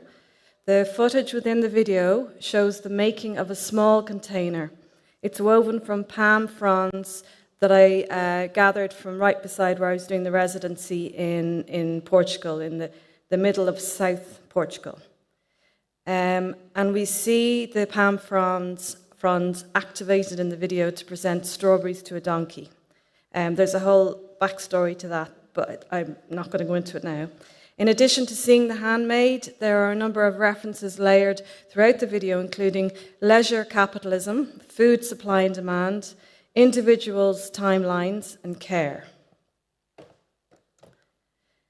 Placeholder for a deadly nightshade family member is a detailed needlepoint lace piece constructed to outline the structure of a tomato stem. The time and labour used to make the lace piece shifts a presumed focus that adornments are usually made by humans for humans. Sabotage Sabotage is a floor installation of what appears to be a mound of blackbirds. The piece acts as a reminder to humans that land use is shared. One bird's feeding ground might also be a walking route used by humans to walk dogs. The existence of the birds in this shared space isn't as intrusive as human-led activity. The bird-like forms were made using paper, wood, carved wood, and dog poo bags. I often encounter used and discarded poo bags when walking these shared wildlife habitats. So that's just a few of my most recent pieces. So onto the video with inclined ear. This piece of work initially began as a celebration of sheep and gratitude for their wool. Wool surrounds us, it sustainably keeps us warm, it weaves into fine tapestries, it carpets our floors, it colourfully furnishes seating on public transport, to name but a few of the many uses of wool. Over the course of 2 years, I gathered footage to make with inclined ear. A flock of Wicklow Cheviot sheep on a small farm in County Derry formed the bedrock between accompanying vignettes in the video, including the Shepherdess Walk mosaics in London, the annual Transhumance Festival in Madrid, and footage of handling wool, which leads me to show you the first extract from the video.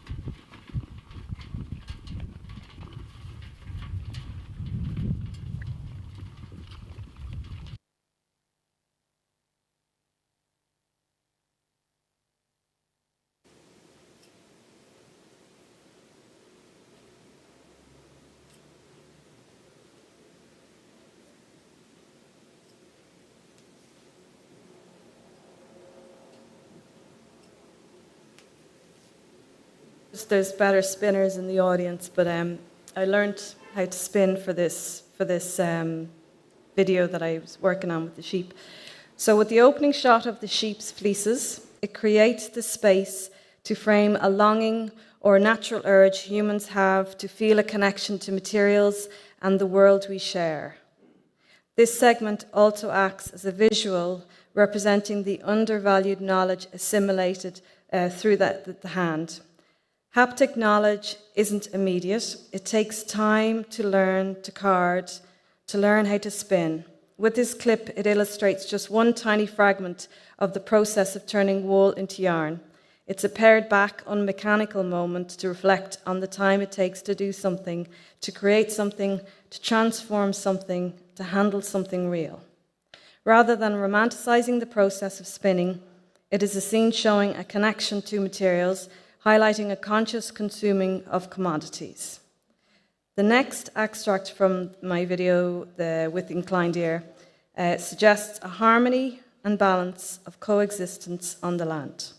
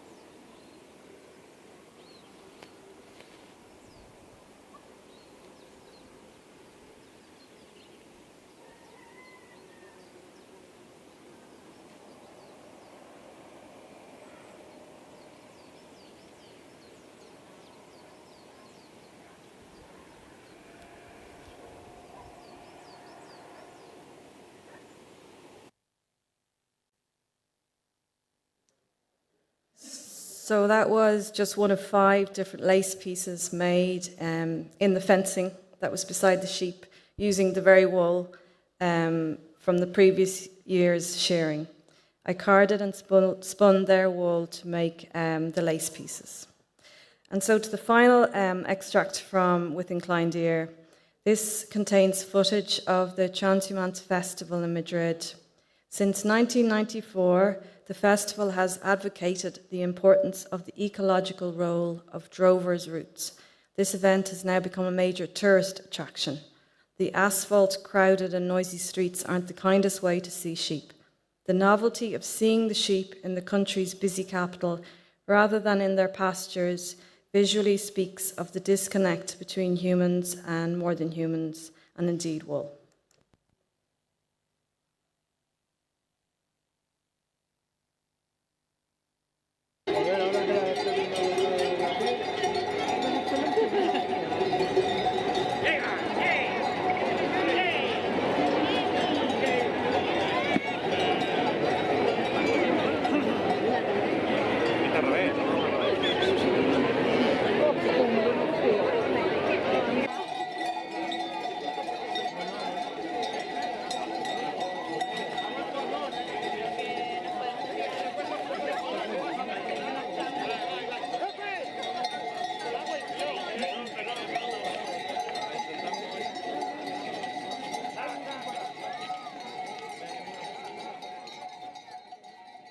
So as I mentioned earlier, humans have a desire to feel connected to the world we share.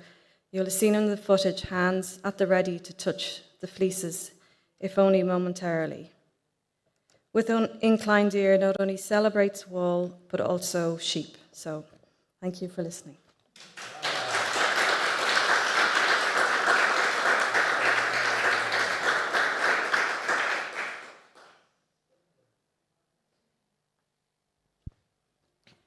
Now we're going to welcome from Croatia, we're going to welcome Anna and Martina. And they are going to be speaking on the treasures of Pag, wool and cheese. This says that on the island of Pag, there are 35,000 sheep that give milk to the most famous Croatian cheese, and they'll tell us all about it. And as I love cheese myself, I hope I get a chance to taste it. Okay.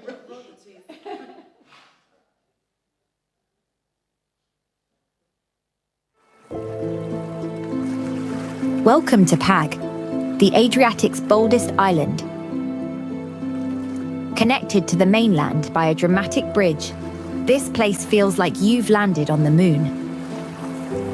Sculpted by the fierce Bura winds, Pag is all sharp ridges and endless stone, a masterpiece of nature and time. It's an island of opposites, wild and raw, yet full of life. From the vibrant buzz of Novalia and the legendary beats of Zoccola Beach, to the silence of ancient olive groves and centuries-old stone walls that snake across the land. Here, tradition runs deep.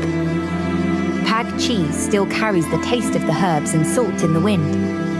Pag lace is crafted as it has been for generations, delicate, intricate, timeless. And near the sea, the old salt pans stretch like mirrors, a nod to the island's oldest trade. Look closer, and you'll find ancient forts guarding the past, exotic beaches made for summer dreams, and even wetlands teeming with birdlife. Pag is more than a destination. It's a feeling, a rhythm, a world of its own. Come and discover it.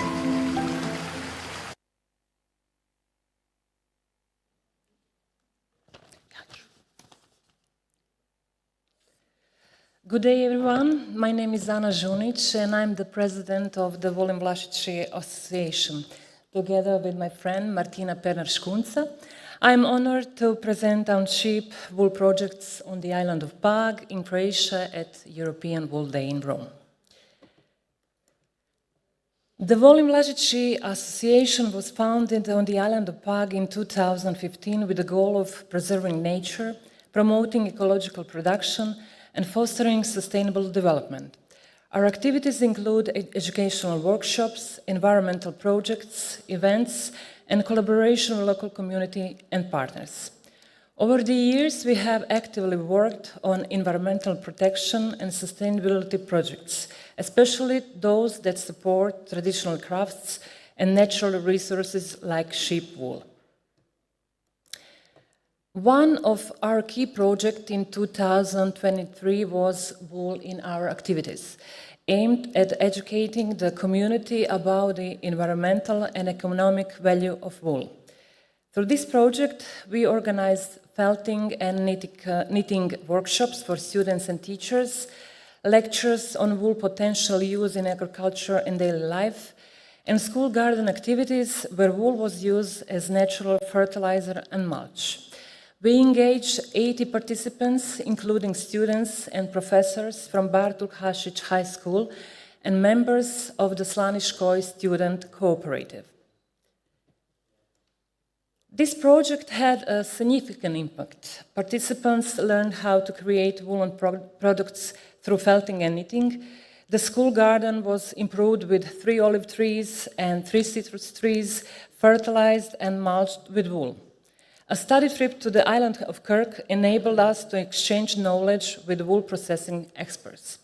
Our efforts were recognized with the Green Butterfly 2024-23 award for the best environmental project in the sustainable community categories. This project demonstrated that wool can be a valuable resource rather than waste. Building on our success, we launched Bringing Wool Back to Glory. For decades, wool on Pag was discarded due to the lack of an organized collection system.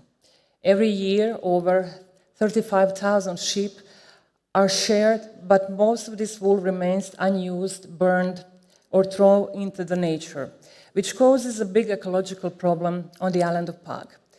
This project focuses on educating farmers about wool processing opportunities, engaging local government and waste management companies to establish a wool collection system.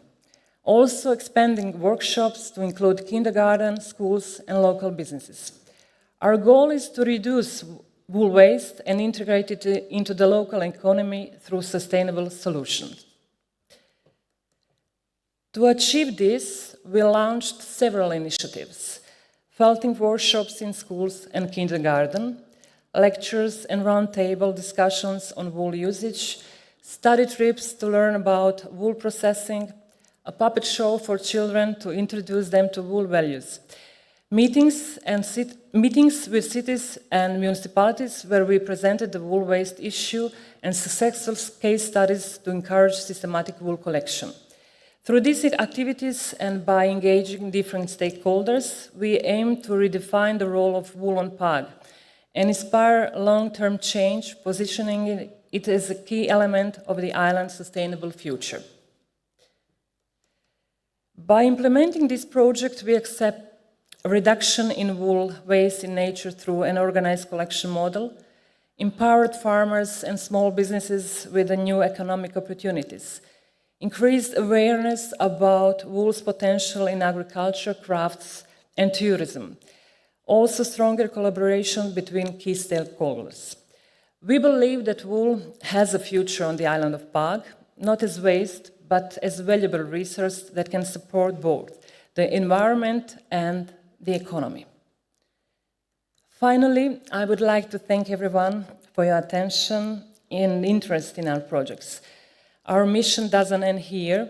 We are committed to continuing the promotion and valorization of wool as an important resource on the island of Pag. Next year, we plan to continue with the Wool is School project, provided we secure the necessary funding.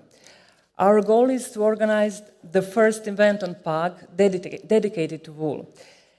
If you would like to collaborate with us on this project and future events, feel free to contact us. We are always open to new ideas, partnerships, and opportunities to promote sustainable wool production practices.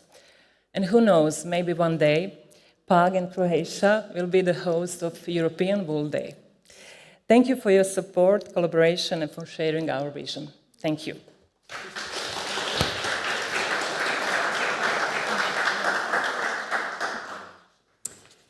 Hello, everyone. My name is Marina, and I will tell you something about the beautiful product that we have on our island of Pag, about the beautiful cheese, which is called Paški sir cheese, which means cheese from Pag.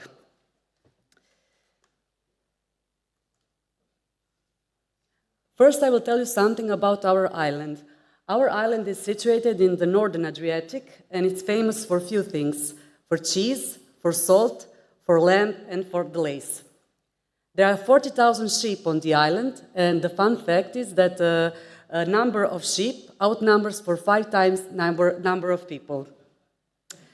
We produce one of the most recognizable Croatian products, and cheese that signed our island and our country into the cheese map of the world.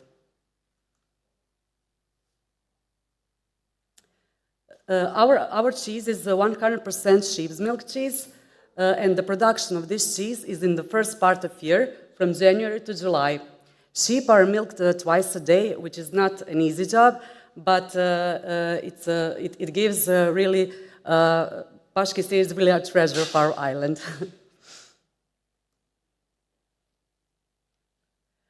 We are often asked, what is the secret of this cheese? Why so popular? Why so famous? I like to say that there's no big secret in production itself. The secret of Paški sir cheese is because it contains the essence of this island in itself. This rocky environment with a little grass growing on it, but the grass that grows on the island of Pag is very special, full of aromatic herbs and also salt, which is brought by this strong wind called bura. And our Pag sheep eats that kind of grass, and that is what her milk, and in that way cheese makes so special. So the secret is in the island of Pag. And now something about our organization. We are an association of the Paški sir cheese producers, and our aim is protection and promotion of Paški sir cheese. There are 12 producers in the association, 3 cheese factories, and also 9 agricultural properties. I'm coming from one cheese factory, and my cheese you will be able to try after the presentation. And now, in the end, something about this project that we have together with Anna. This project, as Anna said before, is bringing wool back to glory. Anna is doing an amazing job on promoting and protecting wool and bringing wool back to glory. So we, as a producers, we are supporting her because we are trying to solve this big ecological problem on the island.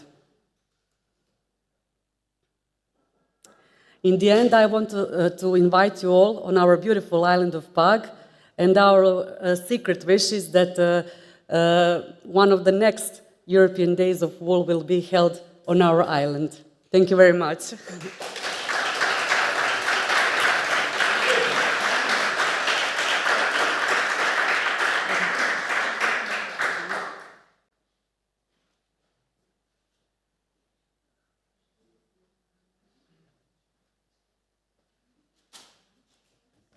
Hello, everybody. It is my pleasure and my task today to introduce to you the initiatives that are returning visitors. That is to say, people who are working to revalorize the wool and that are coming again and again to this European Wool Day. So if today the sheep wool for health is the main topic, and the people that I'm going to introduce have been participating in other wool days, I would like to remind you which are the previous titles. The new route of wool towards a sustainable future was last year's topic. And then we had wool enterprises by women. Wool for health, well-being and social cohesion was in 2022. And the very first European Wool Day had the title, Wool was born to be loved. So anybody ticking 2 or more of these is eligible for the group I'm presenting. In fact, the interesting and the valuable factor of this meeting is the collaborations, is the interactivity, and the support we get from each other being here together, in mind, online, but also in flesh and ever more. The first project I want to introduce you is titled Turn Wool into Gold for the construction, the cosmetic, and the pelleting. Now, the golden fleece is a Greek myth, and we need myth to re-establish our cosmogony, to re-establish what we believe in. I would like to introduce you the Romanian factory run by Cristian Mercioniu, who is with us here today.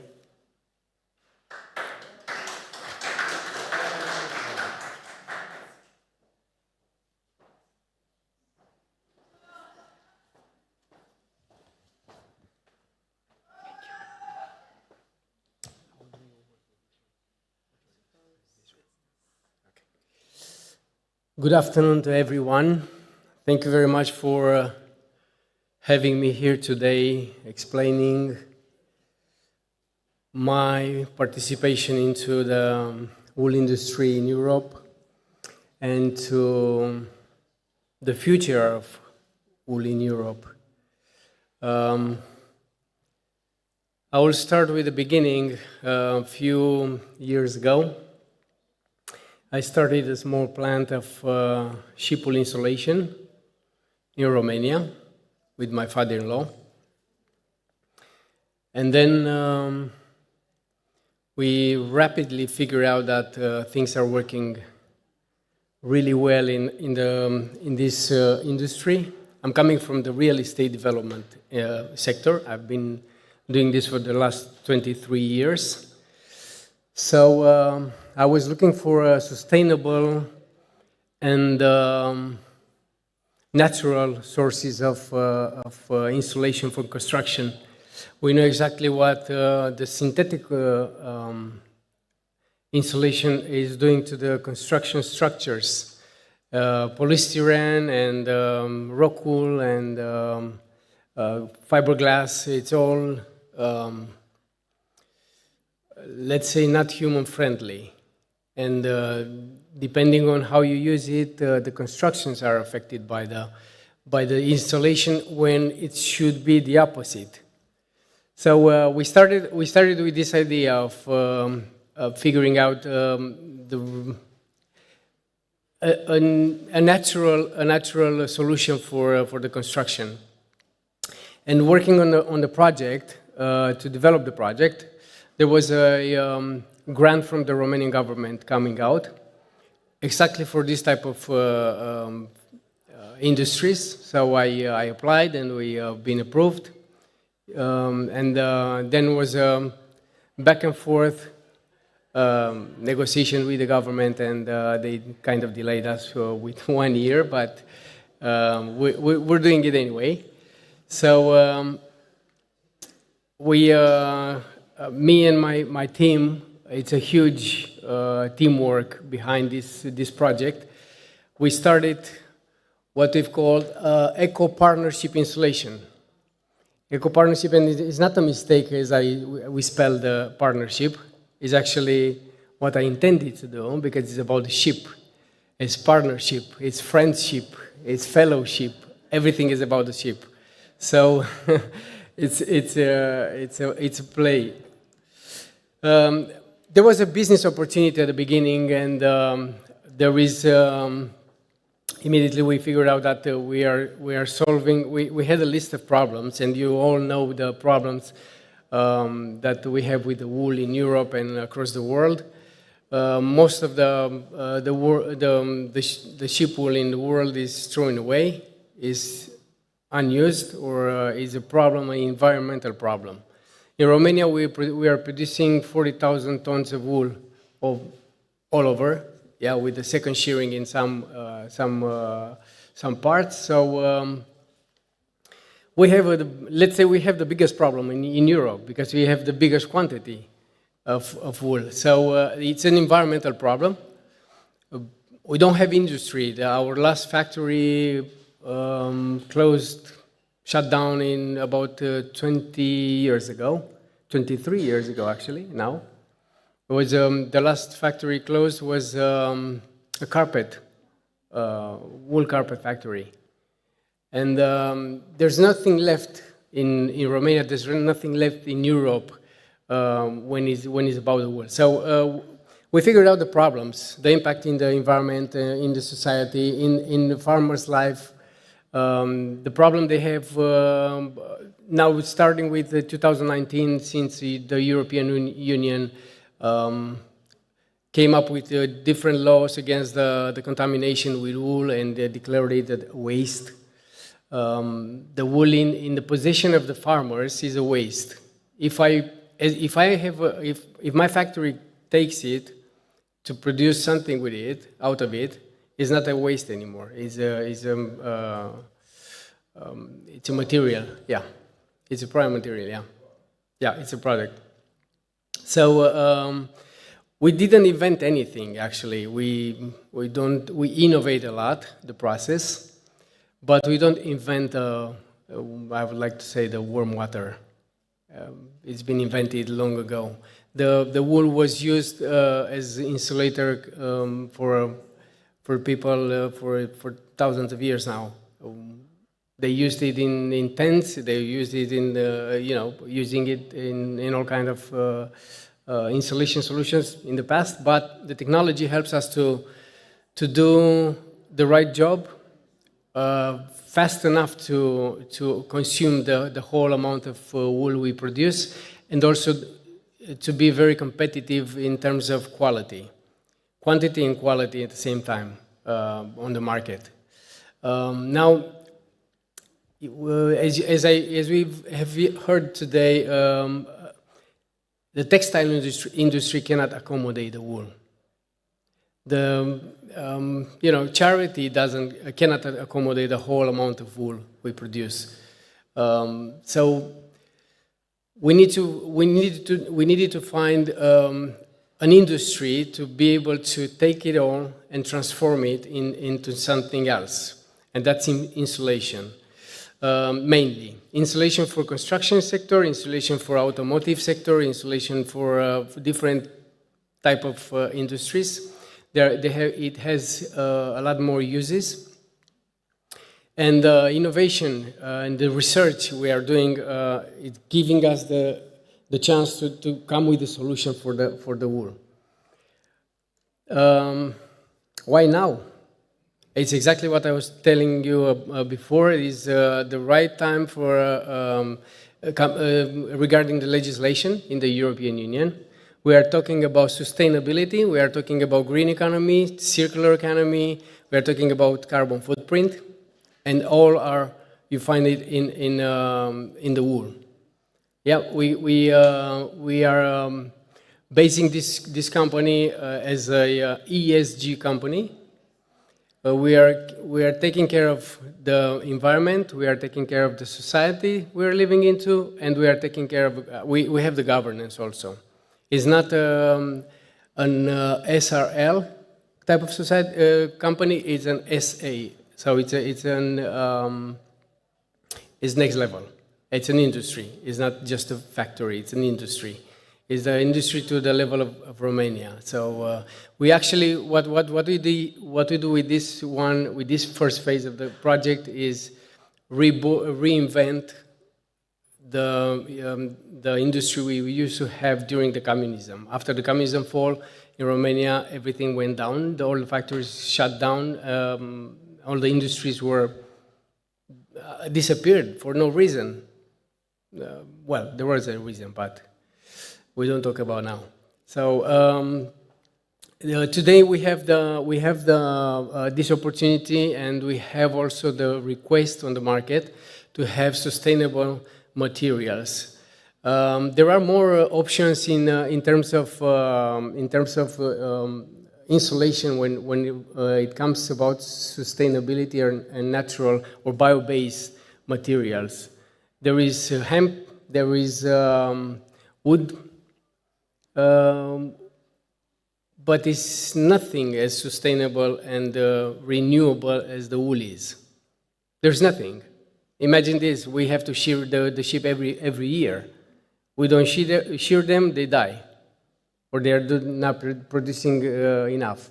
So we take care of the well-being of the animals also. We are not the one that kills the animals, we are making them happy. So, we're sustainable from that perspective also. We cover the agriculture sector. We cover the zero waste type of industry sector. So we use everything. Every part of the wool is being used. Okay, we start the process in shearing. Just a second, I will. Okay, here. As you see, nothing is lost, nothing is created, everything is transformed. Yeah, so we have a waste. We take a waste, we process it, and every particle of that waste, we transform it in something else. In the washing process, we extract the lanolin. In what the results of the washing or the waste from the washing, we take and transform it into the pellets, into the natural fertilizer. It's organic fertilizer. It's probably I'm the newest in the wool industry among you. So, but I've learned so much in the last 3 years about the wool that people are asking me if I've been in this industry forever. And no, I didn't. I'm just passionate about it. So it's very important to understand that I'm sure you all understand that the wool is the best product in terms of insulation and all other products, and it's. We need to be competitive, and in order to be competitive, you don't have to have losses. If you do only insulation, you lose the lanolin, you lose the pelleting, and also you have an environmental problem. What you do with the waste.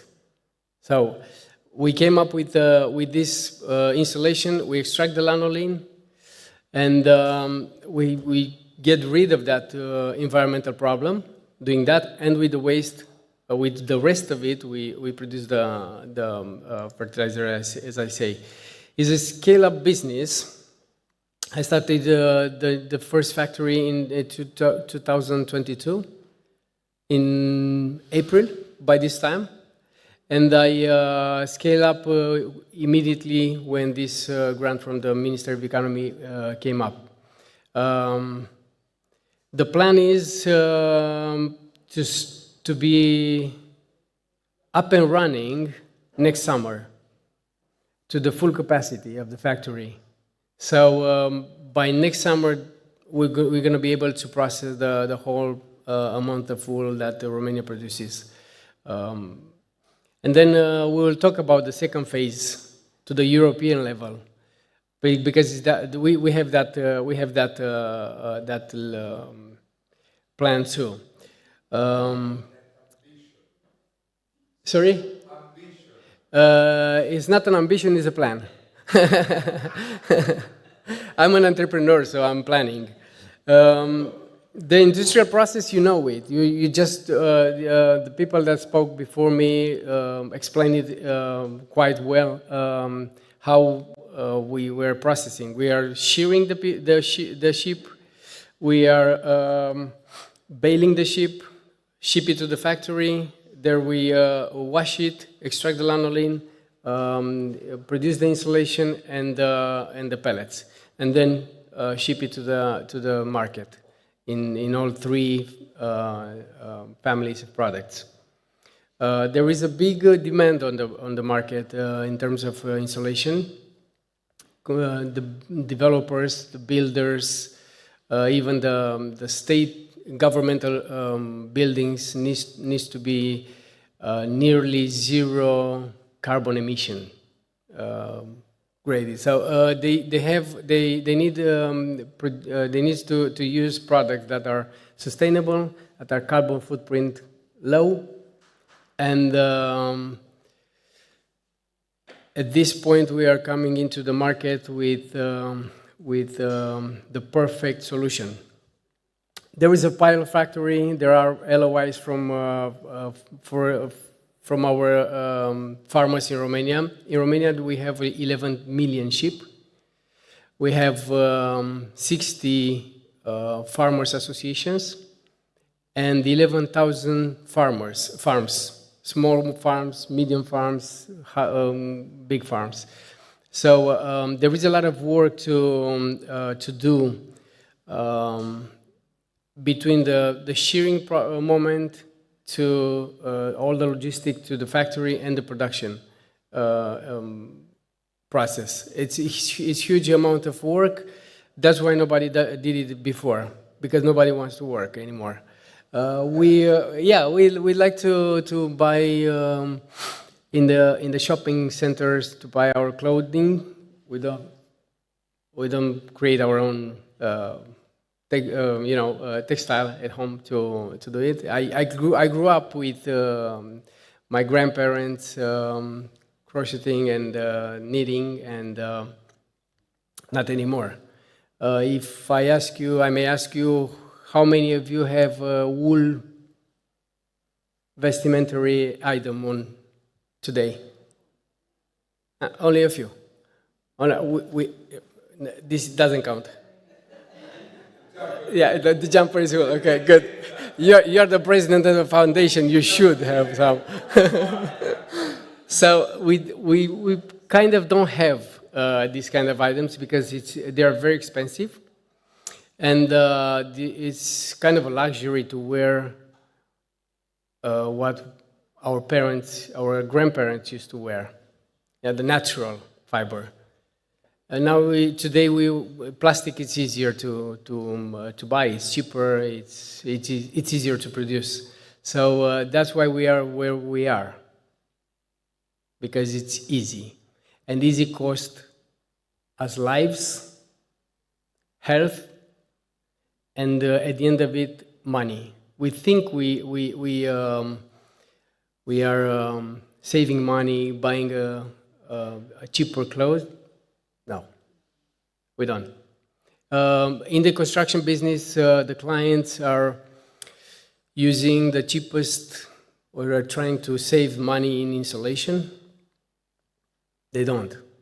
Because at the end of the day, you pay more energy on your housing. If a house is not well insulated, it's losing a lot of energy.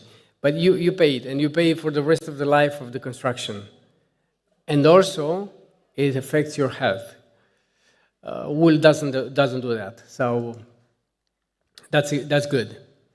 On the factory we have, as I said, it's a green factory. It's totally green. We don't use any fossil fuel. We are using only electricity. We will have at least 1.2 megawatts on the factory, photovoltaic panels. We have a water treatment station. We recover the water, we filter it, and we put it back in the machines to wash it. So we lose the water only by vaporization, and not even totally that way, because we are condensing the water and recover some cubic meters of water per day from the condensation. We recover and we accumulate the water from rain. We will use that. We don't use any chemicals in the factory. All the products are 100% natural, recyclable, and sustainable. And this is pretty much all. You have the presentation. I will encourage you to contact me, because I'm really, really, really interested to collaborate with all of you in order to save the European wool.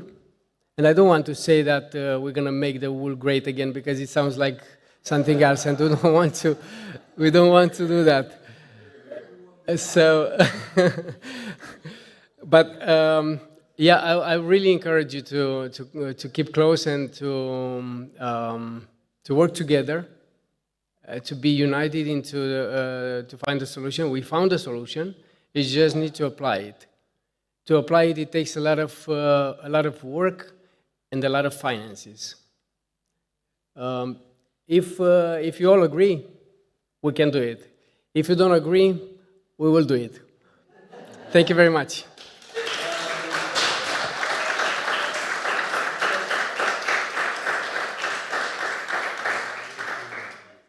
There you go, a large-scale industrial solution for at least continental Europe. We are really looking forward to this development. You presented your project last year, and we were all in awe. We understand that the legal procedures are all taking their time, and spending much of my time in Greece, I can totally understand, and the Mediterranean and the southern countries have this specific way of doing, but we look forward to this large scale. Now we go to the other end of the scale, and how can you, from a person rayonating and self-sufficient, working with wool and, how do you say this, contaminating everything around you with well-being. Wool contributes to well-being. From Ireland, we have with us today Sandra King.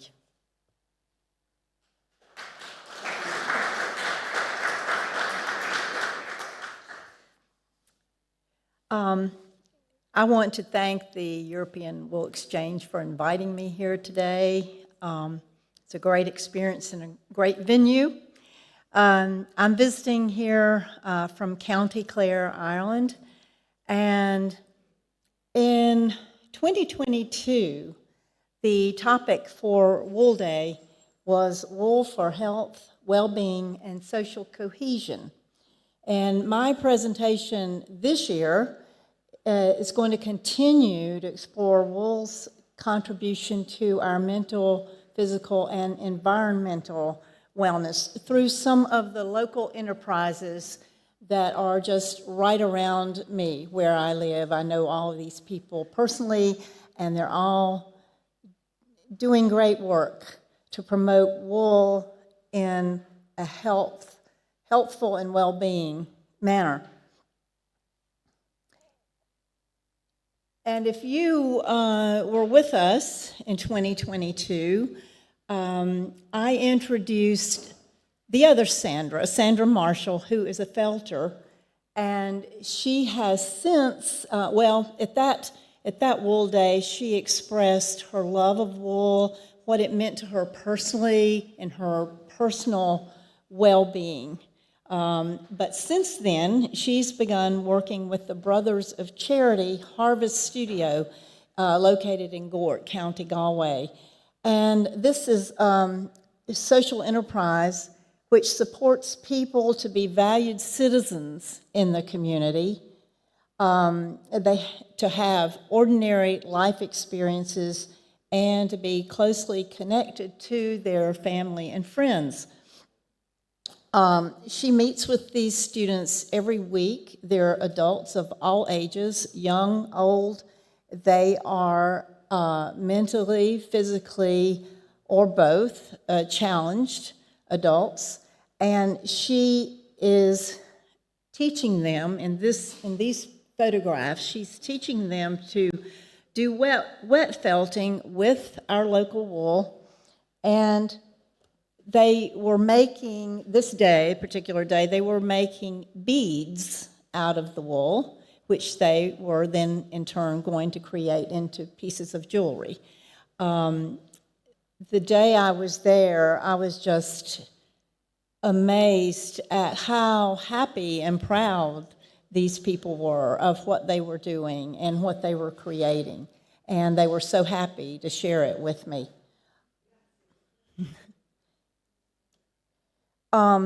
Next up is Blana Gallagher. She spoke last year at Wool Day, and she is the co-founder of the Galway Wool Co-op.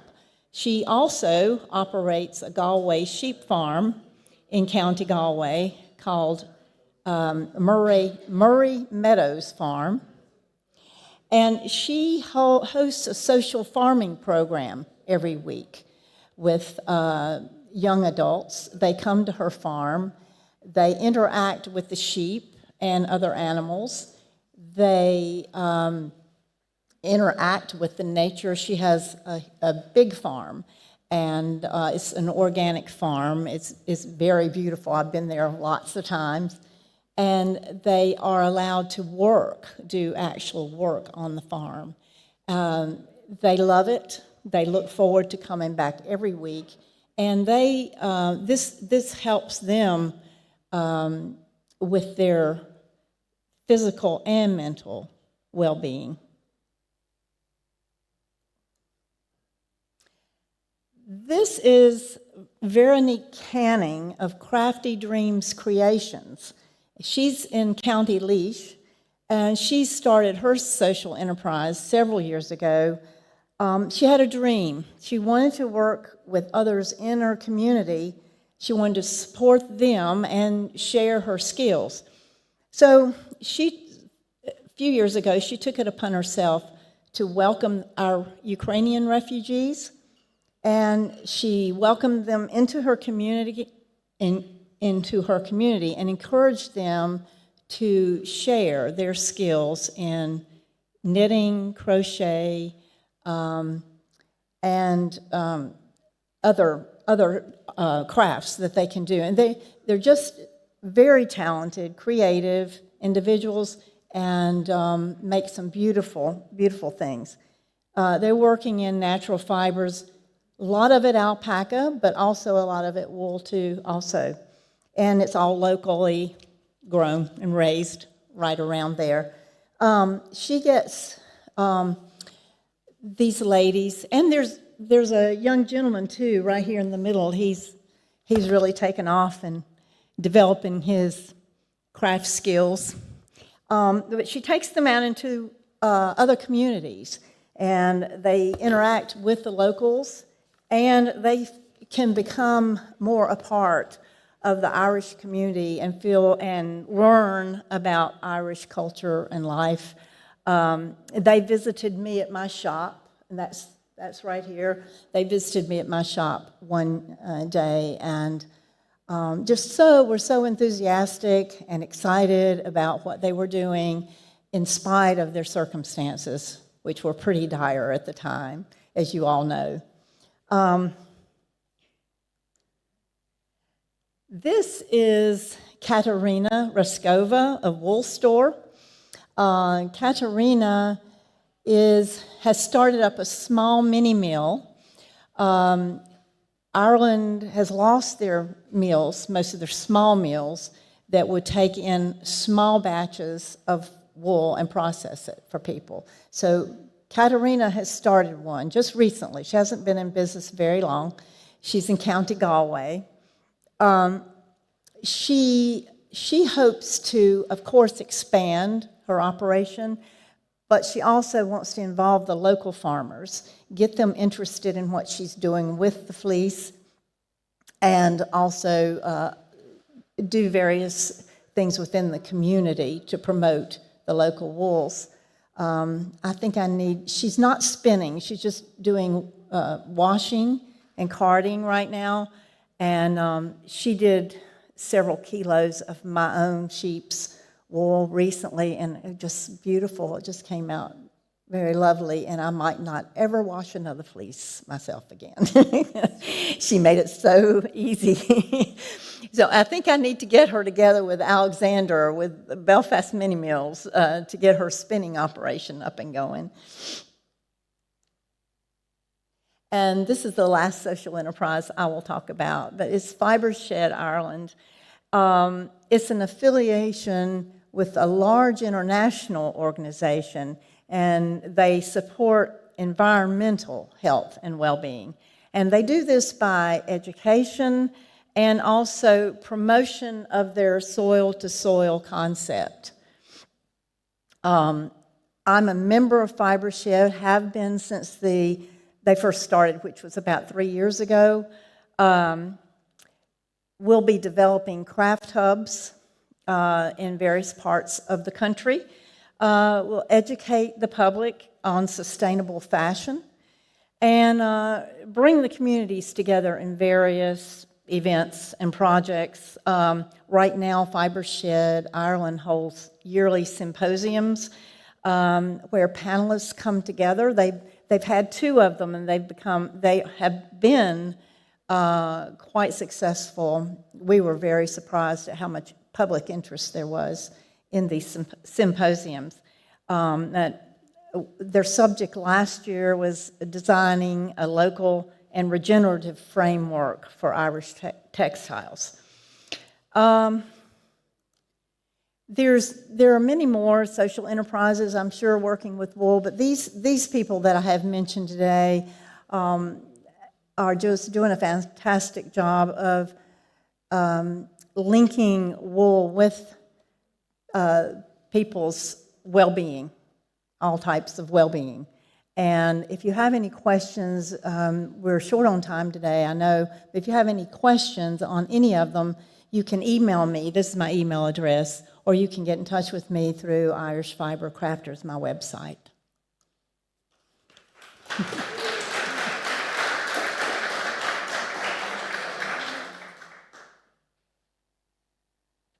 Thank you, Sandra.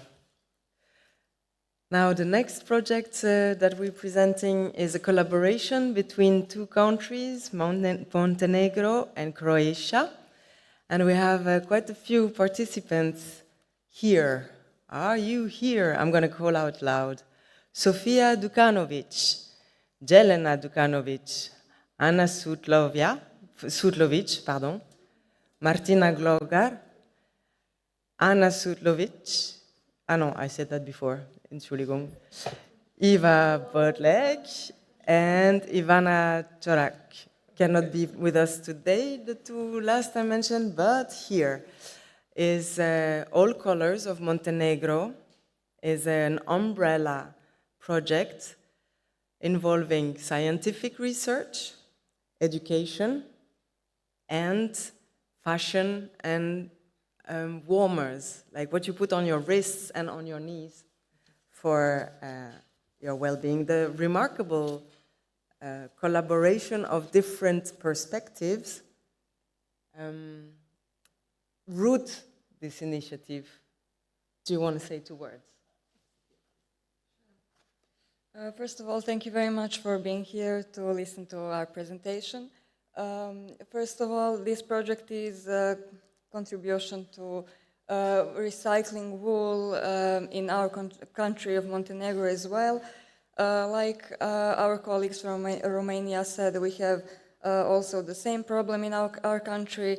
Wool is unfortunately just a waste, and we have our solution for that in our way. So this project is wool dyeing with vegetable dyes, and it's called All Colors of Montenegro.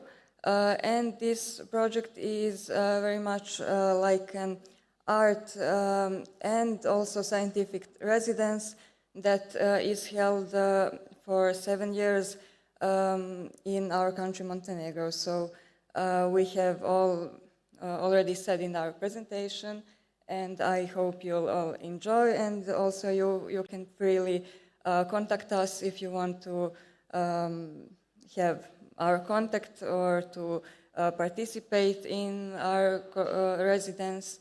It's also planned for this year in July, and all of us are welcome and really really nice.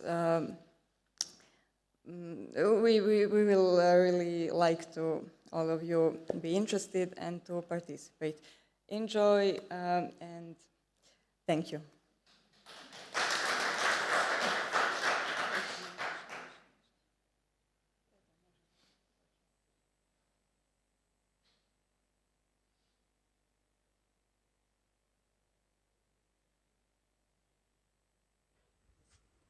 Dear colleagues and all friends, let me present you our project. All Colors of Montenegro dyeing wool with vegetable dyes. Collaboration between artists, professors, art students, craftsmen, experts in the field of textile technology, botany, ethnology, designers, and fashion psychologists has been ongoing for 7 years through the international art project All Colors of Montenegro dyeing wool with vegetable dyes. In addition to preserving the intangible cultural heritage in the field of textiles, such as wool yarns, knits and fabrics, and preserving traditional craft wool shaping techniques, the goal was to revitalize the forgotten technological process of obtaining colors from leaves, fruits, flowers, and roots of plants growing in the environment. Plant pigments are obtained from renewable sources and are harmless to the environment and safe and healthy to use, as they do not cause allergic reactions to humans, as is the case with dyes of chemical origin. Wool dyed with plant colors is characterized by a harmonious palette of colors and tones from dark black and brown, dark or light red, ochre, yellow, greenish to orange, terracotta and soft pink that create harmonious artistic palette. We hope you'll enjoy all the videos we prepared and all the artworks we have made. Thank you very much and grazie mille. Dear colleagues, I warmly greet you. My name is Martina Glogar and I'm coming from the University of Zagreb Faculty of Textile Technology. On behalf of our research team, I will present key aspects of the application of natural dyes, focusing on both their aesthetic and health benefits. Natural dyes have traditionally been derived from plant, animal, or mineral sources. However, with the resurgence of interest in sustainable materials, innovative extraction approaches are being explored, including dyes obtained from fungi, seaweeds, and even bacteria. This presentation primarily focuses on plant-based dyes and their application on wool. It is crucial to emphasize that plant sources should come from bio-waste and renewable materials, ensuring sustainability while avoiding the exploitation of protected species. One of the most fascinating aspects of natural dyes is the unique aesthetic appeal of their colors. Unlike synthetic dyes, which are chemically well-defined, natural dyes have complex and variable molecular structures. This variability creates subtle shifts in color perception as they interact with light, resulting in soft, harmonious hues that are naturally pleasing to the human eye. Regardless of variations due to source material or processing parameters, these colors maintain a remarkable balance with both nature and human perception. In addition to dyeing processes, natural dyes can also be applied in innovative printing techniques, such as plant transfer printing, which allows for unique and intricate designs on textiles. While research continues on their application to cellulose fibers, the most vibrant and stable color palettes are still achieved on protein fibers, particularly wool, due to the acidic mordant nature of most natural dyes, which makes them highly compatible with protein fibers. To fully understand and optimize the performance of natural dyes, we conduct extensive analytical studies. Beyond their aesthetics and visual properties, natural dyes possess a range of multifunctional attributes. Chemical analyses confirm their antibacterial, antifungal, antioxidant, and insect-repelling properties, along with excellent UV protection. Additionally, their balanced and naturally derived colors are known to have a positive psychological and emotional impact, promoting well-being. Further research of naturally dyed wool has demonstrated significant antibacterial activity against various bacterial strains, including Bacillus cereus, Staphylococcus aureus, Staphylococcus epidermis, Escherichia coli, and Salmonella enterica. Laboratory testing and analytical procedures, some of which are shown here, allow us to quantify these properties and further explore the potential of natural dyes in functional textiles. To improve dye fixation, enhance dye exhaustion, and strengthen fiber dye bonds, we have investigated different pre-treatment processes. Notably, cold oxygen plasma treatment are shown promising results, increasing dye uptake. Additionally, extensive research has been conducted on the UV protective properties of naturally dyed wool.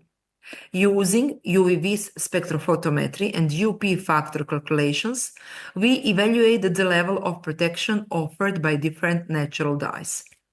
A particular development in this field is the research conducted at the Scientific Institute Ruđer Bošković in Zagreb, Croatia, where studies have shown that natural dyes in nanoform can synergistically enhance antibiotic effectiveness. This breakthrough suggests that these dyes could play a role in reducing antibiotic dosages while maintaining or even improving treatment efficiency, ultimately contributing to more sustainable medical applications. Through this presentation, we hope to provide a deeper understanding of the diverse applications of natural dyes, not only in terms of their aesthetic and ecological values, but also their scientific and functional significance. By advancing research and analytical approaches, we can maximize the benefits of these dyes, promoting their use in textile that support human health and well-being. Thank you all very much for your attention.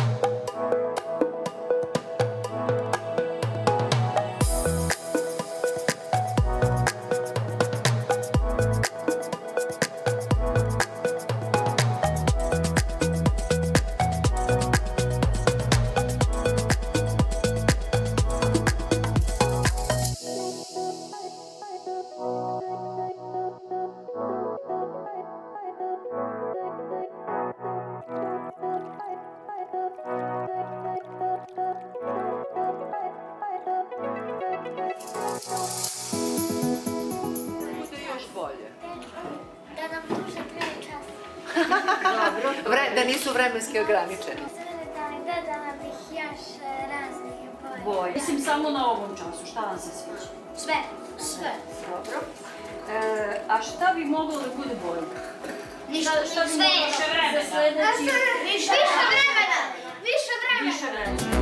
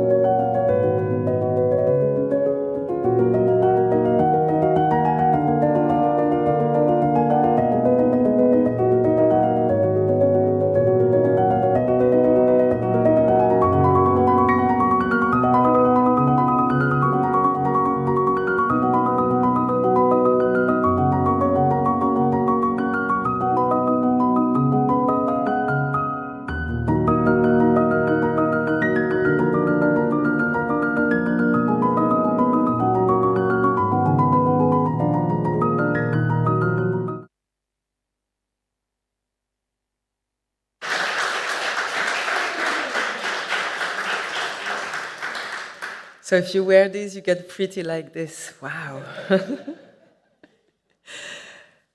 Very interesting combination of scientific research, education, and fashion.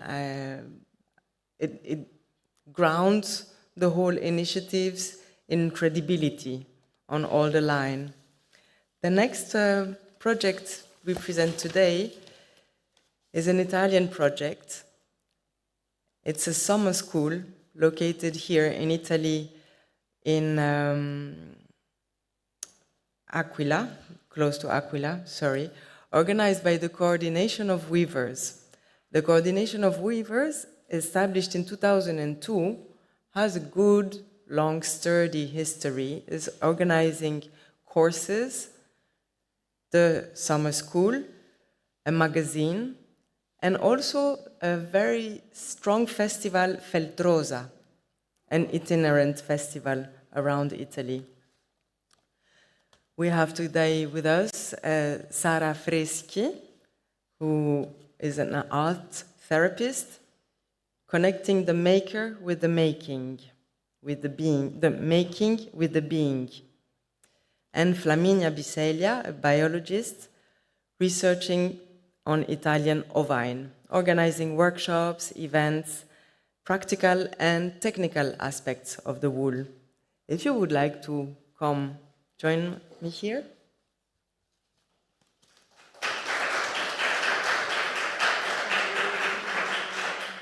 We will watch the video first and they will complete with their personal experience.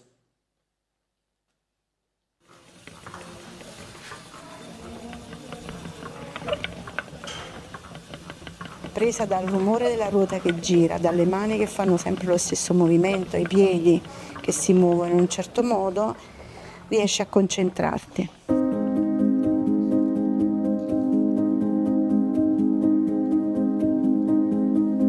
Siamo a Navelli, più esattamente a Civitaretenga, nell'ostello sul Tratturo, e siamo qui impegnate nella quinta edizione della scuola estiva di lavorazione lane locali.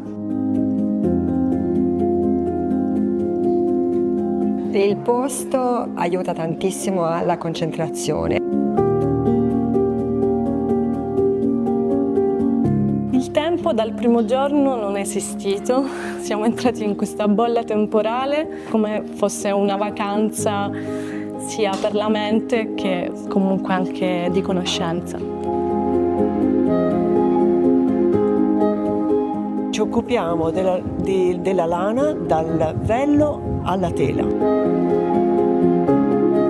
Io sono qui per insegnare filatura avanzata, ma soprattutto la mia specialità è la tintura naturale.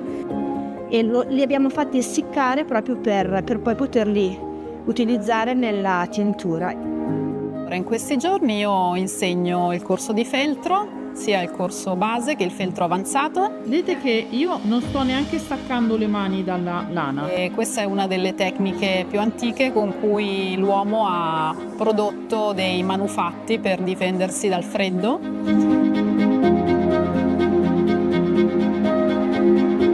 L'opportunità di stare qui ci permette di lavorare dalla mattina alla sera su dei progetti e quindi cominciare a portarli poi a termine, appunto di creare quello che vogliamo, con l'aiuto di tutte le maestre ovviamente.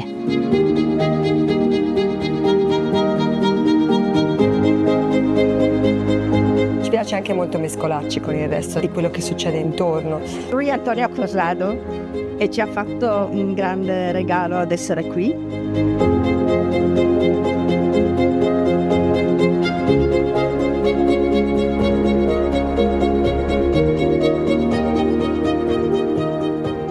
Subito abbiamo pensato che fosse invece giusto venire in Abruzzo perché qui c'è la storia della lana in Italia e quindi siamo qua.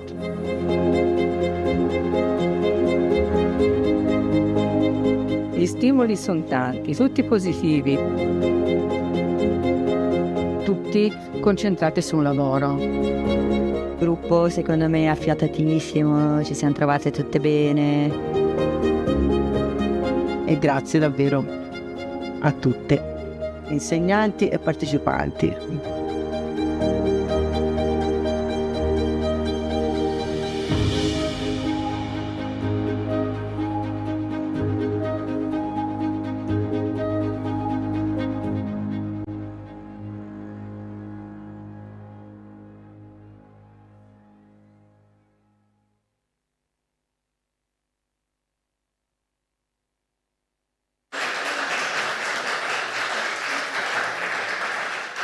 All right, Sara Freschi, would you like to? I've written it down because I'm quite nervous. Good afternoon, and I'm pleased to be here. I want to share my story about how taking care of ourselves and helping others are connected. As an educator and an art therapist, I use often textile material with the people I do my workshop, and I always know that art can make people feel good. And La Scuola Estiva was a place that reminded me that we need to take care of ourselves first, because when we work with people who struggle with their life, it's become really difficult even for us that work with them to have everything in control. That school wasn't just a class for me. It was really an happy place where making things with the wool helped me learn more about myself and the world around me. The people that I met were amazing. We share ideas, stories, and we help each other. When we make things, we are also taking care of ourselves. And when we help, and when we feel good, we can help others even better. When I went back to work, I had a new energy, and I can use with the people I work with. The school reminds me that we have to take care of ourselves, and we need to give more chances to create spaces like this school, and to give the possibility for the people who care for others that can also care for themselves, and to have more spaces to be creative. Because there are lots of people who do social work, and they don't have a space for themselves. And be creative and do things with our own hands help to help the others. I don't know.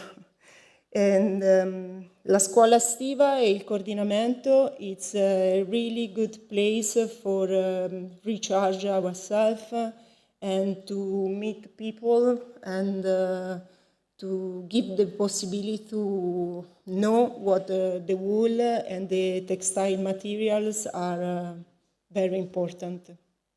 And thank you.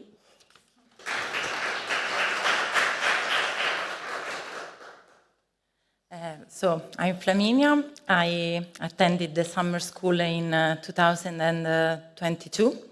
I am a biologist, and the summer school, as you can watch in the video, it was a very great opportunity to learn more about wool, how to work with wool from washing to the textile experience in the end. And as a biologist, I just arrived there with an idea, and after 10 days, with the help of teacher and also other attendees, I just clarify my idea to work with local wools and rustic wool from different regions of Italy, from ships that are finalized to produce meal and meat. But we have to take care also of this kind of wool, because it's a great opportunity to create something in the designer and not only textile industry. And so after the school, I have the energy and also the knowledge to implement this project, but as you can watch, it's not just a school, it's the great possibility to interact with the soul and to improve energy and creativity. So thanks a lot to European Wall Associates and also to Coordinamento Tessitori.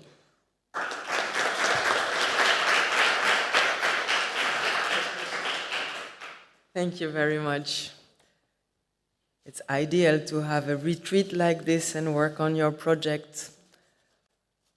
The next initiative is also kind of a retreat. We are talking about Zagori. It's a small region in Greece, a large region in Greece, with many small villages, 46 villages.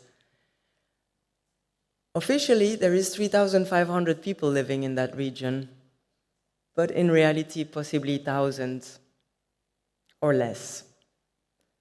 In a small rural neighborhood where wool has always been vibrant, there is a small initiative that is rayonnating all around the region. It's the Eco Museum Zagori, where Panayota Kutsuku implements programs towards awareness raising and practices.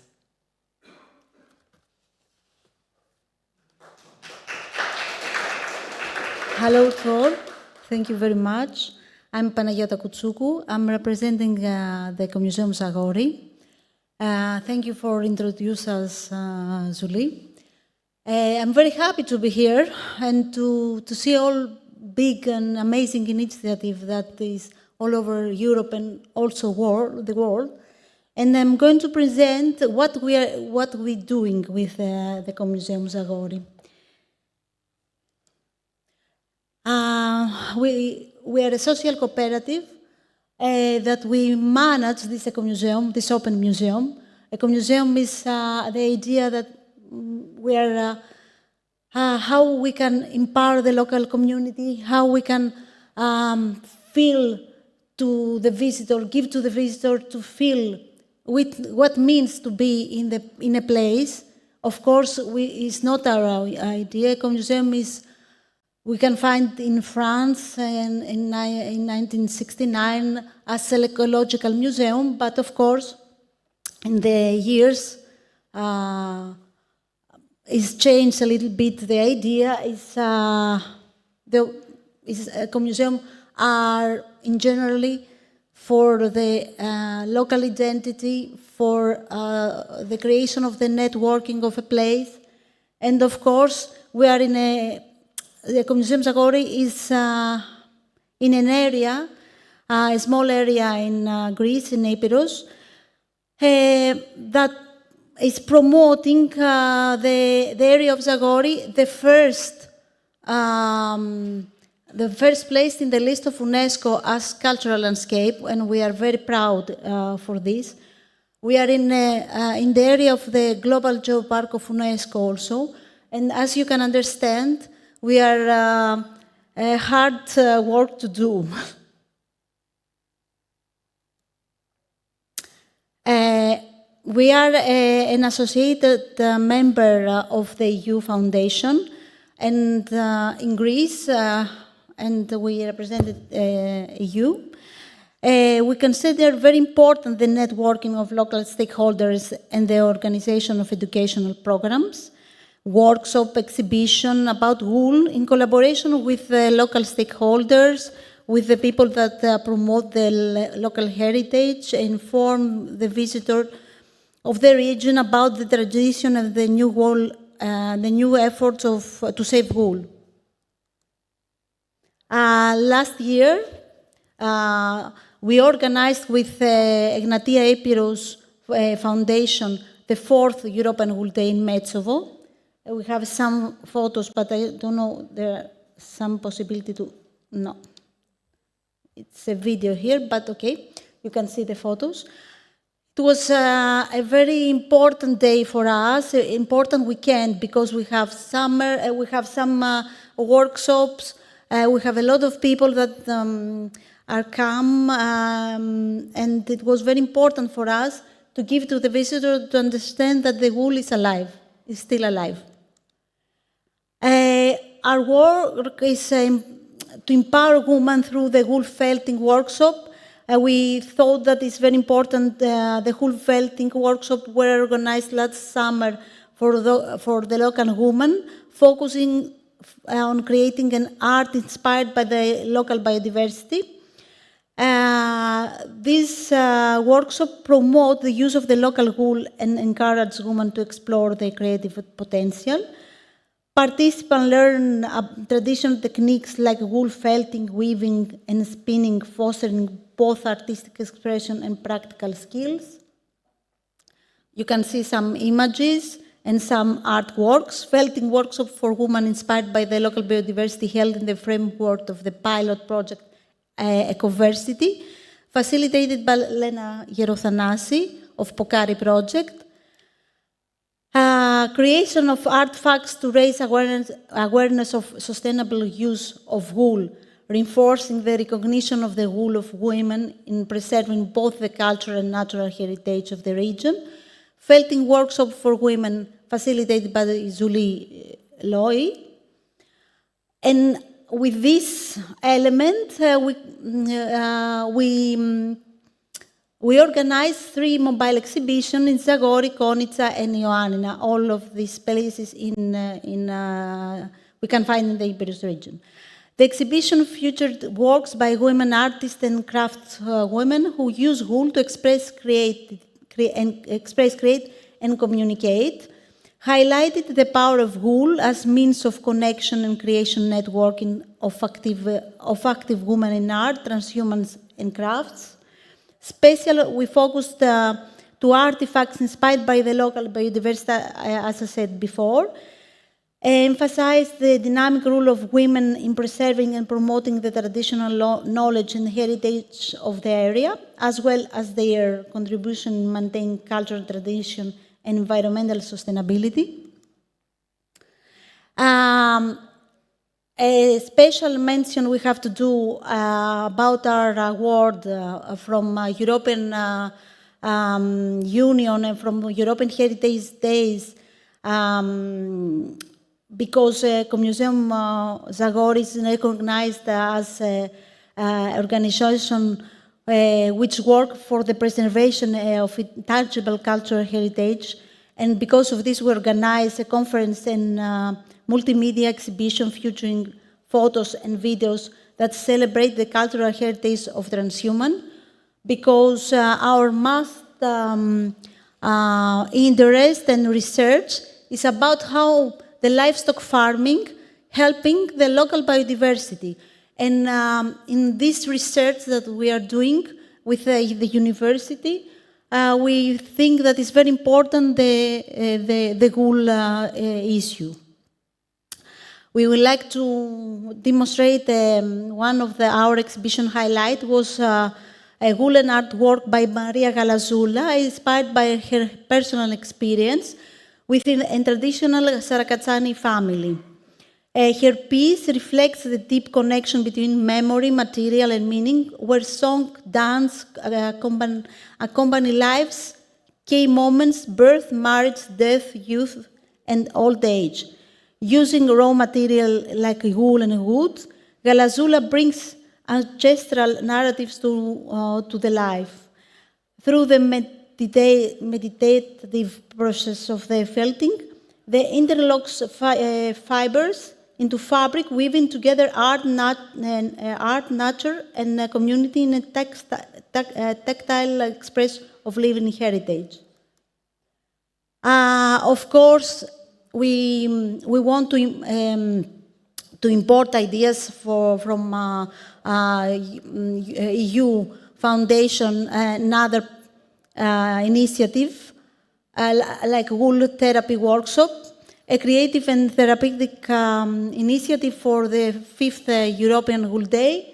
It was our 1st and 4th of April. Museum Zagori Ignatia Epiros Foundation organized the creative and therapeutic workshop at the Dementia Day Care Center of Ioannina.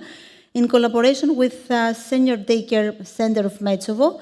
It is a very interesting initiative because we combine this idea to help the people with the dementia to have a workshop and to have this relationship with the wool.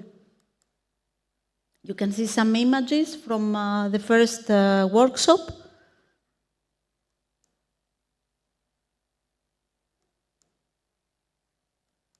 And of course, we have the second workshop where with the people, you can see their creation.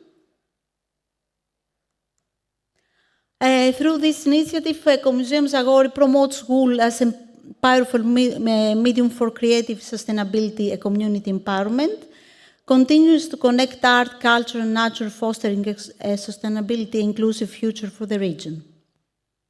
Thank you for your attention.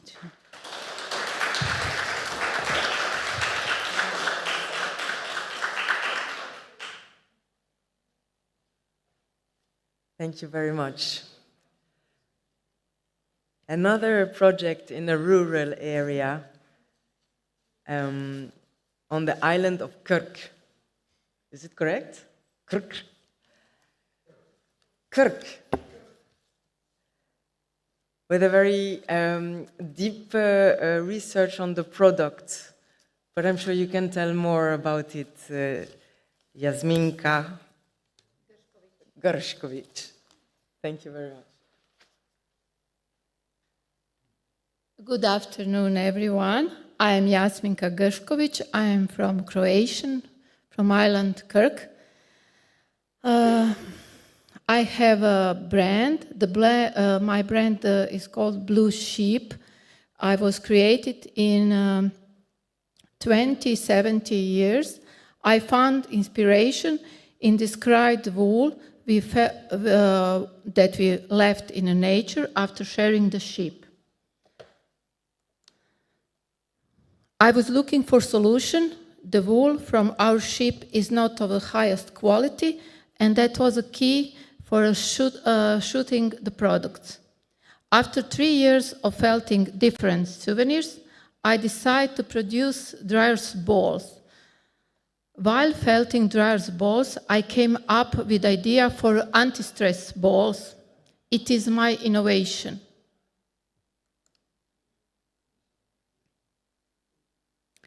My inspiration is to turn wool from the entire island of Kirk into products. I started by not throw away the wool from our sheep. I want to encourage others not to throw away wool with my example. I will be happiest if all wool from the island we are turned into useful products. This will be in the line with the Zero Waste Iceland mission. I hope to encourage people to use natural materials for the sake of the health and the environment, which is most important in the long run.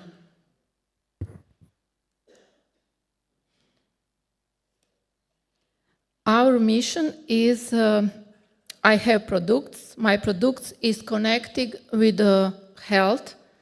First, dryer balls help women who want to wash their laundry without fabric softener to have soft and fluffy laundry. They need just 2 drops essential oil for nature smells. Second, producing the balls, I reduce amount described wool and encourage the used chemicals to soften your laundry. Also, they save energy. Diffusers is my second product. Diffusers makes your car smells fresh in a nature way with just 1 drop of essential oil. So the third product is anti-stress ball. It's good for exercise your hand muscles, and they are filled with lavender flowers. The scent of lavender is soothing. anti-stress ball, also sustainable for children before bedtime. Also, I do a felting workshop with the children. Workshops have benefits for the children. They affect concentration. They have head-eyes coordination and encourage children to hold pencil correctly, which is a very common problem among preschool children today. That's all. Thank you.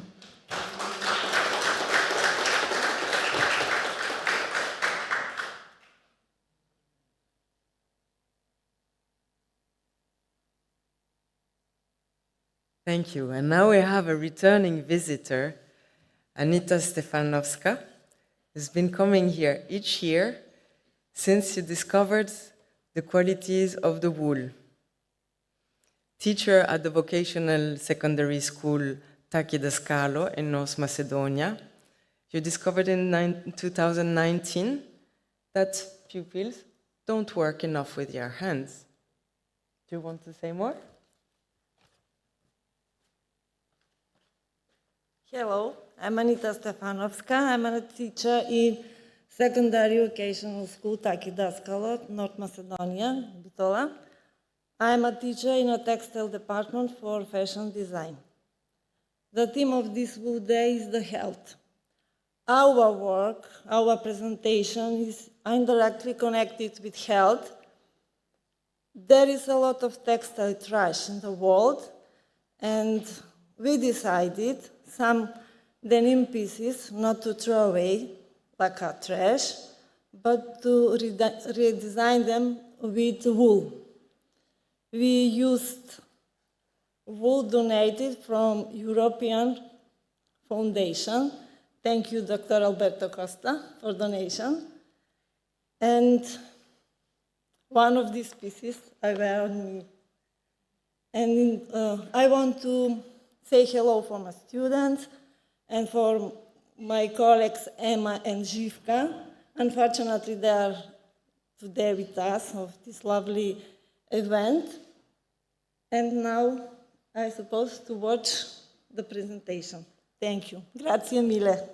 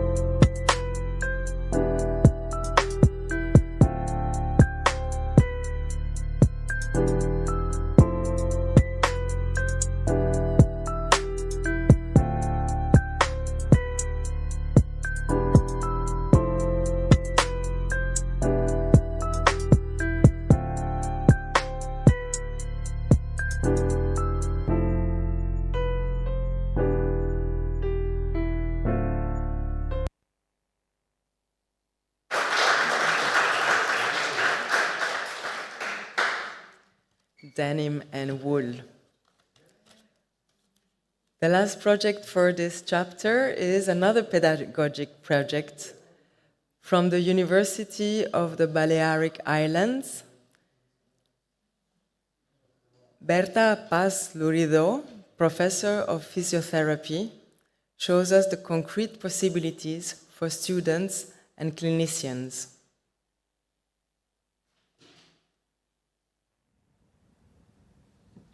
Hello, my name is Berta Paz. As I said before, thank you for the presentation. Assistant Professor of Physiotherapy at the University of the Balearic Islands. Thank you, the organizers, for this day. It's fantastic every year to have the opportunity to be here. This year, I explained some of the work we have been developing at the University of the Balearic Islands in the Bachelor of Physiotherapy, in the way to transform education into a more sustainable way towards planetary health. And then we use wool and also pedagogy called service learning to do this transition. And I would like to explain how we are doing that. A lot of things happened from the previous day, but I was introducing at that time planetary health and climate justice. So we are also talking about service learning, this experiential critical pedagogy, where we work with co-designed projects with organizers and community partners, some of them from the rural world. We were also developing these service learning projects and conferences, and we were already using wool in art activities and also with this finger knitting to create networking. Additionally, Ilaria was preparing for us a map from wool from the Balearic Islands, and that is a way also to start introducing wool in the university campus for benefit of the whole community, but also for physiotherapy students. More specifically, we are talking to planetary health in physiotherapy, so we work very much with this interconnectedness, this interdependence, wisdom coming from different areas, not only from the academia, but also from other areas of society. This is very important because this transformation into a more sustainable community and care of the earth is not coming only for scientifics, but from all of us. That means that today working with everyday is a way also to rethink how we can contribute into a more sustainable life on earth. Particularly for physiotherapy, we were developing activities in journals, this regarding planetary health and public health, and we were introducing also the possibility to accept your articles regarding the use of raw materials, thinking in wool and other possibilities. So it was very successful, and we are very, very happy about it. Additionally, at the Arctic University of Norway, we were collaborating in this BIP regarding environmental physiotherapy, and we were discussing about different issues for environmental physiotherapy, and was developing this activity with finger knitting during the workshop. That was very important to take big attention for the educators of physiotherapy involved there about the possibilities of wool when we introduce that into the curriculum. Additionally, we are working with that in 3 subjects, Foundation of Physiotherapy, Community Physiotherapy, and Ethic in Health Sciences, where we ask students how they see the considerations of sustainability for education and practice. They make comments on the use of materials, ecological materials. Wool can be one of those, and we link these activities that we develop in classrooms with other general strategies from the university, where we collaborate with exhibitions, and we invite also partners from other regions in the mainland. This is how we work with our students. We let them touch the materials and think how can be their use in education and clinical of physiotherapy. And they give us many ideas. Most of them, they are also collected in in journals regarding the possibilities of wool in health sciences. But I would like to highlight here how they describe how important it is for them that we are introducing these materials, that we are rethinking the education and the clinical practice towards sustainability, also therapeutic techniques, including these materials. It is important that they are aware that it's relevant to rethink the profession into a more responsible profession, and that includes materials as wool. To go on, it is planned by the end of this year, this international conference with service learning and planetary health. We will use wool for sure in some way. And also that we are collaborating the IUAV in this project, Erasmus Plus project, that is linking the university with rural areas through virtual e-service learning. So that is very important because it will end with a matchmaking platform to combine education and also the rural areas, including farmers and wool producers. So this is by now what we are doing in a very, very short way. But here is my contact in case you want to, be in touch and see all the things that we develop at the university. Thank you very much for your attention, and have a very nice day.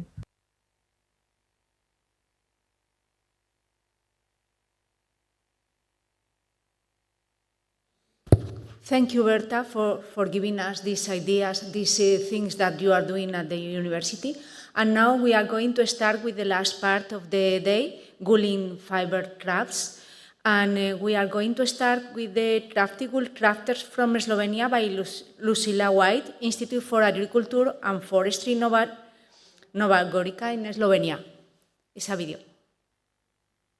A warm woolen hello from Slovenia on this wonderful 5th European Wool Day. Today, I'm going to show you how resourceful and creative some Slovene groups of crafters are.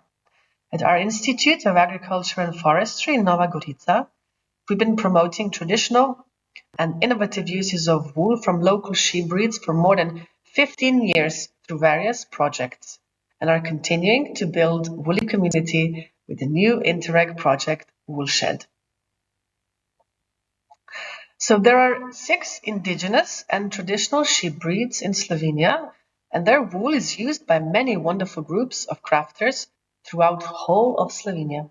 But today we will present 2 groups that are quite distinct.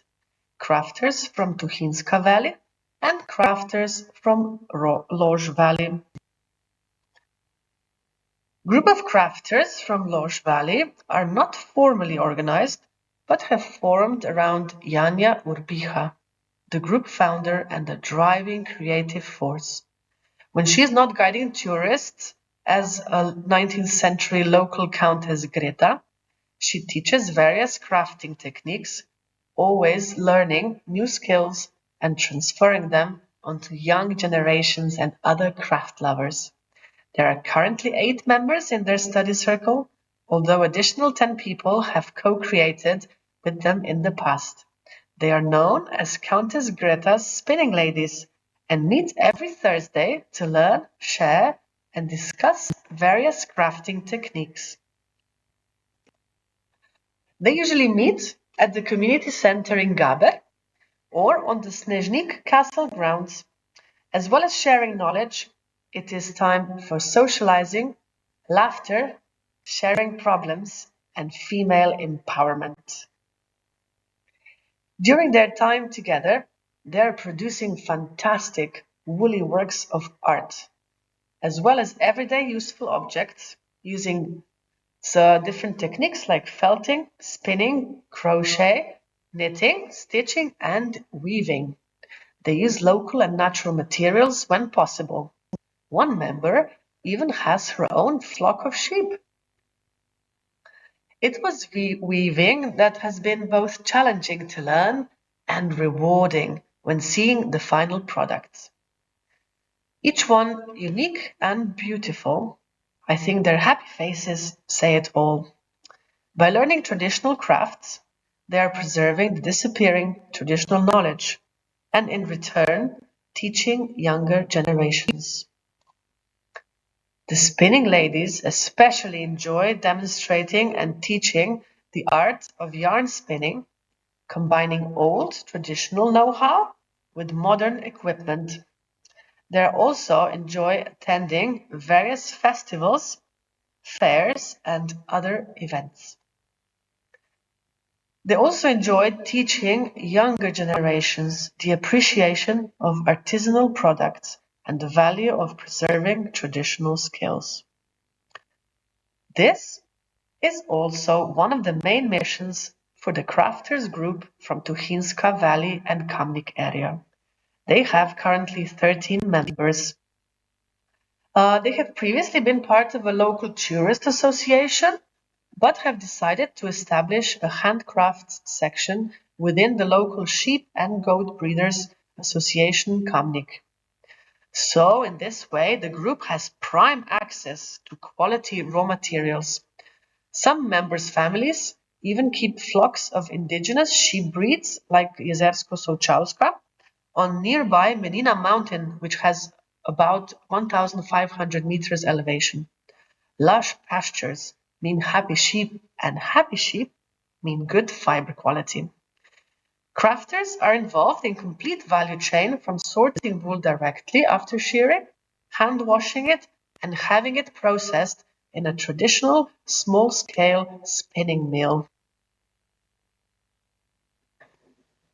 This local wool is then used to produce a wonderful array of final products, from knitted socks, gloves, ponchos, to felted slippers, bags, hats, and other beautiful products. These products have been awarded many regional and national arts and crafts certificates, confirming their masterful handcraft skills. Besides crafting wonderful woolen products, they are also very passionate about transferring their skills onto younger generations, with teaching and nurturing kids' appreciation of handcrafts, value of preserving traditional know-how, and understanding the benefits of wool for health and mental health as well, and the benefits of sheep husbandry for our environment. So our time is up. I leave you with this idyllic image and a warm feeling one has once surrounded by sheep and wool. Thank you and goodbye.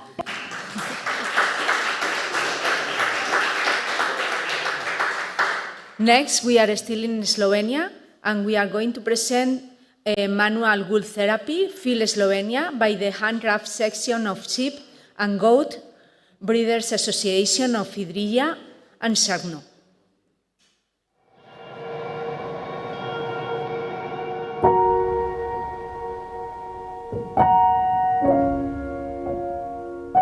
In the northwest of Slovenia stretch the Idrija and Cirkno hills, where small cattle are grazed on steep slopes from spring to autumn and hay is harvested for winter fodder on the sloping meadows in the summer.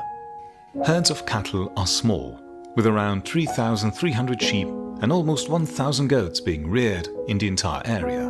A group of local breeders founded the Sheep and Goat Breeders Association of Idrija and Cirkno almost 30 years ago with the aim of encouraging cattle breeding in the area and to increase interest in the consumption of meat and milk. Today, the association brings together at least 60 members and takes care of their education, association and networking.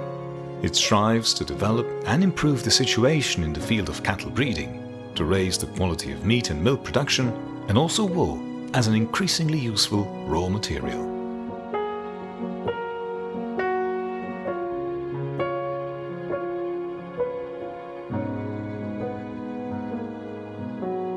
The association has an active handicraft section that preserves the rich heritage of processing and using sheep's wool in handicrafts. After shearing, the members select the wool. This is followed by several days of soaking and hand washing, which can then beneficially be used for watering gardens. Wool washing is quite laborious and time-consuming. The washed wool is spread out on nets. The wool is then air-dried in the shade for several days. During drying, the wool must be loosened several times. The washed and now dry sheep's wool is ready for further processing. Each craftswoman then uses the wool in her own specific techniques. Carding and hand spinning of wool on a spinning wheel.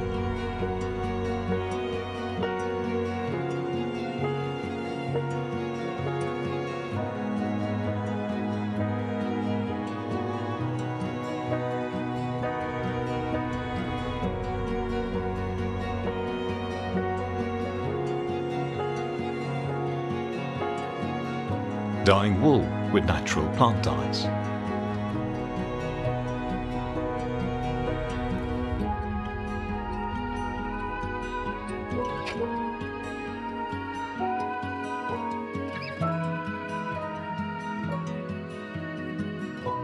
Traditional knitting of wool socks and sweaters.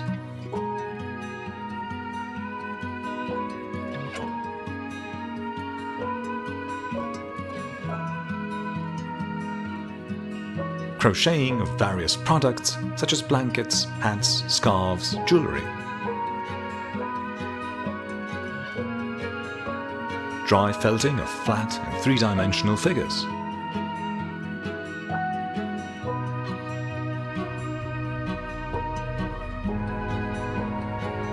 Weaving of interior decoration products on traditional looms.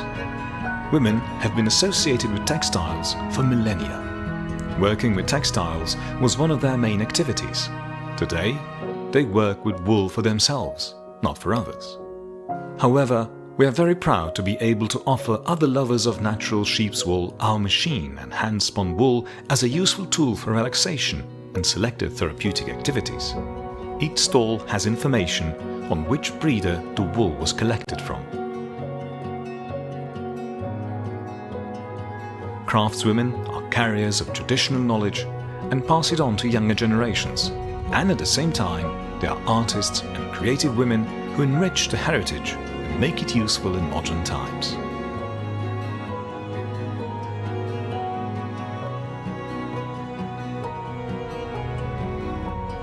In Cirkno, Slovenia, we organized in cooperation with the development agency of Idrija and Cirkno in September 2023 the first national meeting of women spinning on a spinning wheel.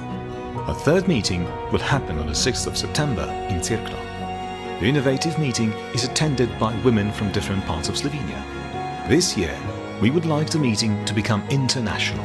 With an invitation beyond the borders, we would like to strengthen manual wool therapy together.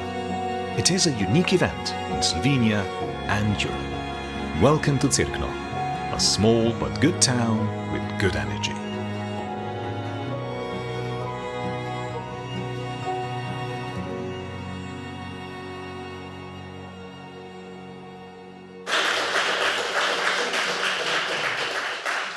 And now we are going to connect to Mireia from Fundación Aeroecoturismo in Spain. She is going to talk about the wool route ecotour. So, Mireia, nice to meet you.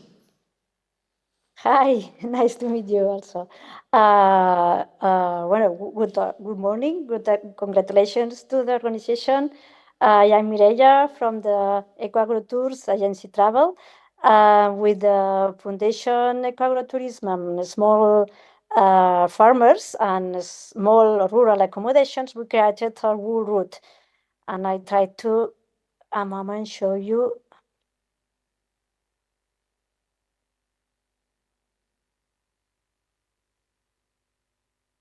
It's okay? It's perfect. It's perfect. Okay, a moment.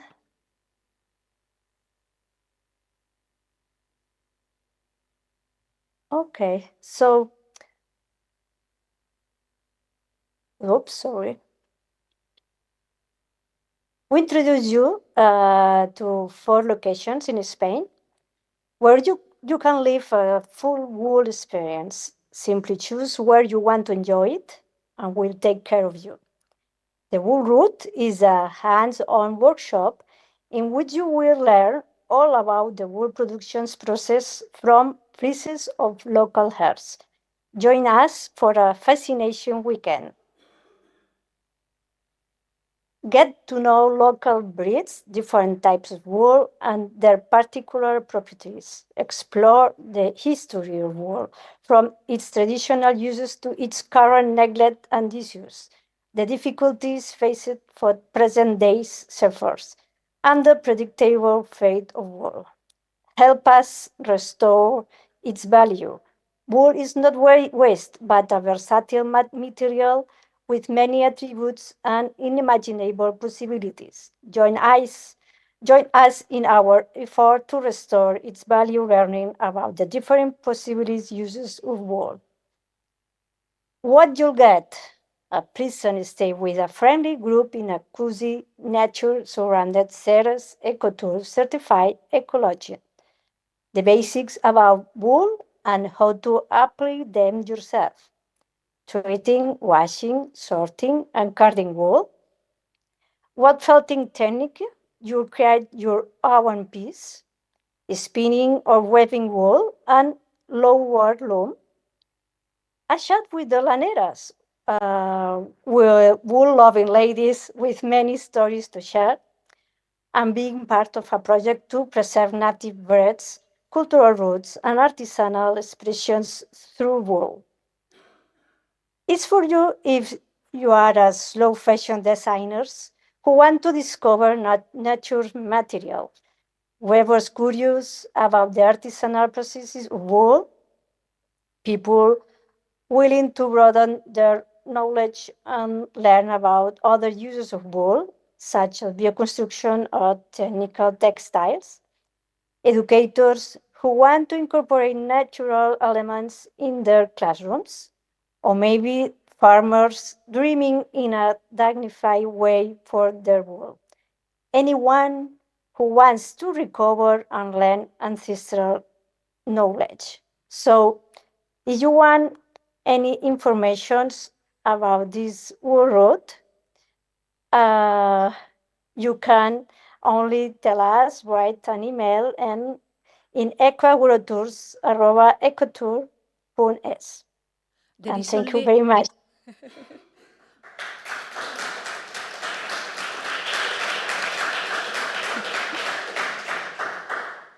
So thank you very much, Mireia. Now we have here Irini Vetri. She is going to show us woven handmade cardigan from weaving class of San Athanasios, an association of my teenage Andros in Greece. So.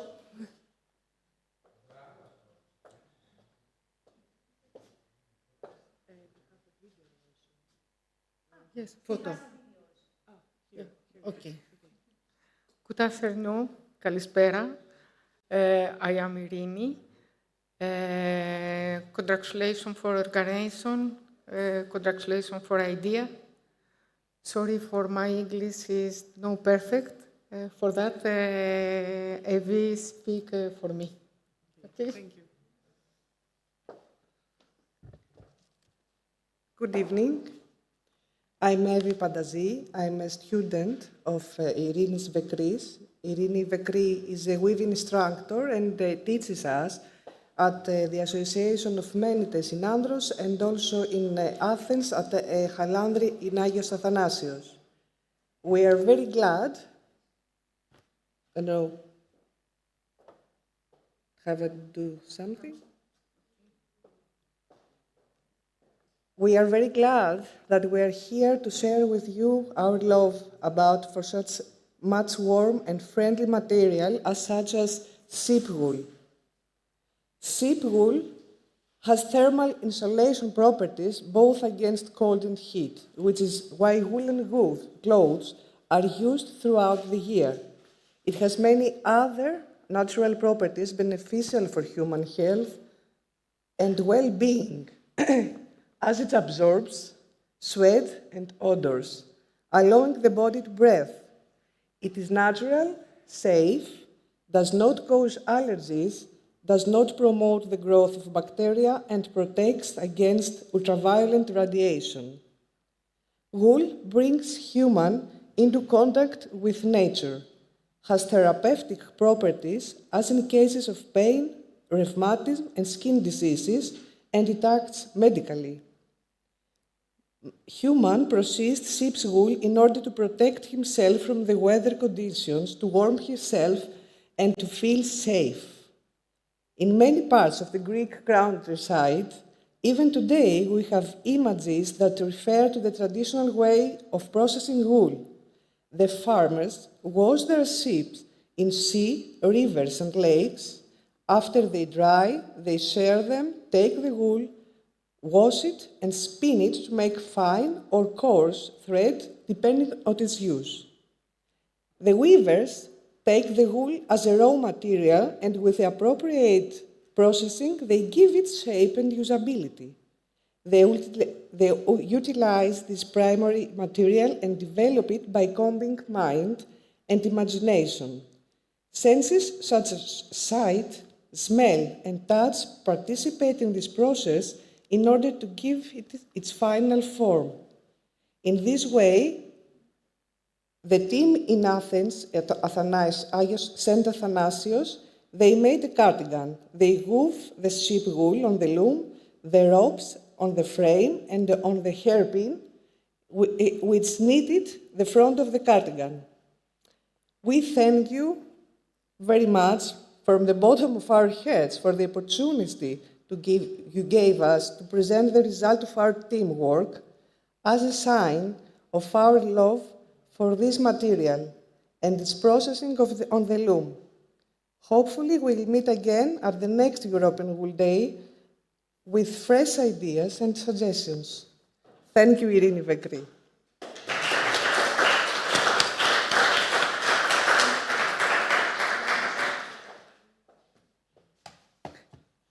And now we are going to talk about the last European Wool for Health Awards that were celebrated last year in Spain.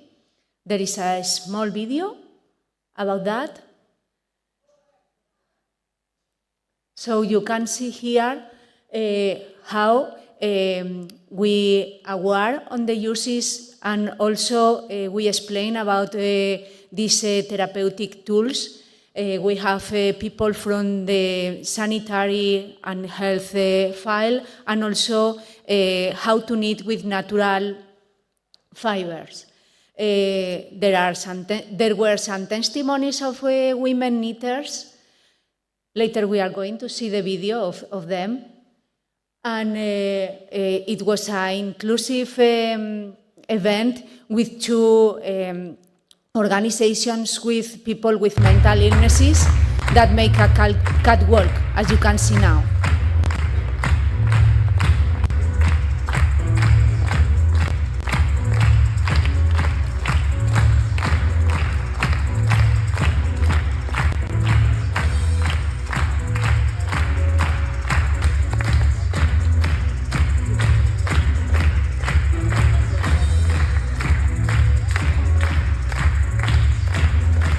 More than 200 sensory sleeves were received, all of them knitted by natural fibers from 9 different countries all around Europe. And we have different categories. There's 5 selection for the public, also the most active group. It was from Greece. One of the winners was from Italy, Portugal, and several from Spain. And at the end, we have a live performance also. So it was a great event that was in the Museo del Traje in Madrid. And we have the youngest and a man knitters also. And we have also the prizes were donated by Marigel Peret. Is a great woman with a life in that. And at the end, we made a mindfulness workshops about sensory math.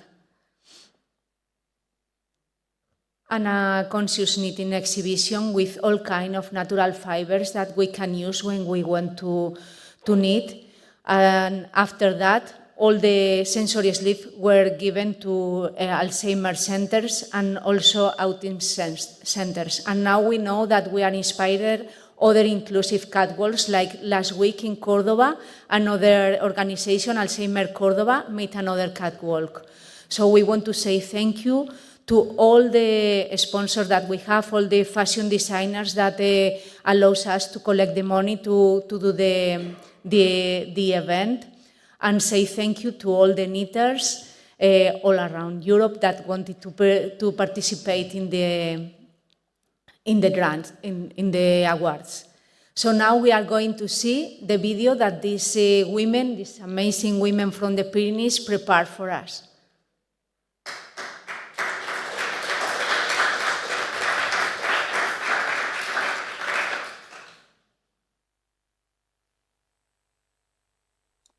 La convocatoria Solidarios Nacionales del Grupo Traxa ha permitido que en el Pirineo aragonés, mujeres rurales de la comarca del Sobrarbe hayan encontrado la manera de fusionar naturaleza y terapia, tejiendo de manera responsable con el medio ambiente prendas solidarias que ayudan a personas con Alzheimer y niños y niñas con trastorno del espectro autista, para un proyecto europeo y promovido por la Fundación IUAV.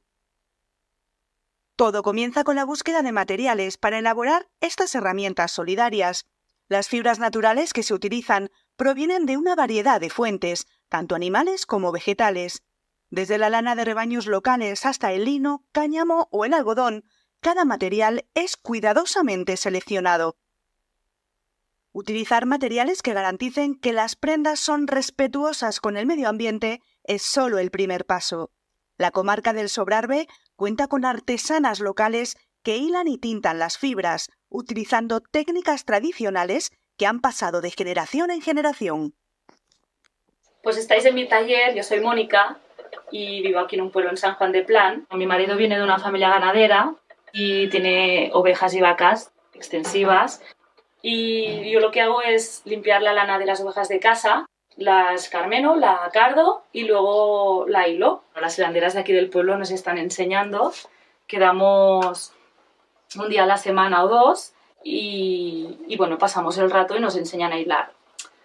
Luego también estoy en la asociación Tejiendo entre Montañas, que está en Ainsa, y bueno, vivimos en un valle precioso, rodeado de montañas y con 3 pueblos aquí al lado, para hacer más comunidad.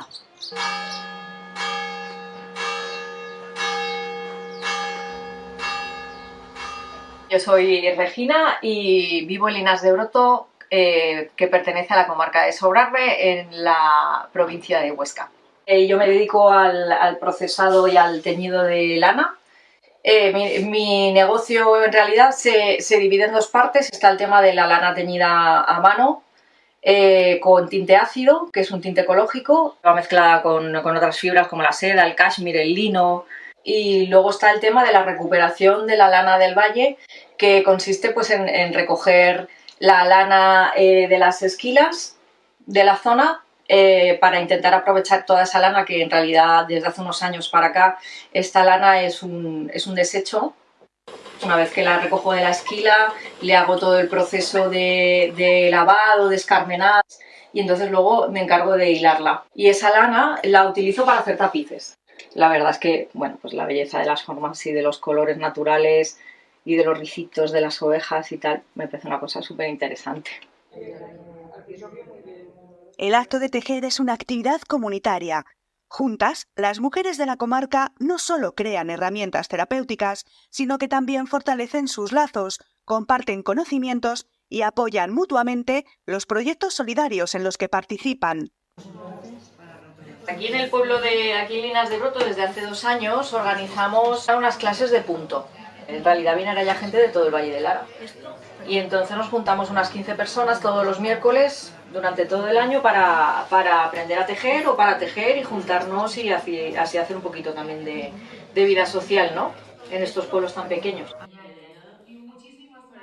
Cada prenda es tejida con cuidado y dedicación, incorporando diferentes texturas y colores que serán esenciales para la estimulación sensorial de quienes las usen. Estas prendas no solo son herramientas terapéuticas, sino también auténticas obras de arte. Se trata de tejer con fibras naturales pues una especie pues como de mangas que se ponen aquí en el brazo con muchas texturas y colores distintos para que estos enfermos cuando se ponen ansiosos o nerviosos y tal puedan tocar y meter los dedetes para controlar un poco esos movimientos compulsivos que tienen con los dedos, que normalmente se rascan o se pueden coger, se pueden hacer daños. Pues con estas herramientas lo que se consigue es que su atención se vaya a estos manguitos y puedan relajarse pues tocando pues todas estas cositas que les estamos tejiendo, que sobresalen y que tienen textura. Las herramientas sensoriales tejidas por estas mujeres del Pirineo aragonés tienen un impacto profundo.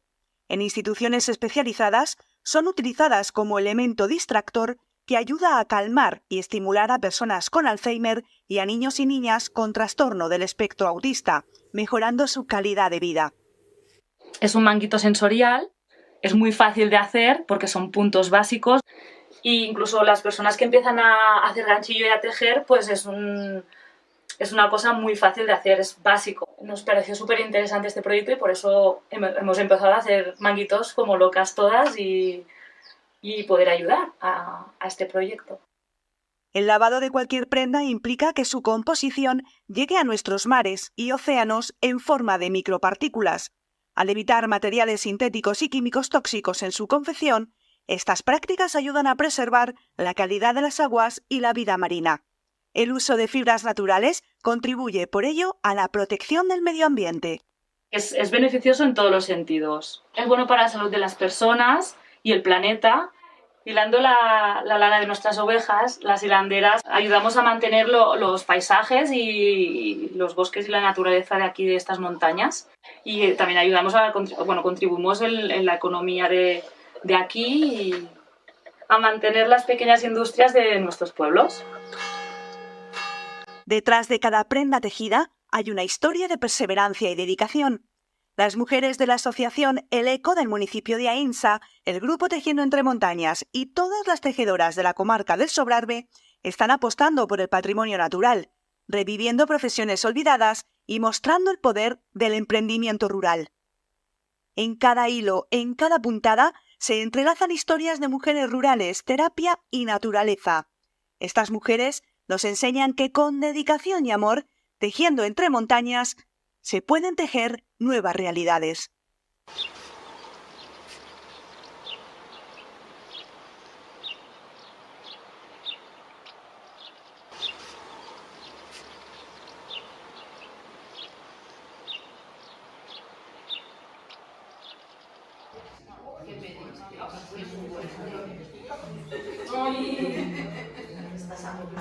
No me sale, María, ¿por qué no me sale? Sí, venga. De las plumas de Santa Teresa que se decía, ¿te acuerdas, Ilaria? Las plumas de Santa Teresa, la concha de ganchillo, de hilo. Ah, buenísimas.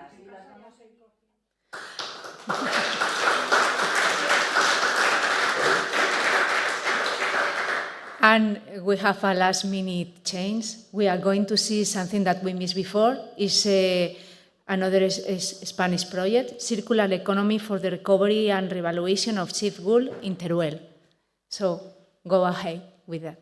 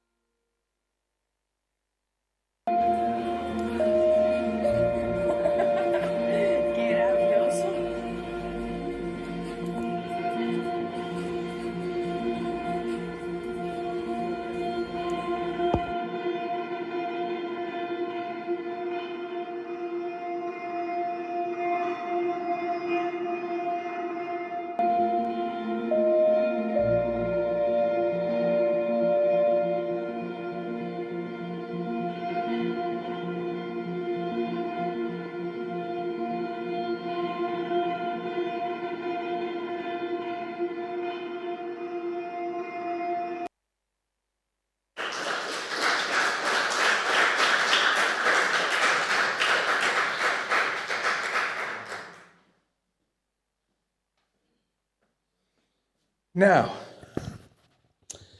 we start now the other 2 hours that we have extra. Thank you so much. Congratulations. We started at 10, so it's 7 hours.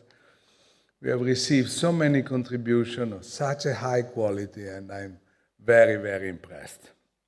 Final comment, 3 minutes. First of all, I've learned today, if I have to summarize the day, I would say that the constant message has been a smile. I never seen so many smiles and smiling people for 7 hours, probably in my life, including Sharon Wells. She was telling us story. Oh, there you are. Story, but then you smile in the end. So there must be something in this wool that makes people smiling, and probably it's healthy than other drugs. The second is the freedom and the independence. You may have noticed that we had no sponsors, no commercial sponsors. There is nobody behind this event. It's pure private donation, private donors, people who are sympathetic with what you do, and gave us this opportunity. And this is important because it's a guarantee of total independence. Of course, there is a price for that, and the price for this is a lot of work, of voluntary work. And of course, I thank again, as I did at the beginning, first of all, Dora, who assembled the program, and then Concha, Sandra, and Julie, who chaired the different sessions. And this is all volunteer work, preparing, studying, dedicating time to that. Not to mention Ivana and all the Gomitolorosa team. I hope you realize what is behind all of this. Really weeks and weeks of works. I think we all have to thank the technician. Hey, you guys, you have been really fantastic. Never an interruption. I was checking, my son was sending me pictures and said, look how beautiful it is. So the image was perfect, even for those who were following us in YouTube. We certainly need to thank I Casali del Pino because they also did their best and they've been working a lot. You remember I opened this morning, you don't remember, after 7 hours, I opened this morning mentioning President Trump because I said no offense, blah, blah, blah, blah. And he sent me a text by WhatsApp now and saying you should change, you know how he does, you should change the name of your foundation and call it MUGA, Make European Wool Great Again. So we will do the heart next year, and we will do as he likes. And then thank you, everybody. Thank you all those who have been following us. And this was the 5th edition, and we will again discuss and learn what we have seen and what we can do to improve the future. Thank you. Grazie. Grazie mille. Alzheimer, Zoom.